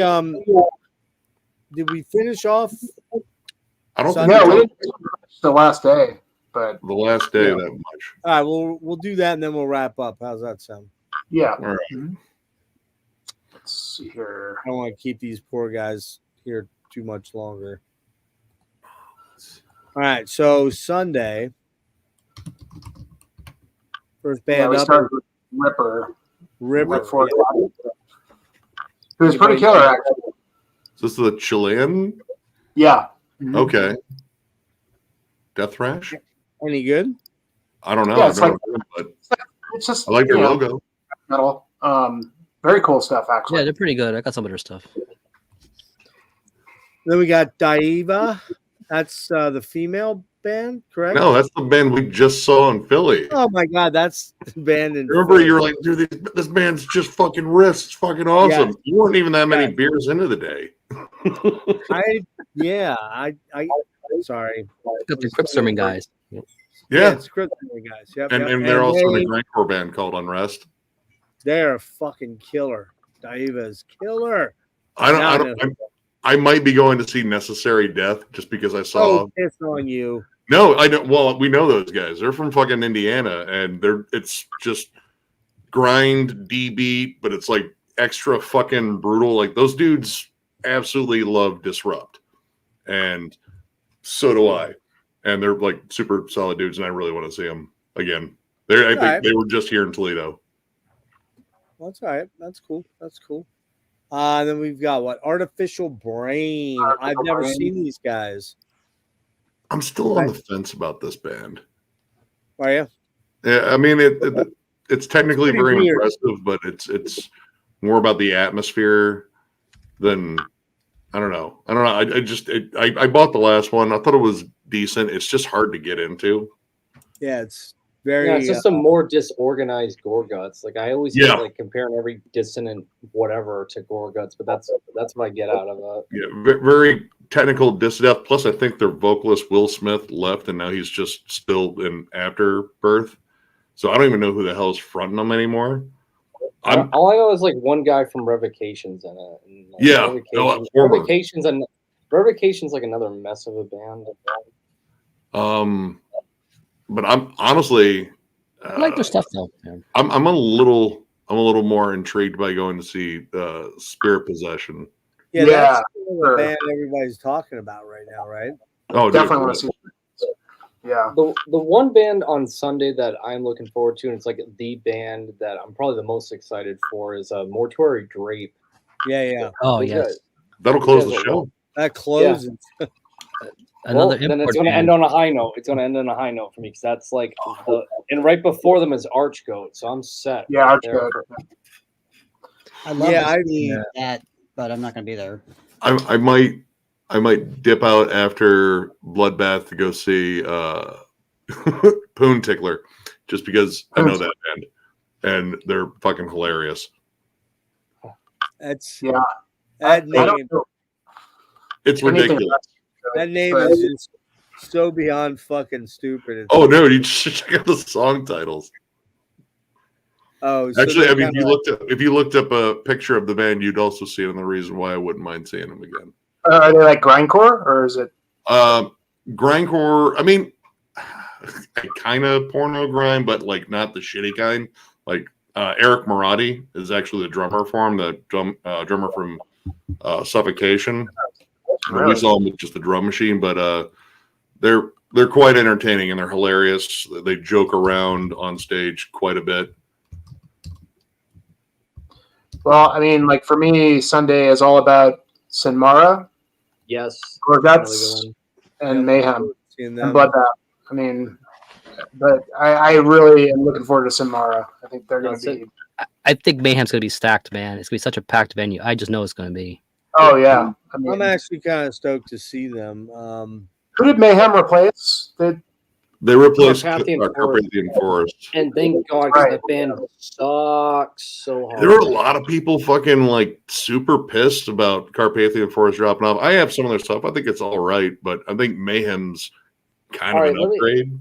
What's that other band? What's that other band that the guy's in, Natalfrost or whatever? Yeah, I think so. All right. So I went to the Mess de Morts festival last year, and they were the band before Blasphemy. This fucking dude played like what was that Billy Idol song? Red Wedding or White Wedding. Yeah, they covered that before Blasphemy. I'm like, what are you doing? I saw them cover A Forest by The Cure. Wow. And it was amazing. Well, their cover of Billy Idol was not. Well, Sentenced made the best cover of that song. Anything would be better than what Carpathian, what Natalfrost did. That was just horrid. It would make more sense if they covered G.G. Allen, because I'm pretty sure they did that before. That would make a little bit more sense, but that'd be great. Billy Idol before Blasphemy? Come on. It does pain me that Gorguts overlaps Grave Miasma because I really like Grave Miasma. Yeah, Grave Miasma is a good band. So, but I'm watching Gorguts. I mean, I might do kind of a half and half. I mean, yeah, it's Power Play and Ram's Head, so yeah, he's walking it out. I mean, in a bath, I don't really care about, but at the same time, I bet you he's going to do a lot of Immortal stuff. Yeah. Oh yeah. Unless better not play anything off that last album. Yeah. He could get just wasted, and it's just going to be a shit fest. Apparently, he's sober-ish. Wow. It might still turn into a car crash, man. You know what sets it. As long as he doesn't throw a guitar out in the audience. Yeah, I'm sober too. That same joke was made before you joined. Exact same joke. Who's this Argathos? That's the Mindscore band, right? Then they do then they start the whole like Mindscore. Mindscore, yeah. Mindscore. I want Minds. Wow. Eric was saying they're worth checking out. Eric, High Definition. Okay. But they're doing Archgoat though, which I've never even heard Archka, but I'm sure they're going to be worth seeing just because they're from Finland. So No, Archko is one of those Archko like is playing? steel Black Death bands. Yeah. I didn't know that. They'll be Archie was fun. playing. I But it's see like- a lot of people lump them in with the war metal. Pretty Crowd. They're so much theatrical. better. Yeah. Pretty theatrical. It's a good show. Did I hear somebody say that Blasphemy is playing? No. Okay, good. No.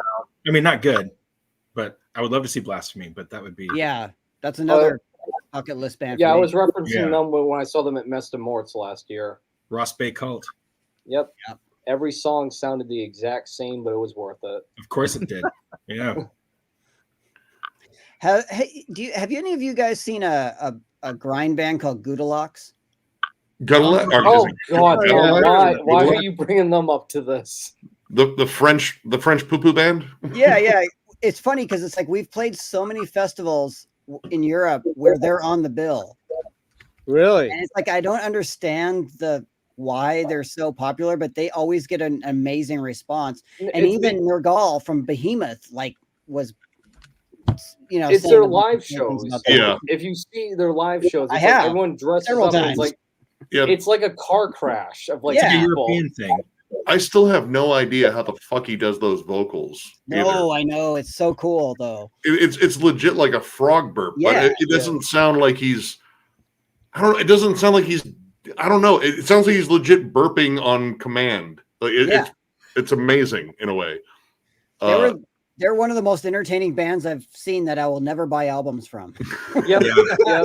Yep. You don't want to get a T-shirt with their logo. No, That's a good why way would to- I when I could just shit on a shirt and wear it? Yeah, right. Well, I mean, yeah, you wouldn't have to make the joke. It's a scratch and sniff. Yeah. Mortuary Drape is one I definitely. Extortion, I don't know. It's Mortuary Drape. Yeah. I thought about staying Sunday to see them, but yeah. Hey, that Goetia, that's not the Portuguese band, is it? Or Portugal band? no. You're thinking. Are you thinking of Gary? Oh yeah, Gaia. So yeah, who's Goetia? We're about Goetia was an album title from Mortuary Drape.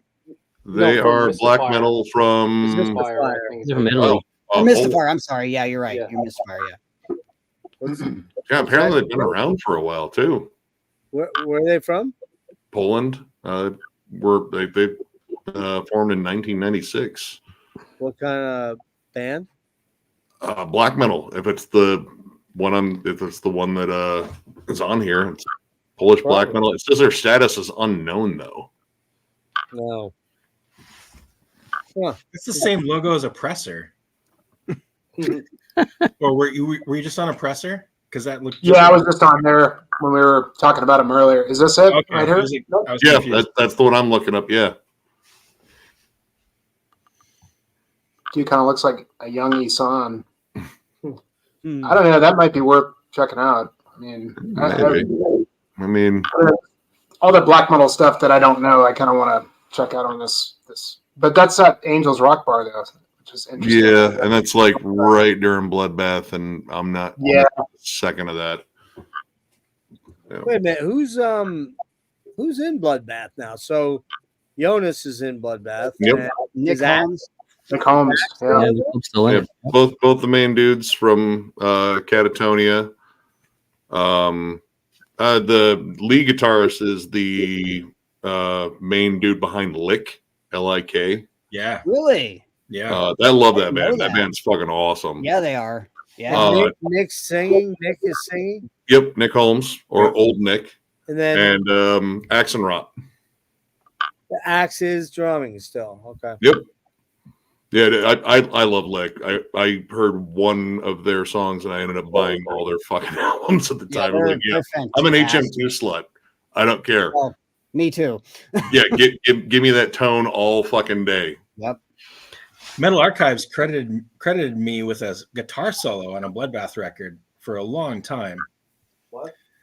It's totally not true. But yeah, if you looked at my Metal Archives, I had it corrected. Did you dispute it? Probably not, right? Don't dispute it. Keep it. It's not there anymore, but I was credited for doing a guitar solo on one of their records. Jason, remember when we played with Bloodbath? I do. Bloodbath at Party Sand, I do. and the guitarist of Catatonia was looking at my pedal board. Yes. Because I had my HM2 pedal on my board, and I had that sticker that said Skinner Alive. Yes. And he was actually taking photos of my pedal board, and I was hoping he was sending them to Dismember. Yes. I also remember them. You talking about Anders? Yeah, Anders. Yes. Yeah. Who also walked into me. He walked in on me in the shower backstage at Party Stand too. Yeah. And Bloodbath destroyed those showers because they were all covered in blood, and it was just like blood everywhere in the showers that everybody had to use. But I took a shower before they played. But I did not. Yeah, I got covered in their blood. Oh man, no, pretty fucking metal though, right? You had a blood bath. You also got covered in some stuff at during Lawnmower Death. At Bloodstock, yeah. That's when I got really covered in blood. Yeah. It's raining blood.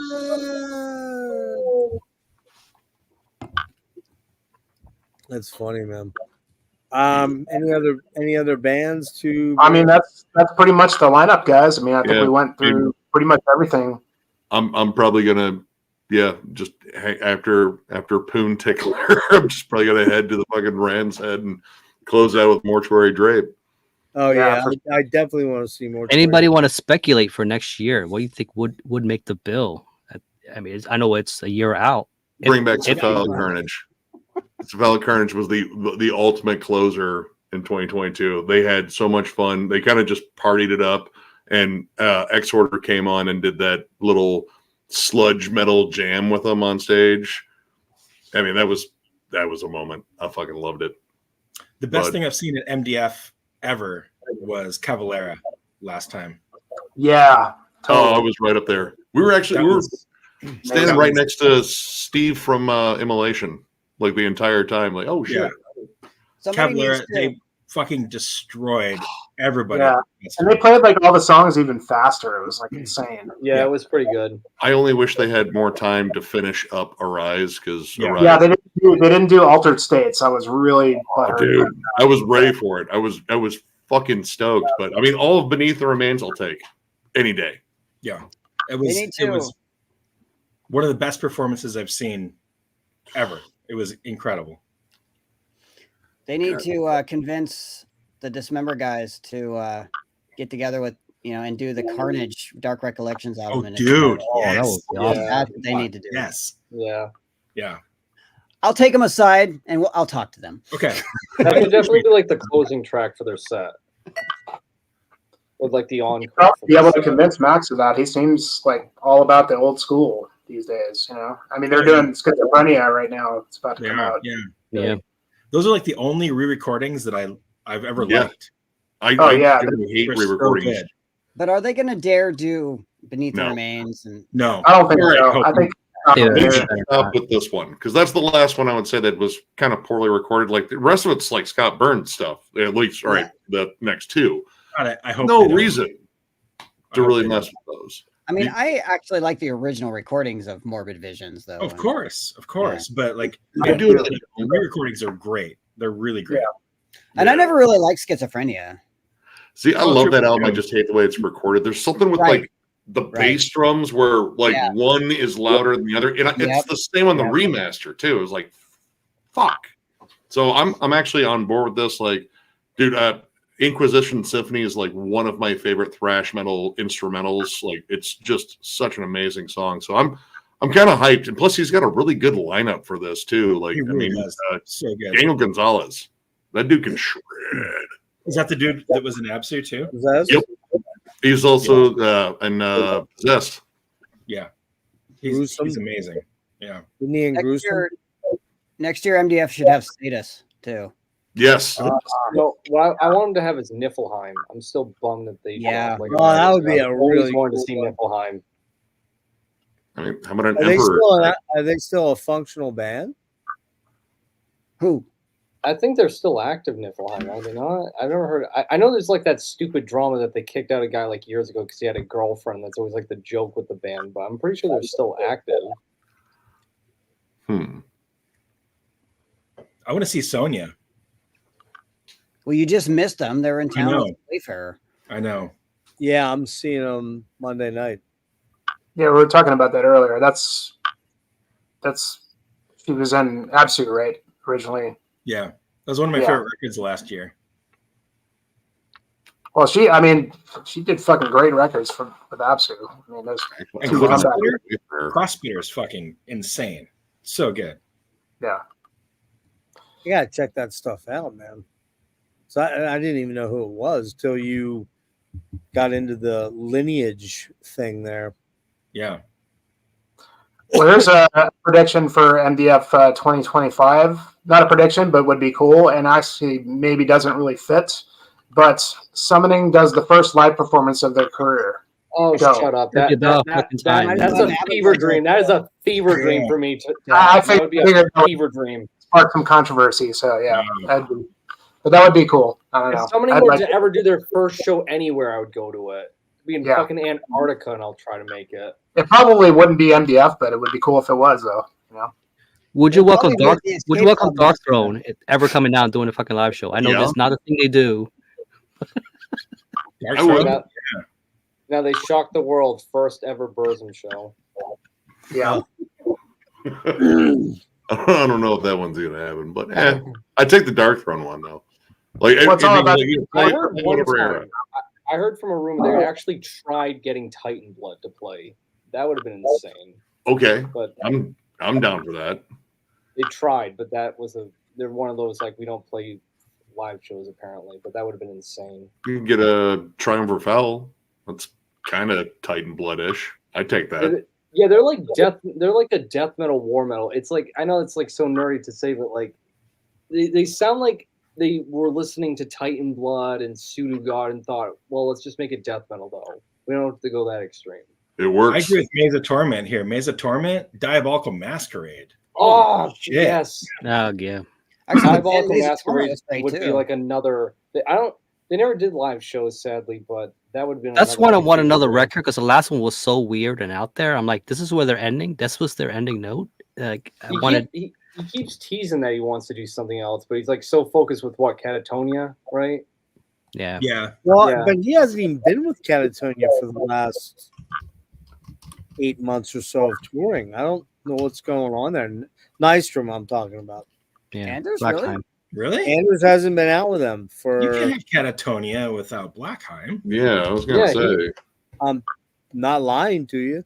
He doesn't tour with them, or he did not go out and tour with them since February. I think that's when they went out. So however many. I don't know. Does he still write music for them? It's like that still counts. Yeah, it was on the last album.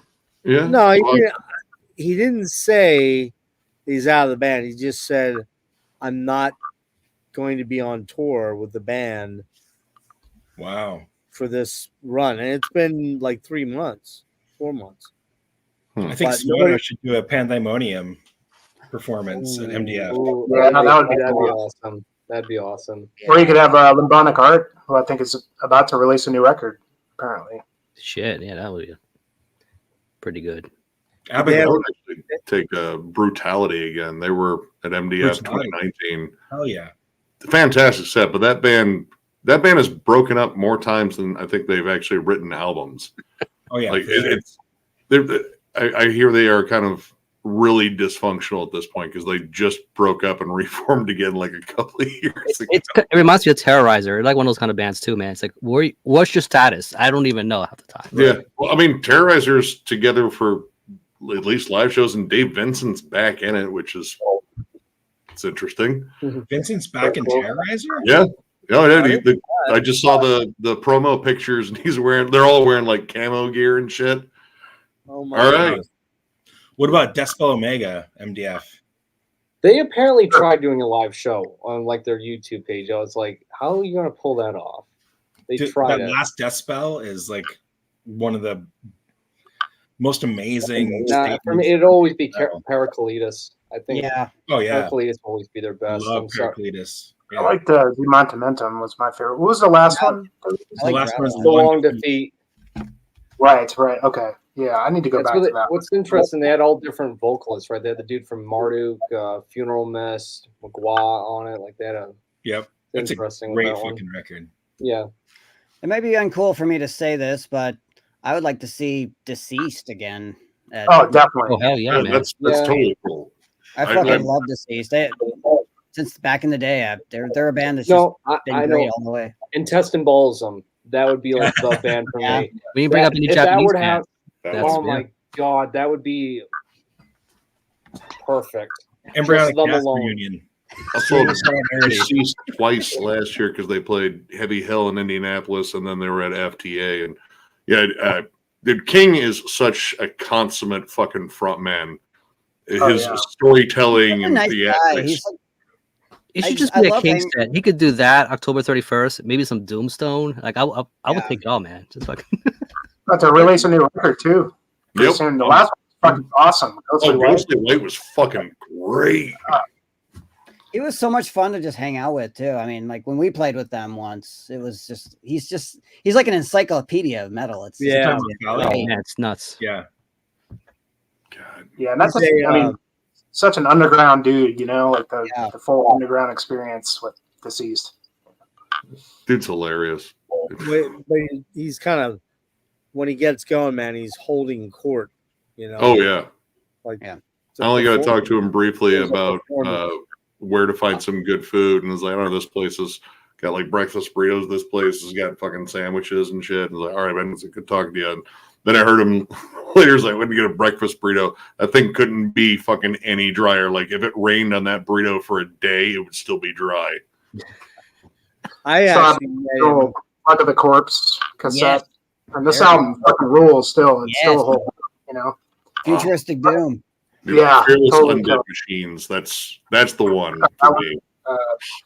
Love it. I met him up at the Voivod Prong show about 6 weeks ago or whatever, and he's in person. He's larger than life. You know what I mean? Yep. Nice guy though. Very nice. Yeah. But he was just there to see his 68th Voivod show or something like that. The guys in the band make fun of it. They're like, King's out here. Number blah, blah, blah. Well, if you look at the thanks list on War and Pain, he's listed as a member of the Iron Gang. Oh, they're buddies. Yeah, they're all. Yeah, I mean, it's like they go way back. Yeah, actually, Voivod next year. Totally down for it. Oh yeah. I just saw him this year. I don't care. I want to see him again. Yeah. Dimension Hatros set.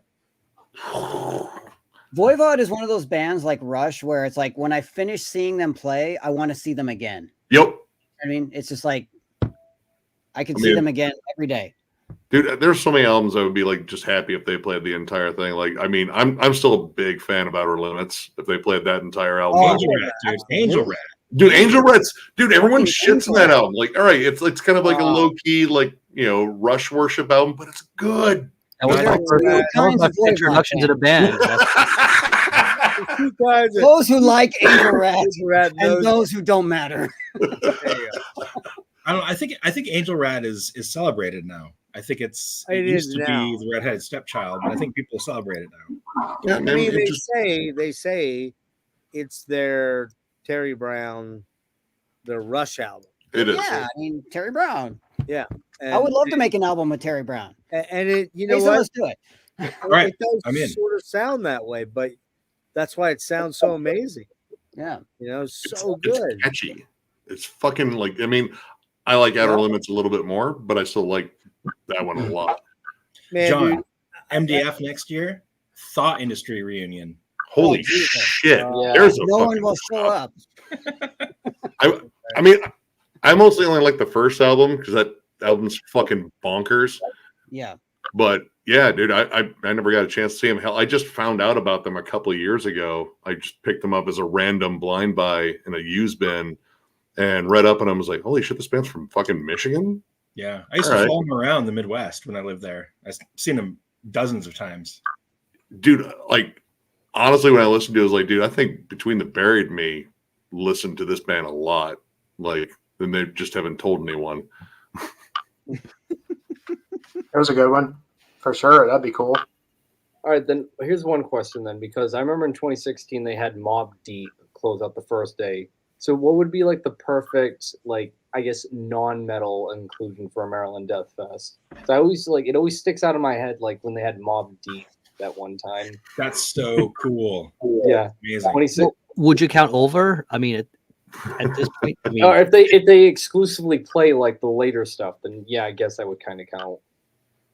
Clipping, Twin Tribes. Yeah. I mean, The Helmet Nomad. playing all of Meantime. Nomad, Moonbladder.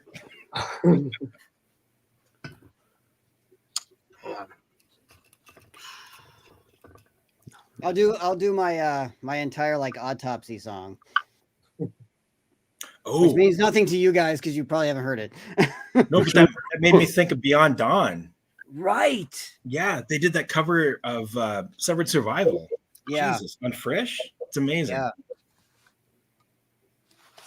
Beyond Dawn, MDF next year. Frisch set. And Vedbuenzenda. Yes. Not Virus, That but Vedbuenzenda. That would be pretty cool. But I'd take Drum Card. Or Yeah, Dodom's Dodom's Guard, Guard would be too. great, I mean, too. I think a band that would fit that category might be Opeth. Actually, I mean, they're not a metal band anymore. I'm just. Well, if they play old shit, it'd be fine. But They could draw a crowd. I mean, it would. It would draw. A jeez, crowd. hold on. Oh, Jesus Christ! I just noticed something. John Holm. As soon as you said Opeth, John Holm went like this. But here's what I noticed right Asshole. after that. Jason Walton went like this too. Agalok, I think none of us like Opeth, right? I mean, On like some of Get out of here. I'm into old stuff. I mean, yeah. No, I mean, I think when someone says they like Opeth, they're, I don't know. I don't meet fans that are just fans of the newer stuff like Heritage on. When they say Opeth, it's like, yeah, you know, My Arms, Your Hers, Blackwater Park, you know, the usual suspects. Yeah, I think Don likes the first couple of albums, right? I like the first two records, but having said that, I haven't listened to them since they came out. Yeah. man, My Arms Are Hers, man. Not even Blackwater Park. Oh. I mean, It's- Deliverance is where I started. It's fine.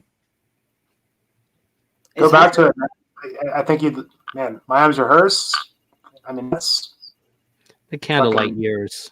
Kind There's of. so many No. better bands out there. Like In the That's Woods. how I feel too. Yeah. in the woods. Yeah. Dude, what's Omnio. great, man? That'd be a good one. That'd be a really good one. Green Well- Carnation. Yeah, but the thing about In the Woods is like I don't like this new version of In the Woods. It's horrible. It's Yeah. horrible. Von Doer. That's what we need. Von Doer. Yeah, but one of them's dead now. I know, but we'll get a hologram. It's fine. Yeah.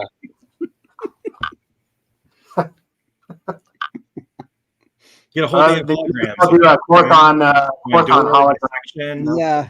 you know. Might as well have a a Motorhead hologram. Yeah. Yeah, Well, that- do a hologram tour.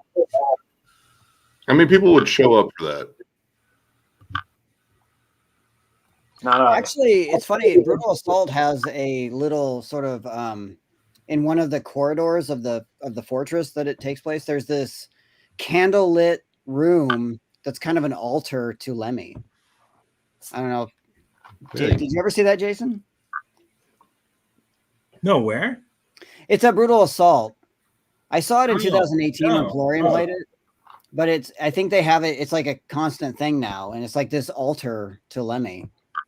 Wow. And then I No, think that's- And then I think at Bloodstock they have like a statue, or they're gonna have a statue or something.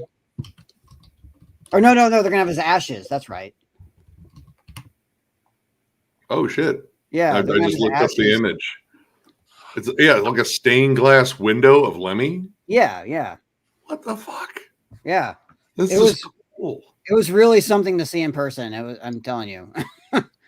And Right, people right. left like guitar picks and cigarettes and whiskey and yeah. Oh wow. I mean, that sounds appropriate. Mhm. Whiskey and Rust. I left some guitar picks because Someone just kneeling down, like you praying, like, no, I'm doing a bump off my fucking knuckle. Fucking Lemmy rules. I remember.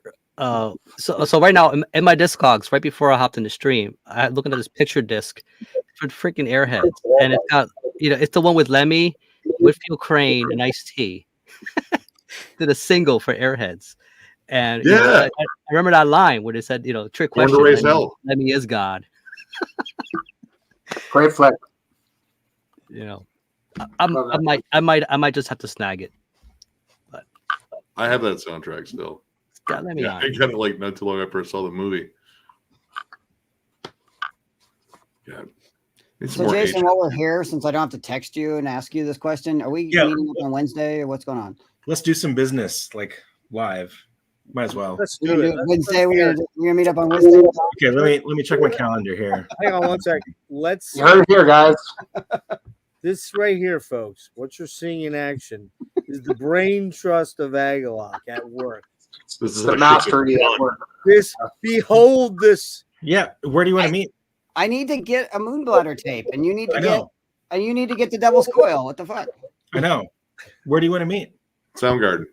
Usually horse brass, but I mean anywhere. I don't care. Is Don invited too, or is it just you Of and course, I? yeah. Well, Don canceled on me today. I know, because he was having like fans installed. He was having some like AC something installed. I don't know. Yeah. Yeah, I think I can do Wednesday. You want to just plan on the brass? Like, We can do the brass. Now, gentlemen, the brass. no, we're planning here. I mean, Shut Hang up. on, the brass. I need to ask a question though. The brass. What is the brass? Explain It's the that. horse brass. It's the greatest. It's the greatest pub in Portland. Okay, that was what we needed to know. Do they do their own micro brewing there? Or do they? no. No. Okay. Imports, man. Okay. You can get a it's pint of Fuller's and then it's fuck like off. it's an English pub. We've been going there for over 20 years. Since 1998. Yes, which is over 20 years. Yeah. Jesus.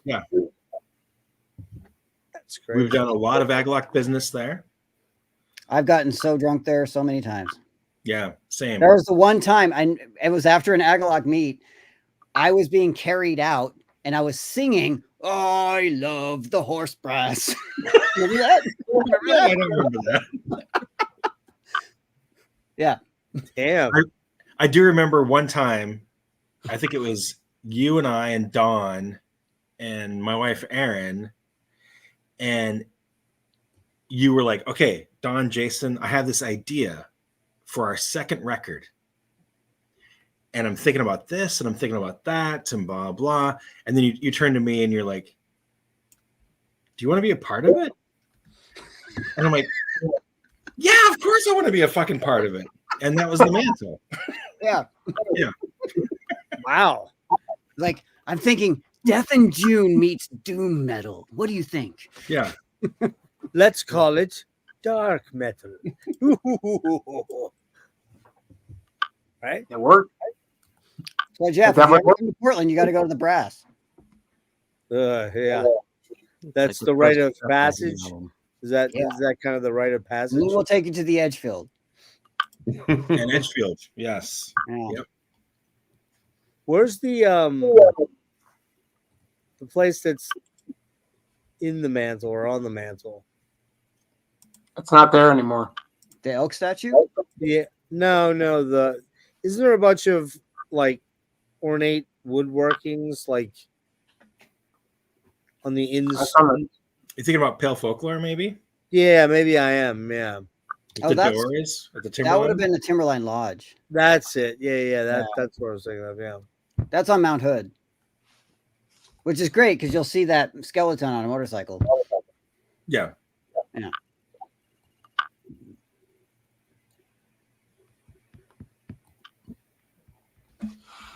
Huh. Well, folks, you all heard here the Agalok planning session for MDF is right here at minute.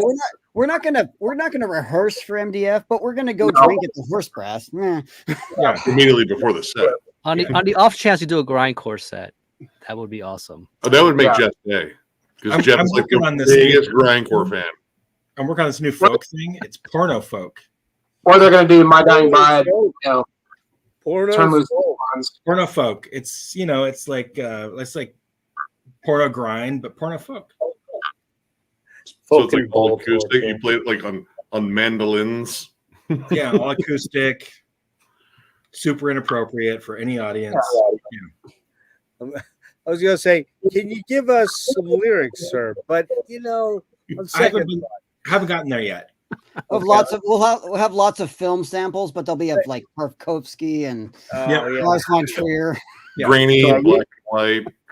It's a song You called definitely Sharing My Butter. know where the elk horn got shoved into. Where did it go? We don't know. There you go. Folk porn. Where's the deer Where skull? right there. Do you have the deer skull with you?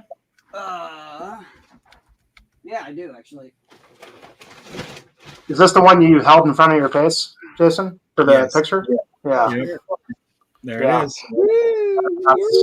Here, put it over my face. Wait. This is the same deer skull that was used on the mantle too. Yeah. Mm-hmm. Oh, is it really? Yeah. It's the same skull that he used in that photo in Pale Folklore, and then the one that was on the mantle. Okay. Yeah. That's awesome, man. Let's just not tell anybody where that's going to get shoved to for the folk porn. That's the porno folk. Yeah. It will be used, folks. We guarantee it. Yeah. I think Tyler nailed it with his last comment here. Like that's where you got to go. There you go. There was songs than I thought they'd be. There was one time where John was like, "Hey, you should like crash at my place for the night." And he's like, "Oh, you can stay in the like little studio area here where I keep all my guitars and stuff." And he set up like a little blow up mattress for me. And I'm like, "What is in this box like next to my head?" And there's like this weird smell. And it was like this, like, John, correct me if I'm wrong, but it was like some kind of weird, like half petrified goat skull, right? Yeah. Like half of it was mummified and half of it was skeletized. Right. Yeah. Oh. Yeah. But Lovely. it had a nice stench for going to sleep. Yeah. Oh, Well, you know, I do care about my guests. Yes, you do. I mean, I'm burning a incense would have been a fire hazard technically. So so- you know. So, Jason, I think we ought to have that talk right about now. I think we've been having that talk for a while. Should we get a lawyer? Should we get a lawyer? We might have to. I mean, Wait, what? look what he's done to me. I was like, wait, what? Did you say lawyer, man? What? Yeah, it's not cool. What? That's fucking funny, man. So is heavy metallurgy, is that Marty? That's Yep. Mark. Yeah. Yeah, I sent him a link. Told him Marty to where? jump in real quick if he wants to. Yeah, he's here. Well, he's in Come on, the chat. He's in the Marty, chat. Marty, I sent you a link over on Messenger.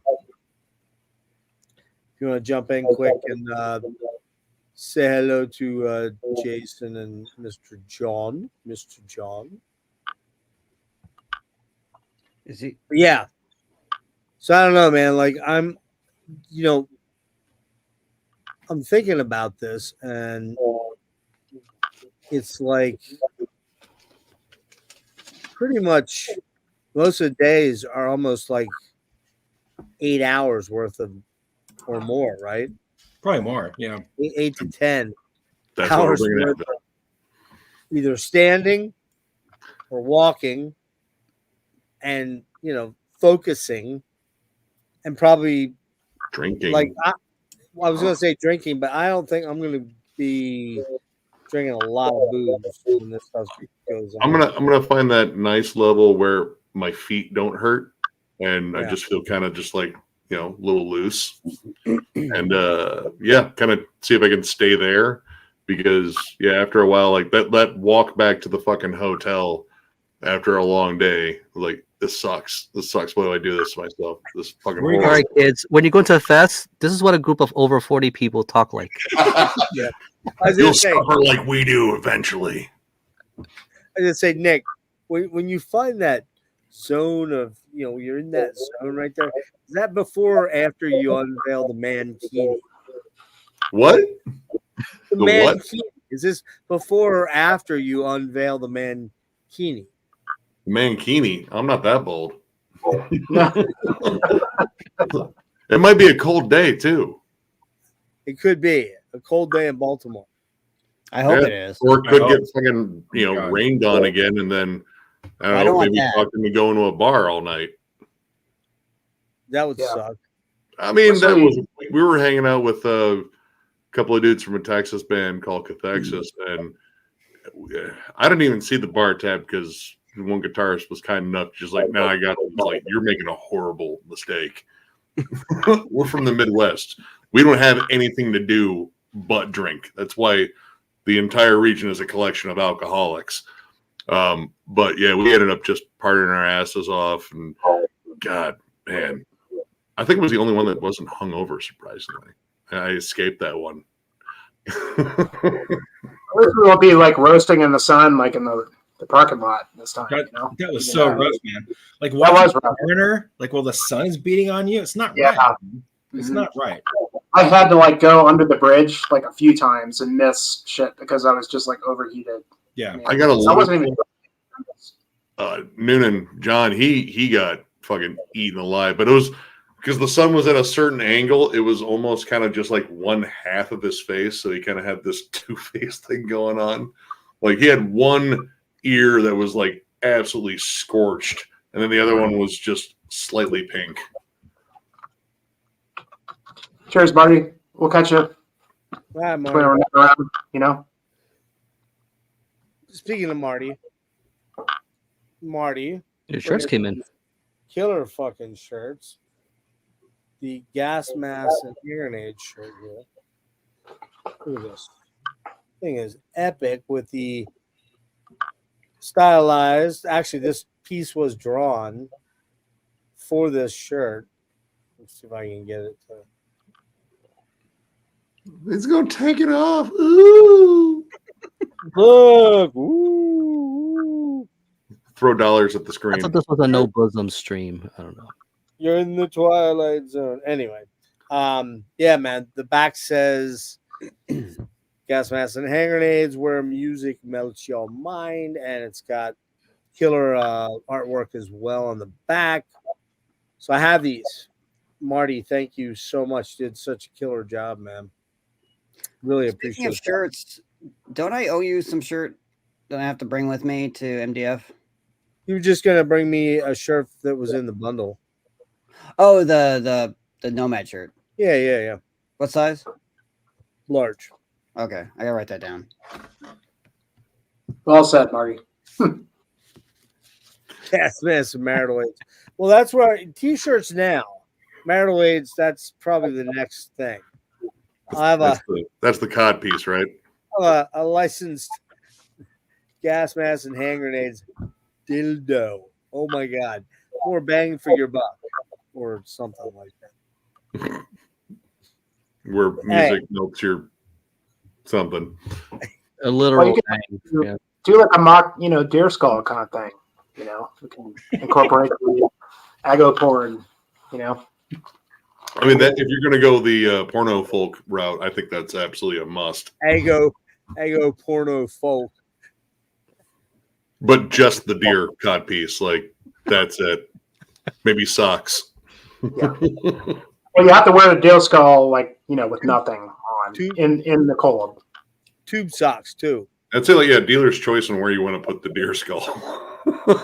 Keep it interesting. I'm thinking like a mix between Current 93 or Death in June and the Meat Shits. Yeah. Oh, the meat. Wow. It's kind of funny too because the first time I ever heard of Agalok was the review that Marty did in Metal Maniacs. Was it really? Which has the photo of Jason. Yeah, that's right. Yep. That's crazy. That was the review that made me check you guys out. So it's kind of now we're full circle. Here we go. Yeah. Perfect. See, I think I learned about them through The End, I believe. When did you start your association with The End? 1998. 98. That's when we signed to The End. Yeah. Which help me out. Which albums were on The End? The first three. First three, okay. Well, technically, 3.5 because Stone was also on The End. Yeah, because I didn't know about you until The Mantle, And I remember reading. Poser. Yeah. Yeah, I know, man. Just not. I mean, me either. To be fair, just not fucking legit, man. I'm not. But Been saying it for years. Sorry, what? that's a double fuck you, Nick. What? No, what were we talking about? Sorry, what? Yeah, what were we talking about? Thanks. Agalok, you know, the band that your wife likes. Yeah. Well, if I had a wife, maybe she would. Yeah.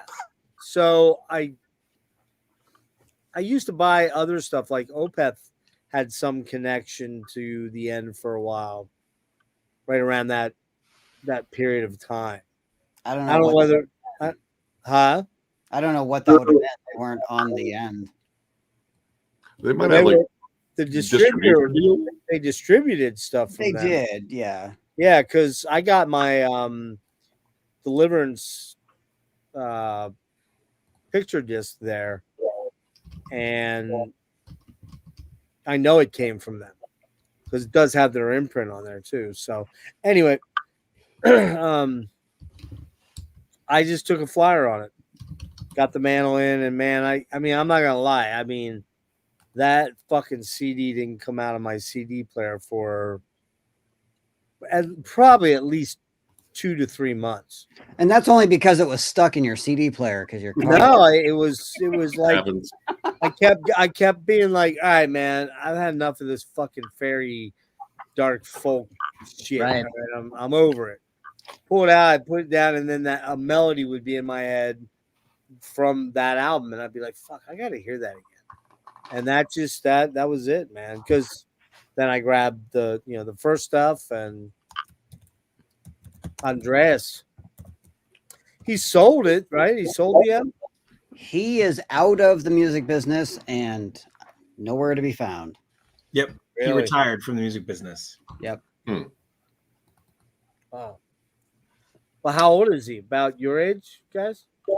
40s? I think he's my age, actually. Yeah, I think so. 49.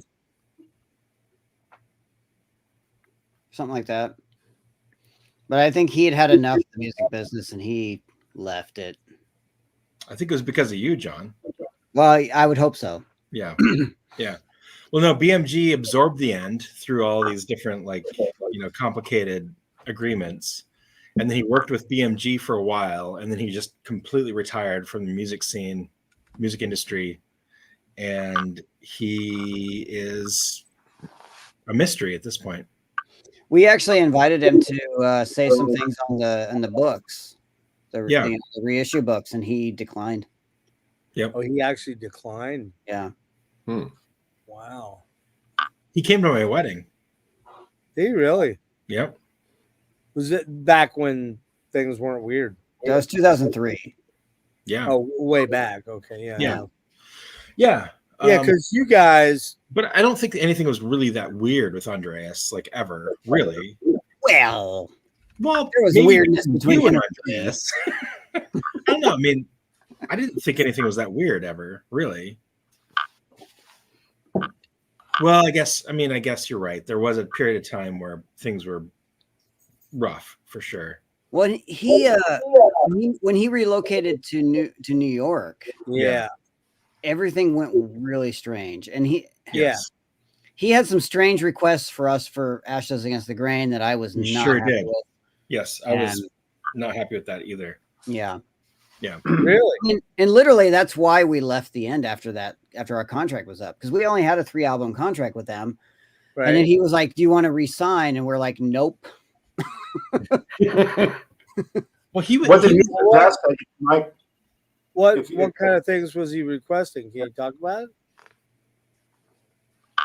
I mean, he was not happy with the mix on Ashes. He wasn't happy with the master on Ashes. He thought that we should tour 100 times more than we were doing. He was very opposed to us going to Europe in 2006. He wanted us to tour with a bunch of his stupid bands like Stolen Babies and stuff, and we were like, fuck that. Yeah. So So just the animosity kind of built. Well, it was more like he was going, like the label was heading in this different direction, and we didn't want to follow. Yeah. Exactly. Yeah. And that's exactly what was going on. You're right. Yeah. Yeah. Because I remember suddenly the website changed from kind of that DIY kind of vibey sort of thing to suddenly it's all flashy fucking gifts and you know what I mean? Like just shit to sell you weird stuff. Because then they started signing a lot of like pop acts and Yeah. Yeah, Everclear was on there. yeah. The Yeah. fuck? It was Do very you remember, Jason? Do you remember when the singer of Everclear, like, sort of mingled into our lives? Were you there? It was during the Marrow the Spirit sessions. I You know don't about this remember- story? I mean, I remember this vaguely. I don't remember what the story Okay. is though. So Don and I were having lunch at the pizza place that's right next to the studio. Which studio Okay. is this? This was at Audio Alchemy that we Right, did. right, right. Okay. No. Yeah. Okay, so you know the pizza place. Yes, of course. Yeah. Okay. It was And you know how Amnesia. they had like the windows that were open and you Mhm. could like sit at the bar and there you know the window was there. Yep. So Don and I were having pizza and fucking Art from Everclear shows up in front of us with his wife and he's doing this thing where he's like saying goodbye because he's got to catch a cab or something to the airport. And so we're watching this whole family affair happening right in front of us. And then they parted ways and we're like, what the fuck was that? You're like, hey, label mate. Yeah. It was the weirdest and most hilarious thing we ever, Wow. So Yeah. weird. I saw those guys play live like one time, like in the 90s or something, Everclear. I couldn't tell you. I just can't really imagine that. That's so bizarre. Did he buy you a big house way up in the West Hills? Uh-huh. I mean, I wasn't cool enough to even for Everclear, I wasn't cool enough, but I saw I E6 once. That's like the same thing, right? It's I those think kind of bands where I'm like, no. It's like Fountains of Wayne or something. I'm like, no. Yeah. It's that. Is it the Stacey's mom band? Yeah. Yeah. Okay.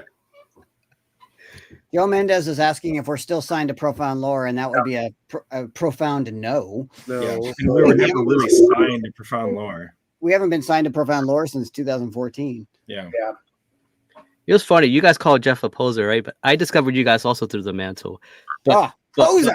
And on top of that, I downloaded your stuff in the beginning. Oh, you owe us money. You didn't listen I to was it. gonna say, like, you gotta do the Lars Ulrich thing on me, right? But I ended up, where I ended up buying your album was at Tower Records. The same day, I also bought Deliverance, the Opeth album. Oh, I don't even know what to think about it. I just find it funny because you guys did the whole Opeth thumbs down. I'm like, fuck, that's the same day I bought Deliverance and the Mantle. I didn't get into you guys until Ashes Against Time because I found you on a compilation called The Dark Psyche. Oh, yeah. Yeah, and it had Not Unlike the Waves on it. And it was like my favorite track on there. So I gotta find this fucking band. This is really cool. But yeah, I was kind of late to the party too. But I remember, Jason, do you remember this? Remember when Andreas was talking to us about touring with Dissection in the US? yeah. Oh, jeez. on that album? Yeah, for that album. And and I was just like, yay, let's do it. But he like, obviously couldn't get in the country at the time. I love that record. I like that album. I think it's great. I went back and listened to it. 'Cause it's like one of those albums where I want to give it multiple chances. Like, all right, my tastes have changed. I've listened to some other stuff. Maybe this album won't be a soul-crushing disappointment. And so far, every time I've gone back, I've been wrong. Yeah. Those first two are so goddamn good. It's no Storm Lights Bane, but it's a great record. Well, comparing it to Storm Lights Bane is kind of unfair. Oh god, no! I don't know. He was anti-cosmic. Yeah, but there's Anti-cosmic on there. I mean, it's kind of like some people might have kind of had a gateway with Rain Chaos. A lot of people came into metal with Gothenburg stuff and shit like that. And it was kind of like accessible. You know, I mean, technically, it's their black their black album. It's their black album. Yeah, and it kind of does black album things that I don't. I tried. and To that me, was it's- the album that Andrea's wanted us to like compare Ashes to Yep. sound wise. No, Yeah. yeah, that doesn't fit at all. no. But Yeah, that's really weird. God of No Solution and Tyler are fans of Rain Chaos. There we go. So we got some lovers of. the Wait, album. isn't Devin a fan of that one too? I think yeah, Devin. Marty, come on, William. No, Come on he hates that album. Okay. Oh, it looks like we're gonna have him on after all. Oh, Marty jumping in. Yeah. Yeah, Cool. I know he wanted to say hello to you guys. I know it's probably been a while since you guys got to talk and shit. So, What yeah, happened we'll to certainly. What's up? Wyatt, he's like gone. Oh, I don't know where he went. Yeah, He might have either passed out or might have just pieced out and just left the camera on. That was cool. He came on though, man. I haven't talked to him in a while. Yeah. You know, Who's this coil guy that you want me to join you with? his name is Stunty. Okay. He's a pretty big YouTube channel. Oh, he's a Swedish guy. Okay. Like actually, he's French, but he lives in the islands off the coast of Sweden. So, So how drunk should I be for that interview? well, I before we start. You mean? Yes. I would say come sober or as sober as you can be. That guy is like a walking library, man. Like then you're just looking at his room, his record collection's insane. Is not even a word, Yeah, man. it's insane, but you can incrementally increase your intake as we increase through. I mean, look at this. There's like 3 of us left. Everyone's left. You know what's going on here? Is it me? Do I have a stink? I don't know. I think it's my shirt. A little bit of musical chairs going on here. Anyway, what the hell were we even talking about? Stunty. Oh, Stunty, yeah. So yeah, Stunty really does know electronic music probably deeper than anybody that I know. Unless you're that guy, John. You could be, in particular with regards to coil. We're gonna talk about Throbbing Gristle. Of course. Okay. Have to. First annual report, right? What? What is it? First annual report? What's it called? Oh, I don't know. I'm actually not a big fan of them. The first. It's the first or the second Throbbing Gristle. I think it's the first. I thought it was called First Annual Report. I was more of an SPK guy. Oh man, yeah. When you know who was in SPK, right? Well, Graham Ravel. And who else? Who else? Brian Lustmore. Oh, really? Yeah, I never made that connection. Yeah, he was. What was the name of the albums that they put out? What's the one with like the screaming head thing on it? Oh, I don't know. I don't know titles. I have them in my vinyl collection. I think their third album is my favorite.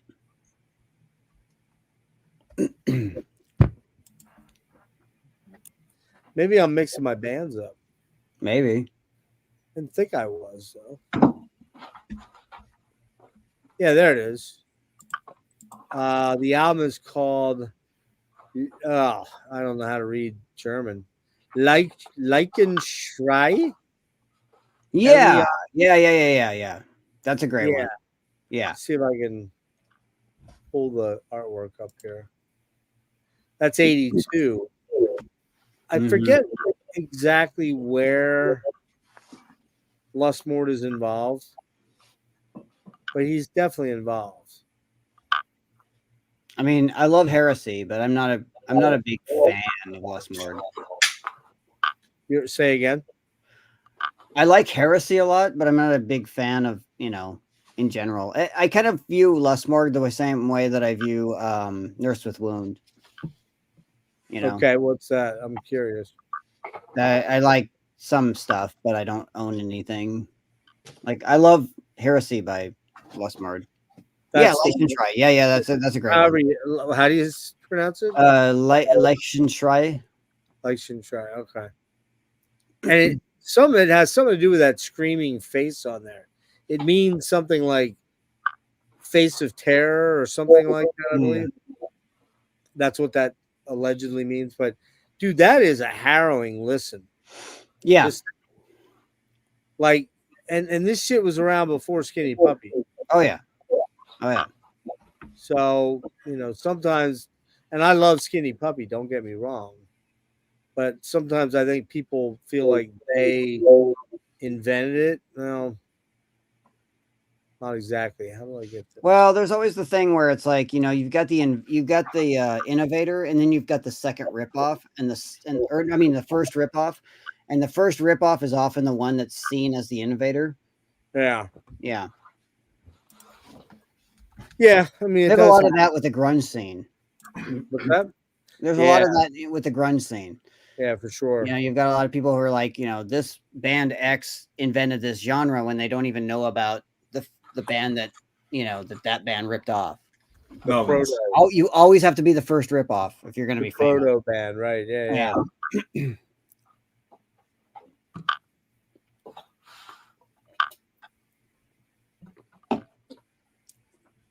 Jeff, I kind of feel like you should just have this going like 24/7 and people can just like pop in. I mean, it says you've been gone for over 5 hours. Like, that's insane. We are at 5. That's not insane for him. 5 hours. I know. What's up, man? Tyler, what's up, man? I think the longest we go is like 8 hours. What's up, Tyler? How you doing, buddy? So, Jason, just so you know, way back during pandemic time when we really couldn't go out, whatever your opinion is on that, shouldn't go out, whatever. Anyway, we would start these things at 9 o'clock, and how about it, Rick? We've seen. Oh shit, man! We've broken records, man. 12 hours. Yeah, we've gone 12 hours. I was hoping we'd keep this to like 5 hours, just so it would just be the MDF. But I knew before we were going to do this, it's going to go all night for sure. No, it's not. No. As long as everybody wants to hang out, then it's cool. And now Marty's going to come on, and then it's going to go another. We'll hang for. We'll get it to 6. How's that sound? I'm fine with whatever. I don't care. It's just funny how it escalates because we always talk about it. We're like, okay, we're just going to keep it 4 hours. See, here's what I think. Oh, yeah. Hang on. That's the problem. You guys talked about it. You pre-planned. Here's the thing, though. Here's what I heard Jason just say to me. Dude, you talk so much. You should just leave this on all the time. So you can just talk and talk and talk. I've been pretty talk. Oh, you do. And here we are, day 3. Like anybody Jeff stream at any point in time. Like just I'll come in tomorrow morning. Talk about my breakfast. Whatever. He'll still be talking. He talks in his sleep. I'm sure of it. Well, we literally get that because we're up so long. The Euro guys will come in. They're waking up and they're fucking having breakfast, and they would literally chime in and be like, "You guys still on?" They went to bed when we started. That happened a number of times. That happened. Yeah, I mean, I want to say I was only 3 or 4 streams in with you before we did the Opeth deep dive, which that was 8.5 hours. 8.5 hours. So Agalot guys, you probably won't want to make it through that. Yeah, Agalot guys are you 8 hours at OPEP. No thanks. You we did the prog and everything. OPEP. No thanks. For 8.5 hours. What? Well, then maybe you might be maybe I need to go dive down the discography. Well, there you go. At least how many of us did it? It was 3 hours. Me, Jimmy. It was you and me, Nick. Were you on that one? Which Rick? one, Opeth or Agalot? I was on that one. Yeah. Yeah, Opeth. You were there. I was on Opeth. Yeah. Who else was on that one? Surge. Yeah. And then by the end of it, it was like fucking hour 7. We were talking about Incata Venom or whatever, and there was that dude coming in, and he was telling me you don't know what the fuck you're talking about when it comes to composition and music or whatever. And I was like, dude, I just didn't like it. That's all I said. Dude, John Holm agrees with you, Jimmy. I can tell. Well, he's got that approving look in his Yeah, eye. but the thing is, I respect Opeth. I think they're fine musicians, and they have their thing. It just doesn't speak to me. That would offend a diehard Opeth fan. Like, That's fine. I've thought about doing videos about like the most like over the top fan bases where if you dare speak ill of their favorite band, you will be crucified online. Oh, I'll happily slap any Opeth fan in the face. Dude, yeah, Opeth fans, Tool fans. Yeah, Agalloch fans. I mean, maybe I haven't run into like Agalloch fans that are like so diehard. It's like, well, I didn't like this one as much. What the fuck? Yeah. Dude, Amon Amarth fans right now. Amon Amarth, yeah, that's one of them. I would say even Pantera, man. I remember back in the day. Holy shit, people were so diehard about that band. Yeah, don't say shit about Pantera in front of John. He'll fuck you up. Poser. No shit. Context, Jason. Context. Yeah. You're fucking hostile. Get back on that. Get back on that porch, Pantera. I only like the first 3 albums. Jimmy, can I have your Black Winter Day poster? Oh yeah, I mean, well, I got that at a show actually. They had a bunch of flags and stuff, and that's my favorite record too. I mean, at least for me, But yeah, man, I mean, I love all Amorphous, personally, but the early stuff is the best shit, But I'm one of the guys that still loves everything. They're back on tour with Omnium Gatherum. The last time I saw them was with the Omnium Gatherum in 2019, before the world went to shit. And then now they're back. No, that's not who they're out with, dude. No, it's Dark Tranquility. Dark Tranquility. Yeah. No, they were on the bill. They were on the bill though. They were on there. They that whole record, like they announced a tour. They were going to do the whole fucking Tales from the Thousand Lakes record right before COVID hit, and then the fucking tour got canceled. Like, oh man, that would have been one. They played Tales from the Thousand Lakes. They played tracks off of that. When there was them, Dark Tranquility, and Omnium Gatherum. It was those 3 at that night. I brought my nephew along. It was cool. I'd love to see those tracks live. Oh, it's great. Oh, Tommy pull it off so well, man. It's like they're so just great. The album, the right tempo and everything. The new vocalist too is like, new, but yeah. Oh, he's great. Very versatile, man. Belt buckle. This shit right here fucking rules. Yep. His stuff is so good. Both of them, both albums. Yeah. Heard that yet? Chris Reifert, vocals, and Greg Wilkinson, guitars, bass, production. From Immolation? Greg from Immolation? Wait, Greg from Immolation? No, from Death Grave and Earhammer, Autopsy. Yep. Yeah, the producer dude, the Bay Area engineer guy. Yeah, he did the new Necrot too, which sounds fantastic. I was gonna joke earlier and say if you guys do the grind thing, got the little abscess in there too. Just oh, urine junkies. That's for sure. Urine junkies.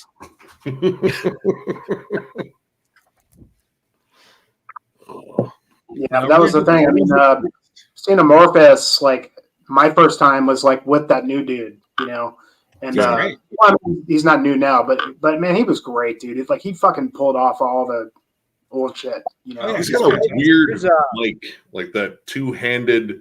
It looked like he was barking into a hairdryer. It was very strange. But I mean, he killed it. I saw him with Swallow the Sun was the support act. That's a good band. Yeah, that was the tour I saw as well. Yeah, I like them too. Man. So I missed this band. Like I knew of them, and I actually knew a guy that roadied for Porcupine Tree that roadied for these guys. But somehow I just never got anything by this band. And I know it's going to be Poser. Oh, stop sounding like Justin from Hell's Headbangers. This fucking album. Well, what do you think I'm pissing all over? You canoe.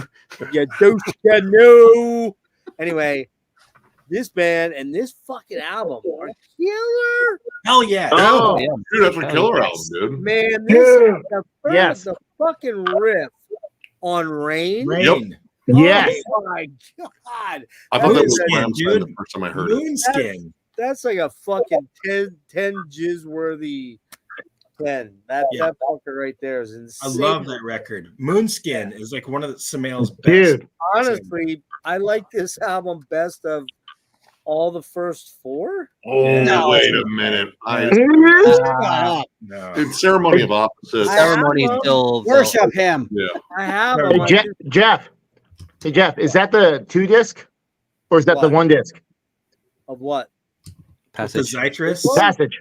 Yeah. Nah, it's single. The If you find the 2-disc, there's a Zeistress bonus disc that has like basically piano versions of all those songs, and it's fucking wow. brilliant. Yep. MDD Productions and something like that. Damn, now I gotta get that too, man. MDD Records. But No, I this got- fucking album, man, I can listen to Rain on repeat over and over. That riff is so Dude, that is a great album. I don't care what anybody says. It's a transition album, man, from that old era to the new sound. It's like right there, smack in the middle. Yeah, because that was the follow up to Ceremony. Yep. Yep.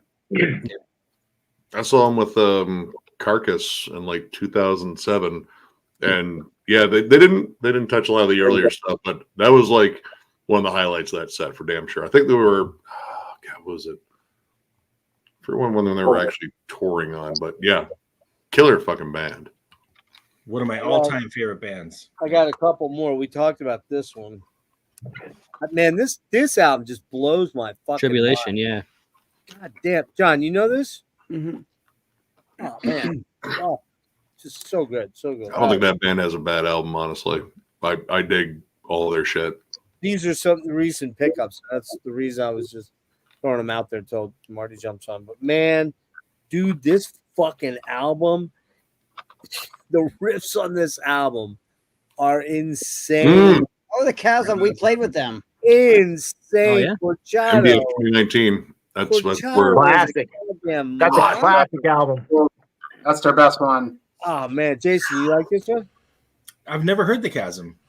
What's up, Marty? What's up, Dude, Hey, Oh, Mark. dude, it's Hey boys, what's up? Speaking of sadists, What's up, Marty? Oh shit, Yeah, nice gotta Sadist get on shirt, that. Ooh, man. nice shirt. yeah, dude. How you guys doing? Talking about sadists playing MDF next year. Awesome.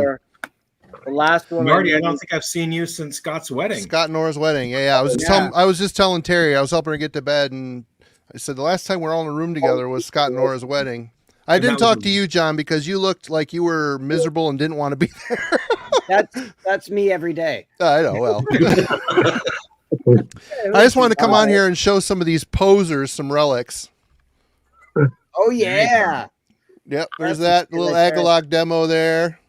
Oh man. Wow. The sculpture. Oh, that's their sculpture. Yeah. I had some of your early stuff too, Jason, but I can't find it. I don't know. Oh, it's because you sold it. Probably. Exactly. But On who's that got shit off this? back. Who's got this? I don't have that one. I have it. I've got one. How you guys been doing? How's everybody doing? Good to I'm see not you. a poser. I got MP3s of all that stuff. Yeah. Right, Rick. You tell him. Sure, man. guys. I say I'm doing pretty good, Marty. Good. I'm Excellent. It's good to see everyone. We got some breakfast stuff to do tomorrow, but I'm like, I should come on and say hi. And after a 3.5 hour Testament stream last night, I didn't really want to get God. online It was again. a but good stream, though, man. It was fun. It was We had a good time. turnout. Yeah, a good time. Well, welcome back, Agalok. Yeah. For sure. Yeah. Sure. Mhm. It's good to see everyone. Thank It was you. a fun stream, like kind of just talking about like, what we're looking forward to for the fest and, having these guys on and, talking about them playing again and Jason talking about like he was already going to the fest and like now he's got to work and, Yeah, and we got into like talking about Mental Maniacs and Marty wrote the review that I remember, for Pale Folklore and stuff. So Yeah, right on. yeah, it's cool stuff. Good times. Yeah. I miss those days, to be honest. Was it a good review? No, I'm just. It was. It was a good review. Yep. Well, we were talking about the deer skull and where that would end up, and we won't go there. But I mean, Hey, if David Vincent can rock a mirror codpiece, I think Agalok can rock a deer skull codpiece. I think that'd be pretty sweet. Imagine the back harness you'll need for that. Band photo shoot ideas. Just There saying. it is, right There there. it is. You could just kind of set the guitar on the antlers. It'd be great. Wouldn't even need a strap. You have a loincloth set. Although you'll have to talk to Joey DeMaio first before we. Yeah, we just had Hunter. We just had Hunter on a couple weeks ago, talking about the year 1993. He hates that year for music. That's why we picked. That's why we picked him for that. Yeah. Nothing good happened that year, except for Northam here. Yep, that was talked about at length. Yes, it was. Yep, such an awesome album. Oh, and the Horrified album. He showed that as well. Yep. Yeah. Yep. Yeah, he showed some stuff I hadn't heard. I'm like, God damn it. Was I even alive at that year? Because he showed a bunch of shit. I'm like, I haven't heard it. That's what Hunter does. Yep, there's a list. And Thought Industry. I finally checked out Thought Industry. Oh, hell yeah. I know, Jason, you were a big fan of them. Well, John turned me on to them, so I have to but that was like in that was like early 90s. He turned me on to them, or mid 90s. Yeah. I've got that demo. Yeah. The demo is better. Hey, Eric, what's up? The demo has the Rush cover. Here's what's shown up in the mail. I prefer later era. This is what I've been doing. That would be the best. Flock of You Seagulls. got to play Hail to England. That's all they got to play. Fucking I'll take Flock of Seagulls over Manowar any day. Oh, hell yeah. Oh, every day, all day, every day. All right. So I won't even listen to Manowar. I'll just listen to Flock of Seagulls. I finally had to do this. It's crazy I don't own this on vinyl, but I do now.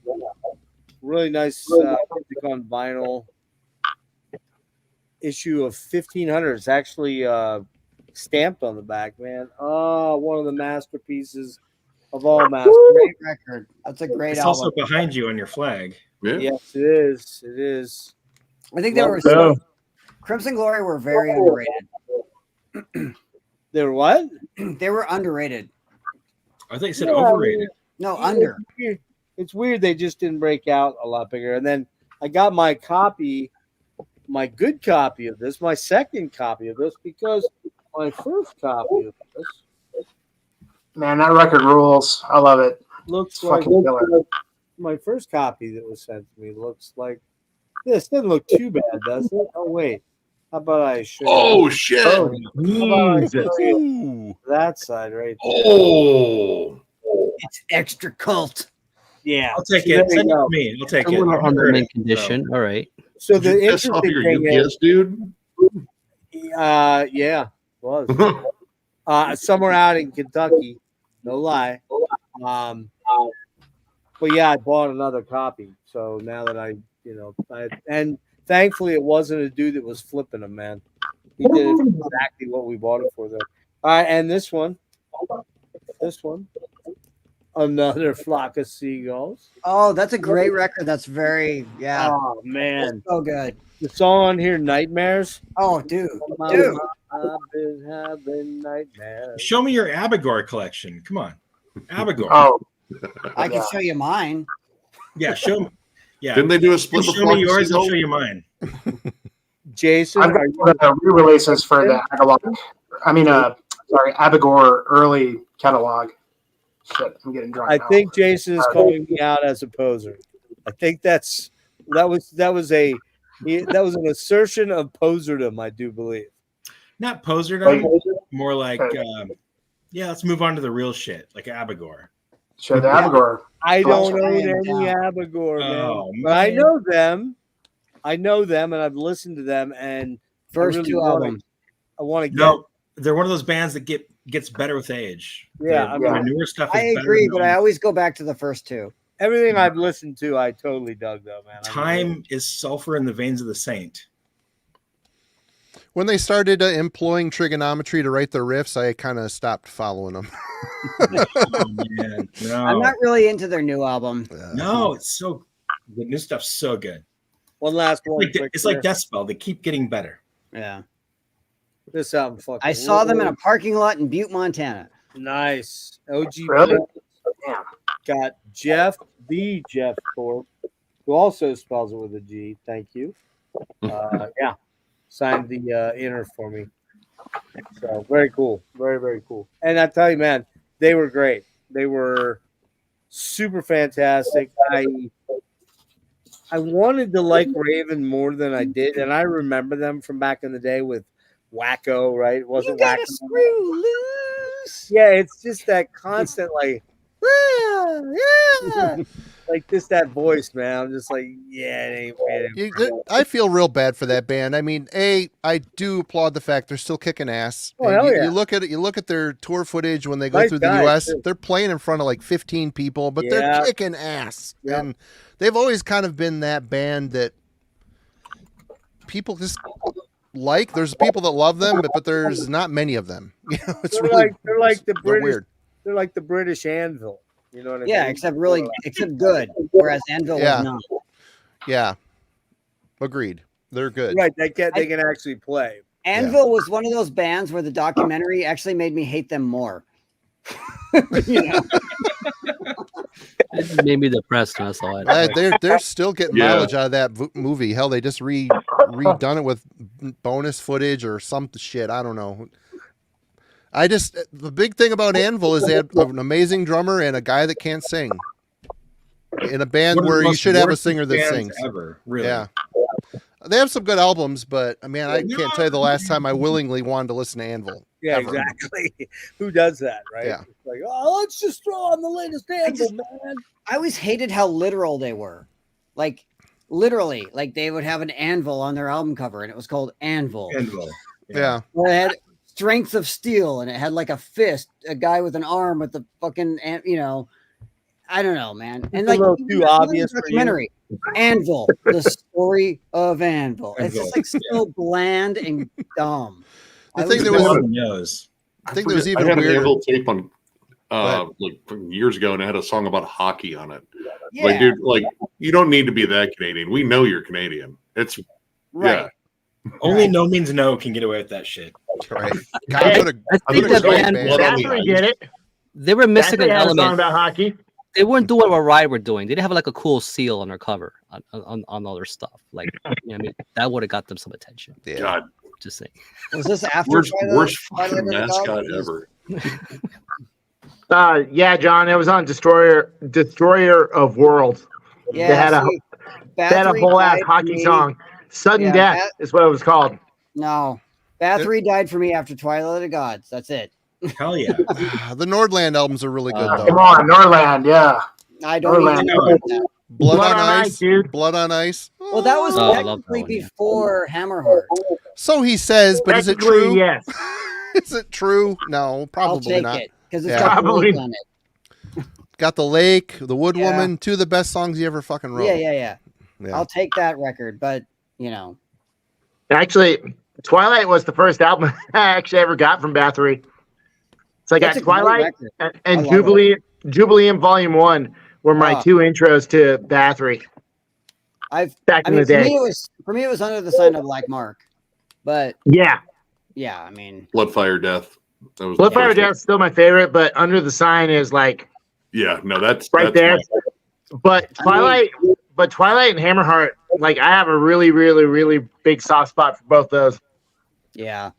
I mean, I've got the Bathory goat tattooed on my back, so I mean, I'm a And fan. who did that tattoo? Tonali Yadava from Sentenced and Impaled Nazarene. Is it on the back or is it really a tramp stamp? Come on, be No, honest. it's on my shoulder. And what's funny is Tonali said to me, he was like, when I wanted to get the tattoo, he was like, you sure you want this on your back? This is like a woman tattoo. And I'm like, I can't need it on my back. He's like, Oh, "What it's on Bathory. your arm?" I'm like, no. That's awesome. I got the tattoo while I was on tour, and I didn't want my guitar strap to like mess it up. Well, that makes sense. Yeah. Right. Didn't make you sign a waiver or anything like that. That's kind of a sign too. Like, But it was awesome because I got to like hear old Impaled Nazarene stories while listening to Bathory, and he was doing my tattoo. So it was great. Yeah, that's cool. Yeah. That is cool. Last tattoo I got, I had to listen to 4 hours of the Melvins. That's fine.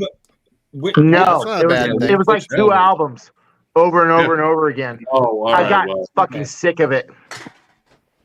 I mean, if you could just like gluey porch treatments all the way through, like, oh, dude, you should Louis cover it. Porch Treatments is one of the most like experimental, crazy ass records ever made. Yeah, Like, that's- Ozma too. Ozma's, I think, just as fucking wild. Yeah, fucking crazy shit. Dude, I like when they were like had the dual drummer thing. I don't know if you ever saw that. That's yeah. Boots With Boots and I the can't Bride's like- Green Murder. I love that era. But the Bride's Green Murder. That drummer was good. Yeah. Here's the thing with the Melvins. I cannot honestly say that I'm like super attached to any of their albums. Me neither. Like Yeah. I just don't have that vibe of, oh man, I want to listen to something really weird right now. Oh, I'm gonna go put the Melvins on. I don't know why that is. It's just never been a band that I was, and I've seen them. Like one of my best friends is like that's his favorite band in the world. Yeah, Like, it's I mean, kind of Yeah, I've got friends like that too. in a weird way. It's almost kind of like they're trying to listen to Zappa. You know what I mean? yeah, I don't know. I mean, like, Because it's But so down-tuned and way fucking louder. Oh, that one, yeah. It's Zappa on different drugs. Man, Zappa, I have friends that love Zappa, and I'm not a big fan of comedy and music, and that shit No. I just I like never got it. Zappa. I like a It was lot of bad it. enough. He's with talented, but fuck, man, I don't know. But it's like kind of the Marty, give highbrow. us your feelings comedy. on Opeth, Marty. Give us your feelings on Opeth. no, we don't have to go there again. When is the last time anyone here has listened to Opeth? Never. I listened to Very good point. Well, 20-some years. see, Ghost Reveries. Jeff paid recently $15 to see them. 15. Well, I was 15 left. times 10. Opeth is fine, and I yeah. do enjoy, Up Through My Arms Your Hearse. I even like Ghost Reveries. I like some of that stuff. It's good. But once he decided that his voice was roached and he wanted to go into prog, Yeah, no, do what that's you want. right. Do what you want. But the thing of it is, he tried to sync the death metal stuff because he was sick of his fans. He has a killer death metal voice. He was sick of his fans saying, do the death metal growl. So he went on a press campaign decrying fucking metal. And it pissed me off. I'm like, you know what, bro? This was your bread and butter that got you this far. Now you're doing prog records. Do prog records. Who cares? Hold on. That's not Yeah. exactly what he said. Yeah. He was like, it's kind of like I've grown and blah, blah, blah. And, yeah, fine. Yeah, Just but say. he can Literally, shit. Ghost Reveries is the last album I bought of theirs. Oh, I love Watershed. Yeah, Watershed was good. Here's the thing. I like Heritage, so fuck all you. There you go. His vocals on Black Murder Day are some of the best Oh my growl god. vocals. Oh, he Brave was Murder on- Day. Yeah. on Yeah. Bloodbath, man. That might Yeah. be Oh, yeah. the very best fucking death. Well, he growl. had the best death growl, I mean, like he was so fucking immense. Even on Bloodbath, he was great. Yeah. Yeah, the song Blasting the Virgin Born on Bloodbath, that 10-inch, that is so fucking awesome. It is so fucking awesome. Oh, But- God, what's the last song on that one? Fuck. We What? were talking about Voivod a Last little. on that EP? Fuck, I can't think of it.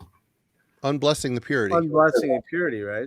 On the last track on it, it's something Mouth of Empty Praise.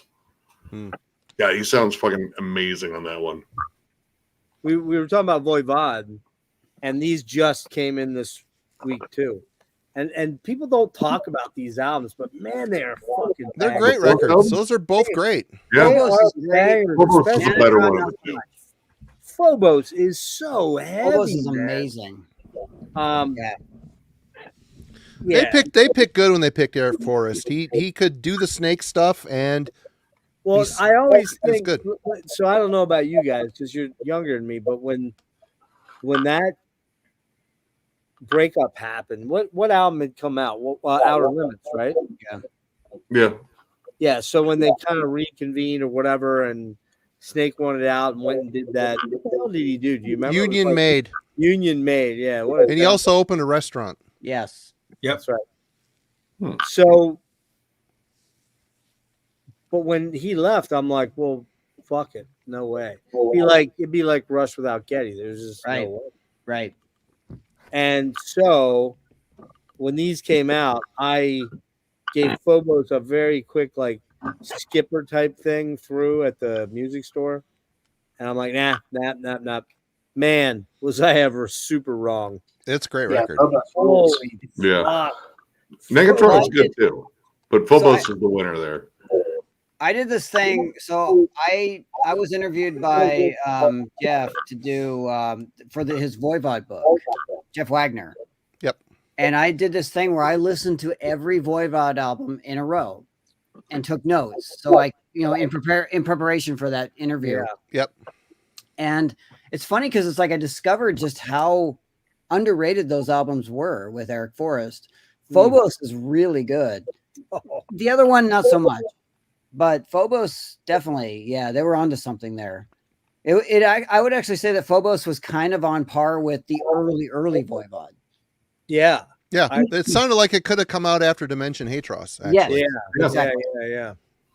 Yeah. It's just, and I always thought that was like in some super detuned thing, but the only thing that he did there was some drop D stuff on there, which is, that's what Chewy told me. So I think he'd know. But those two albums, man, fuck, man.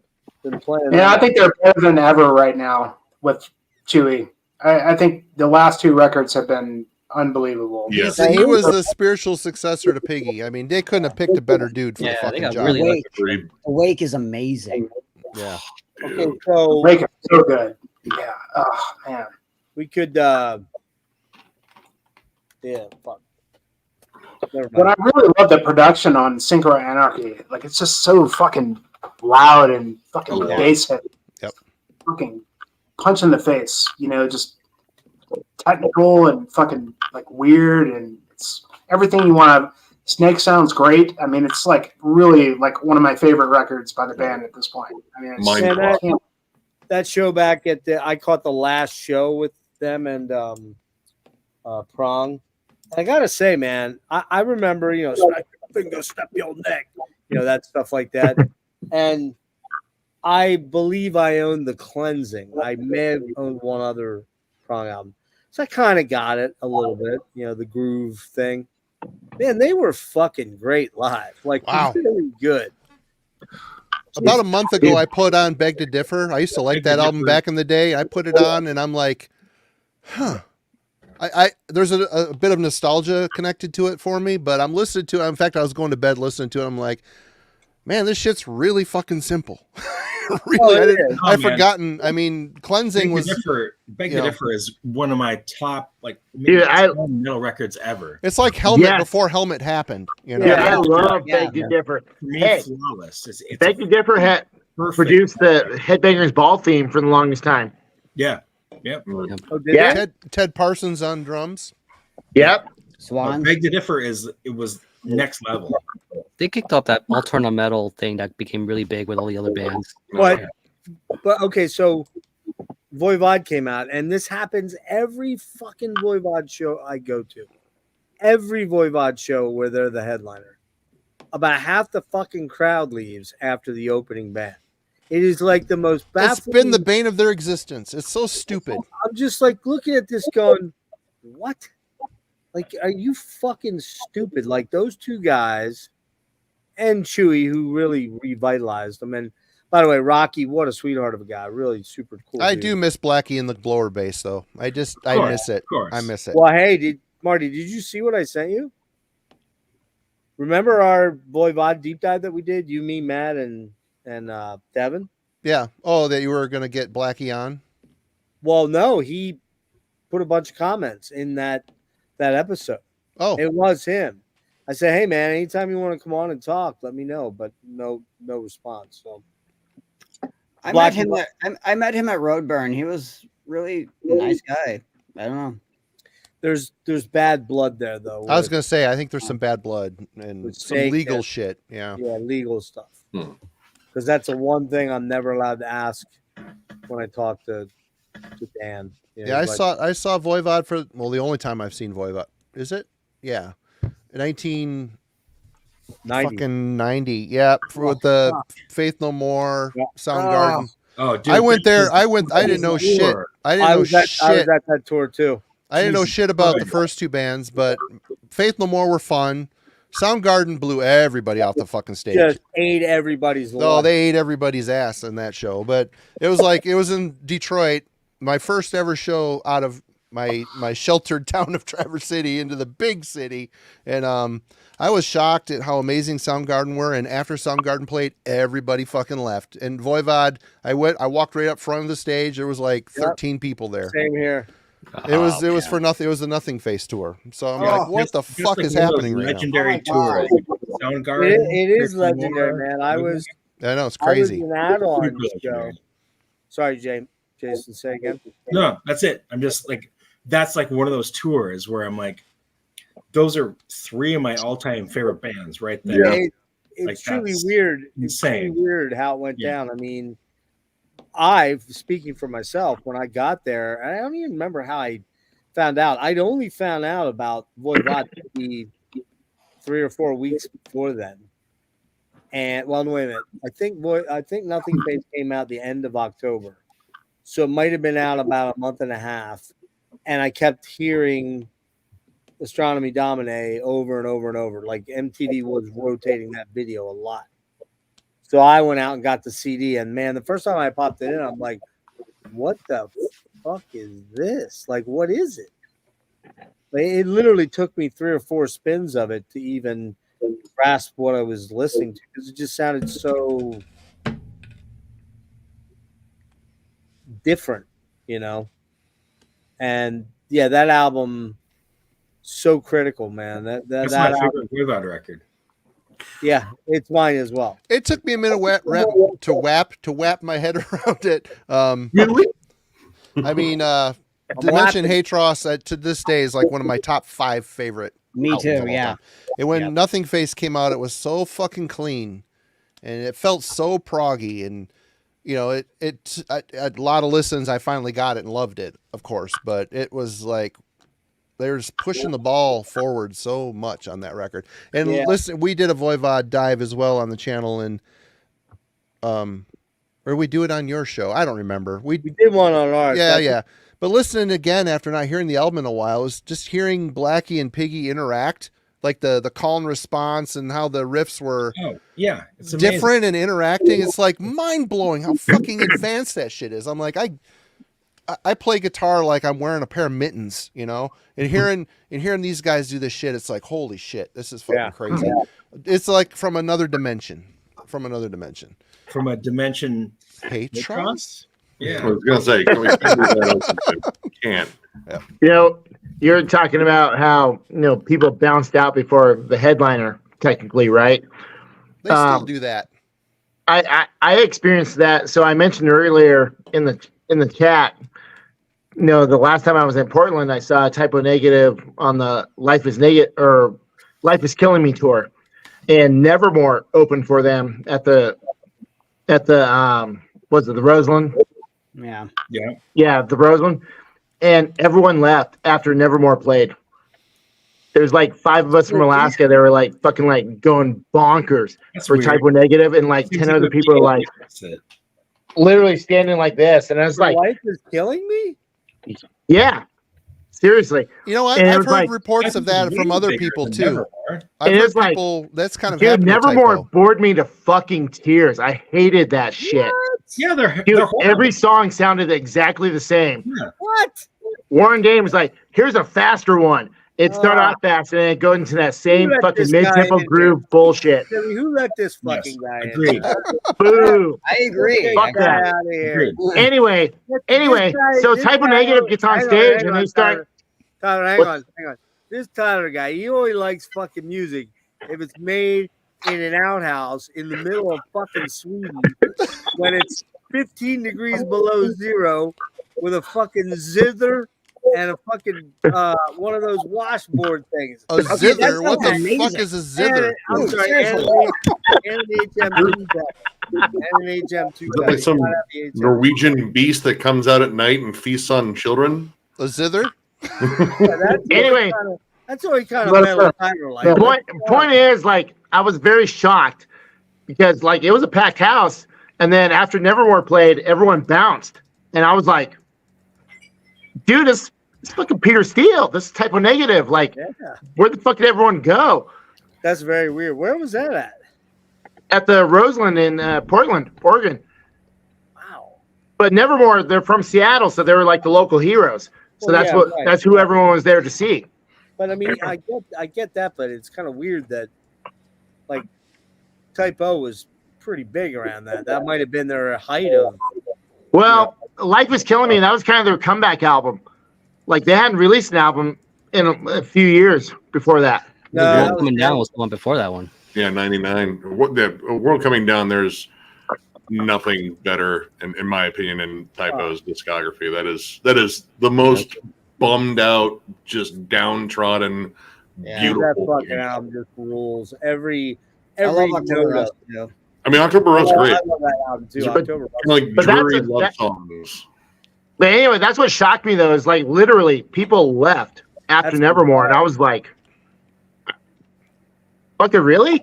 It was like, I mean, but no lie though, this happens every Voivod show. Yeah, and I saw the same tour in Fort They Wayne. go on weird tours. They tour with weird bands that don't really.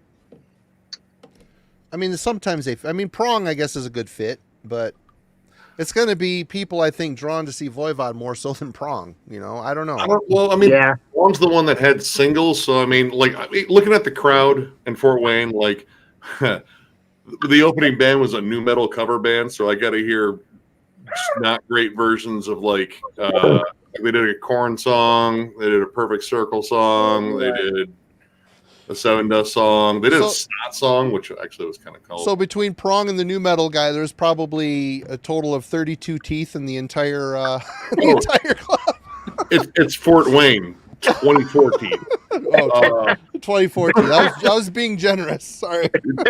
You don't need to. I've been to Fort Wayne. But all right. I guess that kind of fits a little bit more with Prong. But Prong, my guess is like, all right, some of these people probably really know Snap Your Finger, Snap Your Neck. Like Prong has actually had singles and such, whereas Voivod's still more obscure. But in terms of like a metal crowd, they're maybe more well known in another way.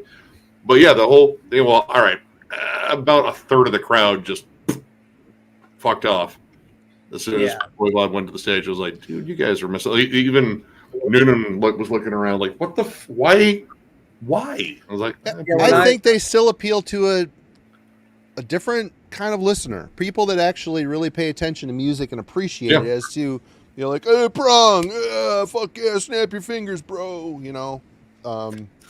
Let's mosh. Let's get the fuck out of here. Let's go smoke. Well, it might be like where you saw it too, because like I saw the show in Denver here, and like everybody stuck around for Voivod. I mean, Prong was cool, man. I mean, like I'd not heard Prong in a while, and I actually really enjoyed them. Yeah, they were. I enjoyed them too. Like they did their thing, man. You know, and I've never been a fan of the band, but then Voivod came out, and it was everybody stuck around. And are you trying to say that Denver is a far more cultured place than Fort Wayne, Indiana? Well, no. I mean, like, apparently it is. There, sir. Yeah, if you're gonna stick around for Prong and Voivod after Prong, then okay. Like, I don't know, but like as far as I was concerned, the show kind of worked in a way. It was different, but like Voivod coming out, they did like a little bit of all their eras in the show, and it was like fucking perfect, man. I mean, goddamn, they were so good. Fucking Snake was amazing. I mean, the guy, he's a fucking force, man. He's a fucking. You know what? Like, he's such a cool fucking dude. Like once he came out, he avoided us initially. There was a couple of us standing out by the, talking. I was talking to Dan actually, and he snuck on the bus. But then once he got sort of settled, he came out and held court for like 10 or 12 people. He's just a great storyteller, funny as fuck, and way taller than ever. Don't say anything, Nick. Don't say a word. Yes, I'm short.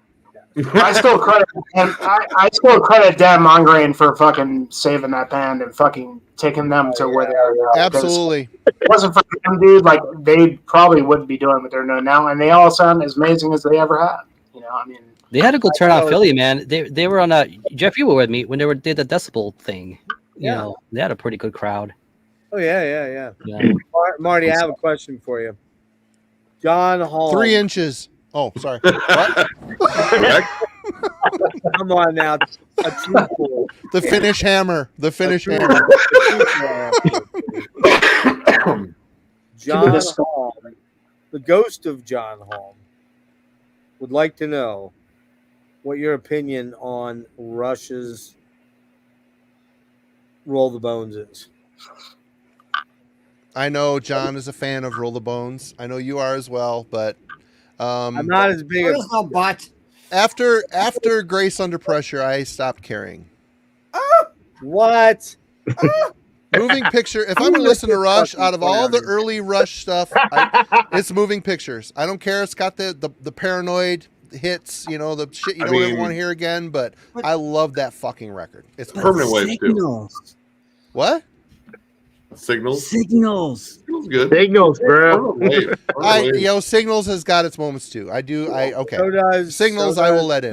But Power Windows. Power Windows. Power Windows is a thumbs down. Big Money. Come on, that's bullshit. That album is all about the side B. It's all about the synths. The synths killed Rush for a lot of years. No. Yeah. No. And even Alex will admit the synths. He's like, I didn't know what I could even do in the band anymore. If I ever meet Geddy Lee, and which I hope is someday soon, I want to ask him if he ever wanted to do another project like with the synth stuff. Like, I'm sure he still has all that equipment. And it's like, why don't you just do a side project of that synth style and include me? Because I'd be down. Forget this Rush business. I want to ask John, as a bona fide Fields of the Nephilim fan, do you think we're going to get a follow up to Morning Sun? I hope not. How long has it been? I loved Morning Sun. I thought it was good. I really like Morning Sun. I mean, that Elysium was their last album to me. Well, yeah. Yeah, but you can't really. They were never going to top that. No. But you don't like Morning Sun at all? I heard it once in a car in Germany. That's the only time I heard it. It's pretty good. It's a pretty good record. Yeah. It's a pretty good record. Yeah. I mean, it's just the Carl McCoy show at this point. But I'm not as crazy as Marty might be about the Zune thing. I like that too. I'm a big Fields fan. I fucking love it. I actually really like the band that the other guys formed later. Rubicon? Yeah, Rubicon. Yeah. I don't know that one. What about NFD? Have you heard that stuff? No. It's basically the bass player went on and formed a Fields of Nephilim tribute band. And they're actually... Huh? Now he's back in the band. He's in Fields again or in NFD again? Yeah, he's back in the band, yeah. I've got 4 or 5 of the CDs and they're all really good. I mean, that Bob guy sounds just like Carl. It's fucking crazy. But no, I don't know. I'm a fan. I'm I think another record would be good, but who knows? I'm easy to impress when it comes to that band. I mean, I'd love to open for them. Fuck yeah, you would. Fuck yeah. See your boner from space. Yeah. After Elysium, did you just feel like you were kind of like done with the sound, or? No, I heard Zune because Don had Zune, and I was like, "What the fuck is this?" And he's like, "Oh, it's the next Fields of Nephilim, kinda." And I'm like, "This is terrible. This is kind of like what Leibach turned into in the mid '90s." You know? Okay, so you heard it, and you were already like, it already like kind of turned you off. Okay. Yeah, I was like, "No, this is not Fields of Nephilim." Okay. Mm-hmm. Yeah. Talk about another band. The first 3 albums sound completely different from each other. Sort of. The first and the second are closest, but yeah. Are you talking about Sentenced? Well, Sentence did it. Fields of Nephilim did it. Cemetery did it. I mean, there's so many bands out there that Cemetery, yeah. First 4 records sound completely different from each other. The Swedes were Yeah. Crazy. That first, the Evil Shade of Grey, that album, that was really good. That's a great You album. could put Amorphous there too, because not every album sounded the same. It's like Sure. it has Yeah. this weird. Yeah. Yeah, even like Yeah, Elegy, completely different than. Yeah, I mean, Tales from a technically- Thousand Lakes sounds on a whole other plane than fucking Carillion Isthmus. Yeah. I love Technically, Agaloc's kind of in that thing too. This album, right Kinda. here.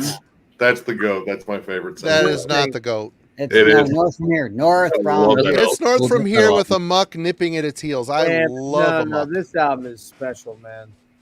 It sounds so good. I love It this does. album. It's great. It's like North it's like from a here death is album. my jam. Oh yeah. North Mirror's probably my second favorite, but that one, that's just like Yeah, I a think flat out perfect death metal I album. lean that direction just ever so slightly. I don't Did, know what.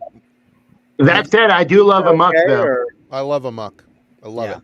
is Jason okay, or did we lose him? He I think he just left. Well, and so did Wyatt. He's still the camera's still going.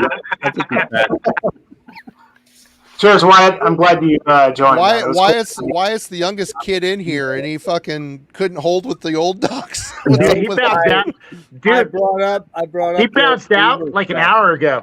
I brought up Yeah. the boomer stuff. I kind of joked around with him. I'm like, I- hey, At least look, they check it out. kept the camera on, because usually you would just like close it out and it would just shut off, But at least they like had the, the courtesy to like keep the camera on and say, "Hey guys, like I'm bouncing out while you're all talking," But like I'll keep the camera on just to kind of, Yeah, I was Jason just goodbye. kind of like closed his computer and left. Yeah, exactly. Yeah, it's a nice thing. Yeah. Hey, John, I don't have any of your contact info, but this month is kind of booked. But maybe next month or the month after, I'd love to get you guys on the show. Figure Guys? something out. Heavy metal. Well, you and Jason, maybe Okay. Don, if you want. We'll Okay. pick a topic and talk about it. We don't need to, What's funny is there's the only thing relevant that's going on with us is like our side projects. So I don't know. No, we could talk promotion for a minute, but then settle on a topic, something we're Yeah. passionate about and talk about and show records. That's kind Yeah. of what the show's about. Okay. I'll leave the big interviews to Jeff. He's good at it. Hey, man, our last Hell yeah. one, John, was under 3 hours. I mean, come on, that's an achievement. Come That's on. pretty good. It was 2 Did it hours. hurt to go that? Did it hurt to go that short? It was painful. Yes, It was painful. terribly painful. Yes. 2 hours and 48 minutes is roughly what it was. So And that was like an hour longer than we expected. yeah, I don't. Well, I brought Andrew. You on. brought a guest, I brought a guest. I and didn't. it wasn't Geddy Lee. It wasn't Alex Lifeson. Dude, I'm working. It on wasn't Kelsey Grammer. It wasn't Tom Brokaw. None of the people I care about. Oh, okay. It's always about you, not about me. I get Well, it. no, it's partially about Kelsey Grammer now. I'm kind of curious about that. Well, that's true. The gas mask and marital aids interview with Kelsey Grammer. I would love that. Make that happen. So Tell us Kelsey- about how awesome Shooting Fraser was. Yeah, so Kelsey, Fucking love tell me, how Fraser. many of the blue pills do you take, by the way? Okay, so Yeah. Scrambled so eggs Scott all comes over up the place. every now and then, John. Clockwork Angels, go. Fantastic. Except for I Awesome don't like album. the first like 2 songs. It gets It's going probably- after the first 2 songs. It's probably like my top 3 favorite Rush record. And I have to Oh, say, yeah. "The Garden" is the perfect song. Oh, that! Oh my God! Amazing song.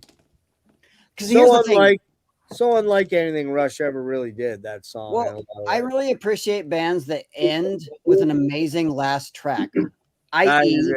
Hammerheart by Bathory, the Yeah. last song on Elysium, High Hopes by Pink Floyd, The Garden by Rush. I mean, these are all perfect, like, lasts, like, songs Yeah, that end right. a career. You know what blew me away was like, as we were talking about earlier, was Geddy Lee's book, which all of you have to read this book. I haven't It's gotten to it yet. I will eventually. fucking so good, and like, What are reading? well, I mean, like he Is just, there pictures? you know, what I was blown away was like Neil Peart like talked about like how he could do no better than that. that was the ultimate statement. And like, and then he was done, completely done. Yep. Like, I mean, and not only because he was like, old and ready to be done, but like fucking, artistic statement for his sake, like everything that this dude has done, lyrically and musically. He said that I can never ever do any better than this record. And that's it. And you gotta respect somebody that age and that legacy. It's been your career since you've been a kid. Yeah. To say it's time for me to be done. Kiss should have done it 30 years ago. There's been a bunch of Saxon. Sorry, I mean there's a lot of bands that are they're on borrowed time, man. Iron Maiden. Iron Maiden. Some bands never get the memo. Rolling Stones. I feel like Madonna. I feel like Madonna did it right. She closed out her career by doing a free show in Rio de Janeiro in front of like 1.6 million people. Who did? Madonna? Madonna, yeah. I didn't realize she decided to be done. She has retired. And her last show was in Rio de Janeiro in front of 1.6 million people for free. Wow. My ex-wife's dad used to ride the bus with her and her brothers in Bay City back in the day. Wow. Yeah. He said, I remember Madonna when she was a little girl. the Ciccone family. Wow. Yep. They're Michigan natives. That's real 6 degrees of separation type shit, dude. Yeah. Yep. Crazy. The most amazing thing about the Geddy Lee book is that the first quarter of the book, he talks about his parents' experience in Auschwitz. Yep. It's fucking mind blowing, man. It's just insane. It's how did they survive? I mean, I mean, you cannot believe. I never knew. I mean, I knew that they were in Poland and they had dealt with this, but man, it's to a level that you cannot imagine. The lineage that goes on in his trajectory is man, it's harsh. Jeff, dude, you got to fucking pick it up as soon as possible. Yeah. I don't know why if you don't feel like reading it, you could. It's on. I think Spotify. It's on there now. They're doing some book shit on there. I mean, just sitting. I was in the 5th row as he was talking right up on stage, so he was maybe 15 feet away from me. And man, when he started to talk about Neil and how he was asked by Neil to deal with the news, that he didn't want it to get out to the public. He didn't want some big, media splash sort of thing. So they had to carry that around for, I don't know, 9 months or something like that. And he said probably the greatest moment they ever had was they were sitting out on his balcony in Malibu, Neil's. And Neil said, I never listened to our stuff, but I just went through our whole catalog that I played on. So everything from Fly By Night up. And he said, we did some damn good work. Mm-hmm. Man, as Geddy's saying that, man, his voice is just breaking hard. And you can tell he just has to stop. And man, everybody in there, I'm not lying when I say this, you could hear people breathing. I bet. It was that silent. And everybody, you heard people right away, sort of sniffle, or it was pretty intense, man. I do got to read it, though. Well, he harbored a lot of regret from that because he felt that the tour didn't go long enough, and he was not happy with. He was pissed off. Not play anymore, And it's just and then he kind of came to terms with it, and in a really beautiful way, kind of. Yeah, he always was. He was a really good dude, Geddy Lee.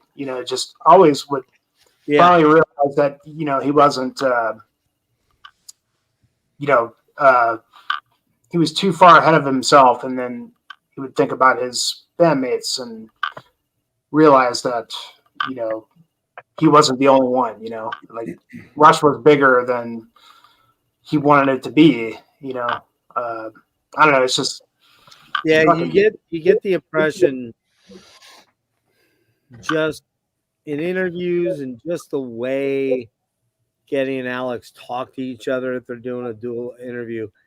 And I've met them once, both of them. And it was like, I was so fucking nervous. I just had no, I mean, they're gods. They're fucking gods. How do you meet gods? You know? Yeah, I'm just sitting there doing the whole, Dude, right?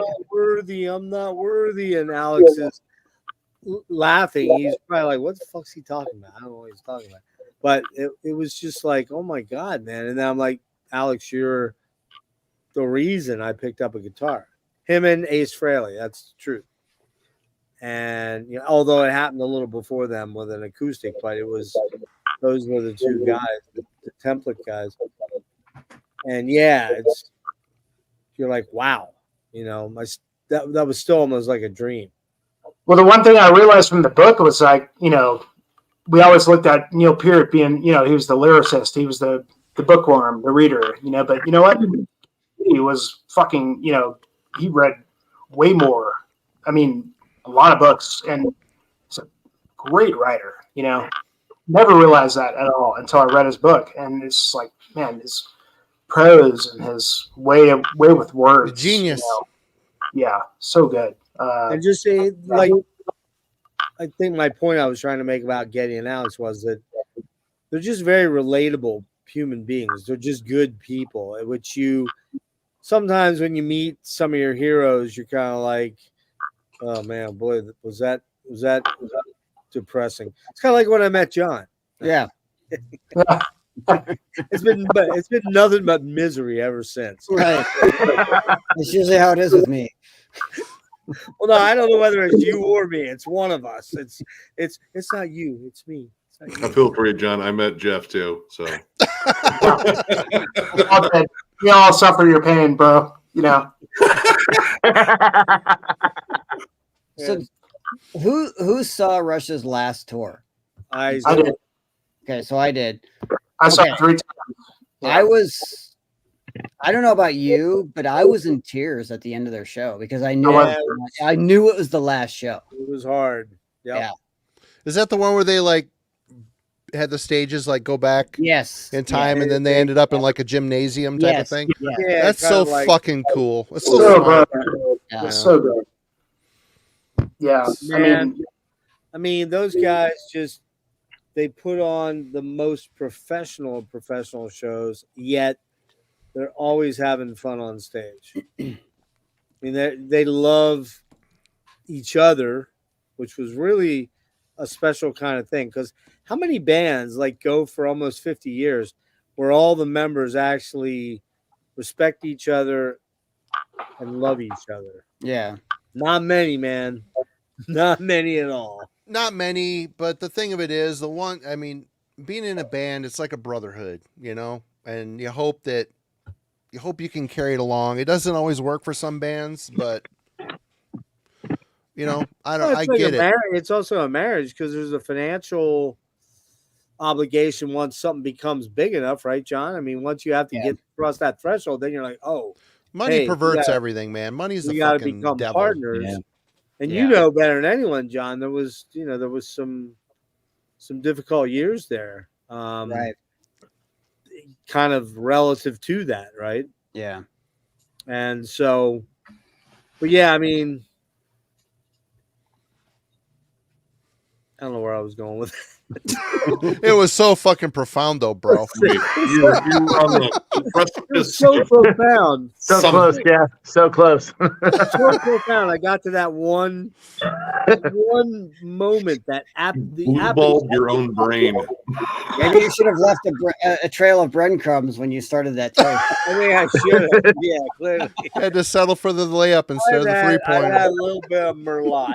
Okay, just a little bit of Merlot and one beer. Is that a goblet? What the hell is like a 55-gallon drum with a handle on it? Yeah, it's a 95-gallon drum. I'm also partaking of the legal. Well, not where I'm at. Actually, it's not legal, but the legal from south of the Volga. But hey, so real quick, because we haven't really mentioned it, John just put out a solo album called The Devil's Coil. Yeah, but this has nothing to do with Maryland Deathfest. Hey, I know, but we're at the end. We haven't talked about Deathfest for about an hour, 2 hours, for Christ's sake. Did he do any scissor kicks while recording it? That's the real question. Or some propeller headbanging? Were you, John? Were you wearing a wife beater while you recorded something? No. With spaghetti stains on it. Honestly, actually, when I would record solo stuff, like when I recorded all of Cast Iron Blood, I was in outfit. I was in costume in the studio. Good. Yeah. I can't speak for the new album because it was recorded in various places, but yeah. That's really cool. It's cool. It's the way to put yourself in the mood. Yeah. Focus. Yeah. Very soundtracky. It's very, it's very cinematic. I mean, well, I'm recording a video for one of the songs after MDF, so cool. Oh, awesome. Yeah. Nice.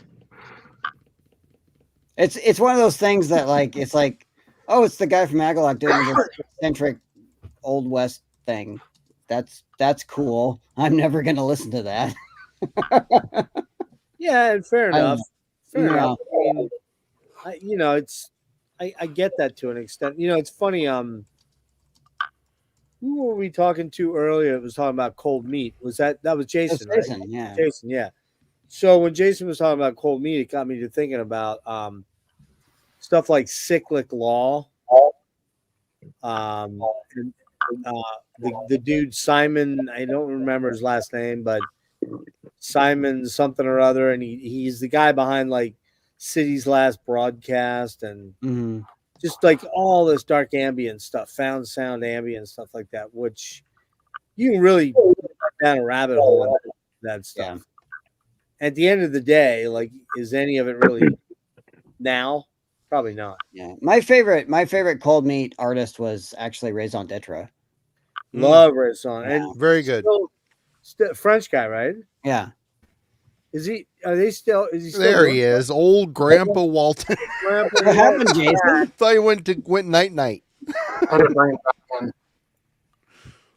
He's like, I had to go pee pee. Was the longest pee ever. Is he back? Yeah, he's. Is this AI? What's going on? I don't know. We're only getting everything from. I don't think he has the tab open, or does he? Jason. AI will build a better Jason Walton. Well, maybe the mic's not working. You can't hear us. Yeah, you are here. We're looking at you, sexy bitch. John, you might have to text him. What's up, dude? Blink twice if you can hear us. Oh, there's 1, 2, 3, 4. There's 2. You can hear us. Can you hear us? We should talk about that Moonbladder record. Yeah, what about that Moonbladder? It's a tape. That was the one my wife was texting me about, Moonbladder. That.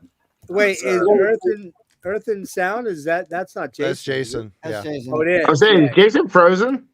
He's like, I'm not. He's here. blinking. We can see him blink. Okay. I'm looking for Northern Lights. All right. I am asleep. Avagor, Dark Sky Equilibrium. Yeah, all you dudes are getting like Northern Lights show, and it's cloudy and still light up here. We got nothing here. I was going to ask you about that because Austin was posting pics, and a lot of people like in Minnesota showing amazing photos. Yeah, Austin. Here. Dude, people as far down as Texas, northern Texas, are getting the show. I haven't seen shit here. I went out and had a smoke, and I didn't see shit. Yeah, I didn't see It's cloudy and still twilight here at 11:30 in the evening. Damn. I don't know. Wait, where are you? Come from the Alaska. Oh, okay. I'm in Alaska. Okay. He comes from the land of the midnight sun. And we are in that time of year. Jason's back again, or is he? I don't think Jason's back. I think he's accidentally back. He's saying, "I cannot hear you." He's being Jason. He's being Jason right now. You need to go all the way out, get all the way out, the whole way out, come back in using the link. By the way, this is what everyone should expect at MDF from our bass player. Except in some cool rock and roll shades. Extreme focus. You're saying we expect Santa extreme Claus hat focus on him and put him in the corner. Like exit out of everything. Yeah. Jimmy, you're gonna. All right, I'll try to remove him. Let's see if I kick him. Get this guy out of here. Yeah. What the hell's the matter? Wyatt there. Wyatt's still not there. Wyatt's I don't know what Wyatt's out. Like Wyatt disappeared like 2 hours ago, 3 hours ago. But he's still in there. Hey, Wyatt. Wyatt. Yeah. Listen, Wyatt. I got some news from you. From the old guy on the panel, the damn near boomer right here. You pussed out kind of early, bro. Saying that's all. Should have hung out, man. No judgment here, but you kind of pussed out early. Yeah, it's all good. Glad to see him, man. That's cool. Yeah, that cool was that- cool. He got in and hung out with us for a while. That was interesting. There he is. There he is. I don't know what happened. He's talking to his wall. Still not working. He's merely acting. He's doing some sort of Acting. Shakespearean play. End scene. Yeah. I don't know, man. The mic's not working for some reason on your end. He's not talking. Boom. Mike Patton. His wife is gearing up to beat his ass. Ooh. Oh my god, so good. This is funny, but I think the microphone. He's got to go into settings and see what he's got as options. Just add a microphone. Oh, the background changed. That's good. Oop. That's nice. Mood lighting. Did he go try to kill somebody? Is he assaulting someone? I don't know. There were dualies up a second ago. Christ, Rick came back. Rick, were you here the whole time? Or did you just reappear? No, I had to. Wait a minute. I think I'm hallucinating. I had to go empty. Oh, okay. Because I thought I was hallucinating. Take a dump. Oh, God, That will come later. Snake a coil. I'm like, brah, don't be doing me like that, brah. Okay? Like, Brah. Not gonna pull a Wyatt on you. did you need any help taking your pink panties down? Or did you get... They're not pink, damn it. It's more of a So, I mean, salmon. we can still watch Wyatt's awesome vinyl collection there. You know, So if all anything night. moves in the background, we know his place is haunted. All right. It's got a Yeah. skull. You also have a nice Lovecraft little portrait right there. Yeah. Really cool. Yeah. So, cheers, Wyatt. Well, so, anywho, what do you guys think of?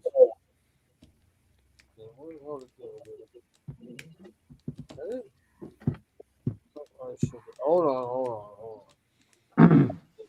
You find it easier if you spill some wine on it. Yeah, and while he's doing that, Hey, you're not funny. I've watched you do it 3 fucking times, bro. You're, you guys figure this out. It rolls. I'm out. Have not I heard love it. it. yeah. Oh, yeah. We got the promo for it. I haven't checked it out. No, It's great. Good, It's not man. as good as Blood Offerings, but it's great. really, you don't like it as much as the last one. I know I'd like it more than Mortal, but I don't like it as much as Blood Offerings. Blood Offerings is still like my personal favorite.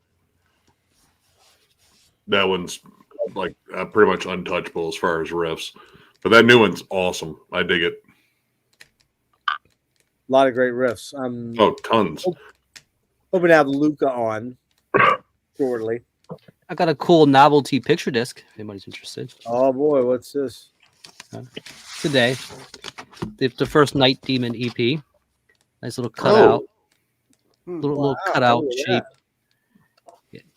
That's pretty cool. High Roller does it, man. I just got the new Century album. Oh yeah, yeah. I still need to grab it. But this If is you're a band that Manila- kind if you're of. a Manila Road fan, that Century's pretty good. Yeah, it's on the list. John, you get anything really like pressing recently that's really got your attention? No. No. I only listened to the demo. Fuck you. Yeah. Barg that demo. Barg that demo, man. That's it, bro. I've been listening to a lot of Bruce Springsteen lately, so you know. I don't think I'm a part of this group. Well, you were born in the USA.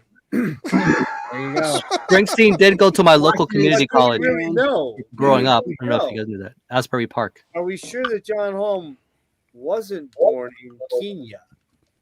I was born in Ellensburg, Washington. Contrary to what Encyclopedia Metellum says. So you say, sir. Wait, Metellum can be wrong? Yeah, really. You can edit that. Imagine that. Can anybody edit that shit? No, that's not like Wikipedia. To a degree. You can submit. You can submit stuff, and they'll update it. I had to fight tooth and nail to get Nachachwin added to that fucking site, but yeah, I'm like, look, you got October Tide on here, and October Tide got completely pure acoustic albums. Well, here's the thing. I'm comforted by the fact that when I die, I will be listed on their fucking page as the RIP. Yeah, right, there you go. Lucky you, eh? Raging in pussy. They do have Rush on there though. They're not like a metal band. Oh yeah. Wait, really? That's not Raging in Pussy. It's Raging in Pantera. That's what it's going to be. I was going to say. Only in Belgium. Only in Belgium. I was going to say, can you imagine the first Agalloch tour over to Europe? What the fuck is happening, Jason? Jason, your orchestra shirt is amazing. Oh, what's he doing? I hope I get to see his underwear. Are we getting to sexy time now? You're not going to here. This is like, hey. We're talking about OnlyFans session. Total porno. This is like that Michael Jackson album. Jason, are you with us? I think he suddenly thinks he's on his OnlyFans page. It's time to make enough money for Diddy Boar beef stew. Jason, Maybe don't worry. The Mantle reissues will be out next month. You don't need to do this, man. What is the deal with? So, Disharmonic Orchestra, go. Second album, amazing. Groove, amazing song. I wanted Jason to answer. No. It's all about the video series Decaying Visions 1990 that had the interview with them. Do you remember this? I did not see that. Oh, that was my first impression of them. Not to be unidimensionally conscious is fucking so good. Yeah. So heavy and groovy and cool. What a great fucking record. Apparently Jason's just enjoying our company. Well, I just like looking into his eyes. It's wonderful. Well, that was my original question. I was hoping he would answer it. Jason, Disharmonic Orchestra, go. Jason, and he didn't answer. So, yeah. There? Yeah, I don't know where he's trapped. He's trapped in some fucking time warp or something. Watching like other YouTube videos. It's amazing. He's with us, but he's not really with us. Where is he? Catch up with his Facebook feed. Jason, just let us know you're in there. Just let us love you, Jason. For the love of humanity. I'm really worried that he doesn't know that he's on camera right now. Oh, he does. He does. Oh, here it comes. Here it is. The fifth member of Agalloch is about to enter the realm.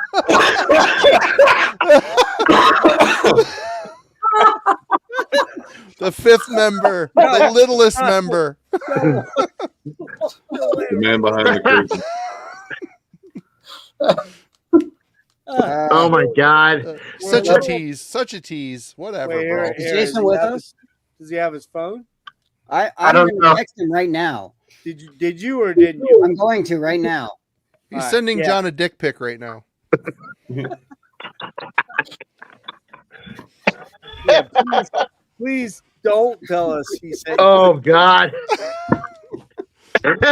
Oh no! Brown starfish. Wait, were those I mean, a short? you really want to jumpstart your career, though. You know, It's getting weird. I thought you were already. Appreciate the scum. The top of the bed. That's nice. But Oh man, I'm afraid if he comes back on camera, there aren't going to be pants. Yeah, Well, no, I he's can tell throwing you right articles of now. clothing right now. I can tell you, I've toured with the guy, and you're right. Oh no! Oh no. No. well, you know, if we were good people, we would turn this off right now. But you know, I mean, I never claimed to be a good person. oh man. But we also like to see the car wrecks. Yeah, And stare at it. And so I can tell you right now, this is where Hunter usually sleeps when he's in town. Is right there. No joke. So I don't know what's going on with Jason here. I don't know. I believe he's telling us. I believe that. I don't know. Oh shit. Hey, buddy. There he is. There you are. Oh my god! He's gonna do a Britney Spears dance. Britney Spears dance. He's got a giant knife and a guitar. What the fuck is going on? Sock. He's putting socks. Sock. What's the sock puppet? Sock puppet. Yep. Oh, that's great. Yeah, I love that. It's got a little bow in it. Okay. I don't know what's going on. It's some weird art house film. That's good. We gotta turn that so we can play it. Oh my Okay, god! so He's practicing the Agalock. He's practicing the Agalock's.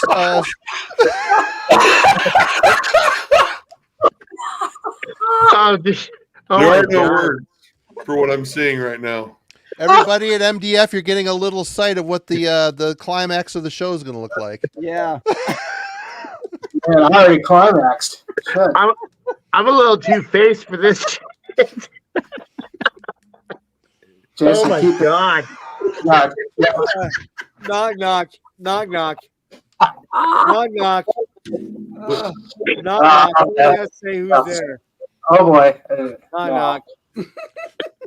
What the fuck is going on? No.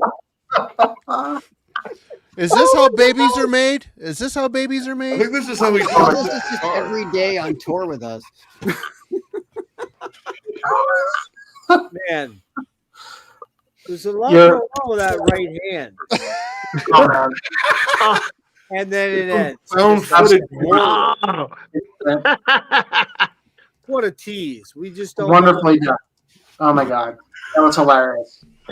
2 words. Blue balls. Yeah. Oh my god. I'm Man. Is this like every night? Like every night, this is just what happens before he goes to bed. Jeff. Oh, okay. Yeah. That's totally normal. That's fine. The ritual, I guess. yes. Hey, we're getting insight. That's cool. You wanted Jason on. Yeah. We do have a nice insight of the creative process behind Agalock. So that's You're welcome. it's cool. Oh, Weird that Dangle the bears are sock puppet was dangling. probably Yeah, the yeah. weirdest part. You're right. I did ask for it. So here we go. Yeah.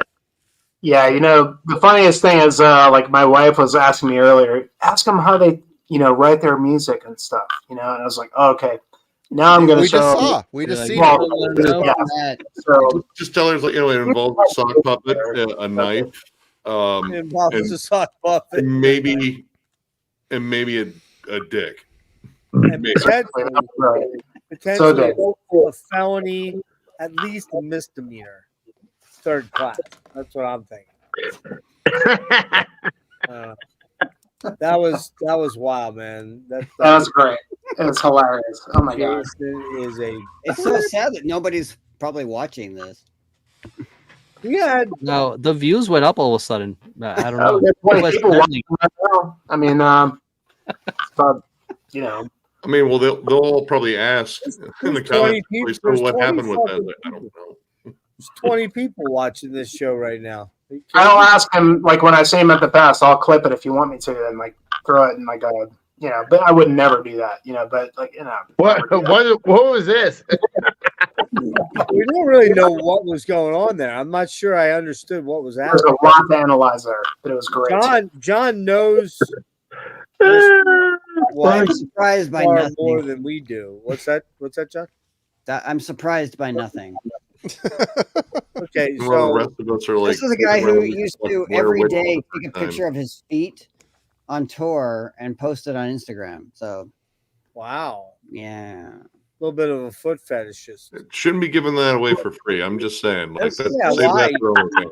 this is a man who back in 1998 used to carry a dead mouse in his pocket that was mummified. So, Now, that's weird. yeah.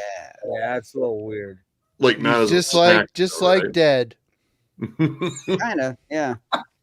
A little bit, except it's not in a bag and he's not breathing it in before a No. show, He's I not know. burying his He clothes, calls right? me the weird one. right? He's not wrong about that either. So All right. I gotta get some sleep because I got to do Mother's Day shit tomorrow. It's a good way to end it for sure. Yeah, So Dude, that was Yeah, I'm I don't fading. know how to process that. I don't know. It's probably gonna creep in my dreams, and I'm just gonna wake up and be like, fucking hand puppet. What the fuck? It was good seeing all you guys. Yeah. Take care. Good hangs, man. all right, everybody. Later, Marty. Have a good one. Look forward to We'll do seeing a you. follow up to this. Familiar faces at the fest. Later, guys. When it's all said and done, we'll do a follow up then, and we'll kind of recap the whole experience. I'll probably be doing some live stuff during, but more than likely, it's focus on. Oh, I know Noonan will. Yeah. So, yeah. Yeah. Cool. Well, John, thanks for coming to hang out with us, man. John, thanks, man. Really looking forward to the show, man. Excited for the fest. It's going to be a lot of fun. Thank you, Oh, Jason, you're going to be at for the fest? still watching. That was amazing. Whatever it was that you did. John, when are you guys getting in? Like, when are you going to be over there? Well, roughly? Jason's going to be there on Wednesday. I'm going to be there on Thursday with Don. I'm gonna be there Yeah, on right. Wednesday. Yeah. Hunter I gets in. don't know if we're going to actually go to any of the shows on Thursday. I don't know how that's going to work with us. Oh, okay. 'Cause we have a pass for Friday and Saturday.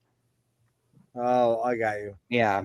And I don't know. And I'm going to be hanging out with my oldest friend. So, Yeah, you said you're a hunchable buddy. yeah. Do they are they allowing you a couple of allowances or no? As far as what? Like a guest list for you or Yeah. We got to guess. He's on it. Agalok does have a guest Yeah. list. Okay, Yeah. He's flying down. He's going to actually stay in my room. And then, yeah. Yeah, because I'm just trying to sort out what's going to happen with Kelly and Right. sort that out with him here shortly. So, all right, man. Hey, man, thanks a lot for Yeah, for hanging sure. out. Appreciate you coming on. It was All you great. guys, great recapping the whole thing. And yeah, so stoked to hang out with all you guys.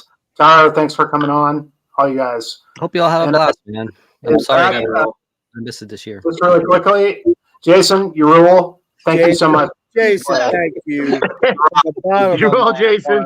I'm gonna need to know what happened. All right. I don't know what happened. Yeah. Jason, hold on, everybody. Hold on. Here's a mirror. I just need to see breath on the mirror. Can you just are you alive, Jason? Are you there? Are you alive? Yes. There it is. He's good. There it is. Yes. And that was the epic way to end. That was absolutely amazing. Awesome. It was the most amazing thing. Thank Wow. you, Later, Jason. We really appreciate it, man. Cheers, guys. We'll talk. Thanks, Jimmy. We'll talk to All you right, guys guys. later. All right. Definitely. Good night. Enjoy the fest. Peace.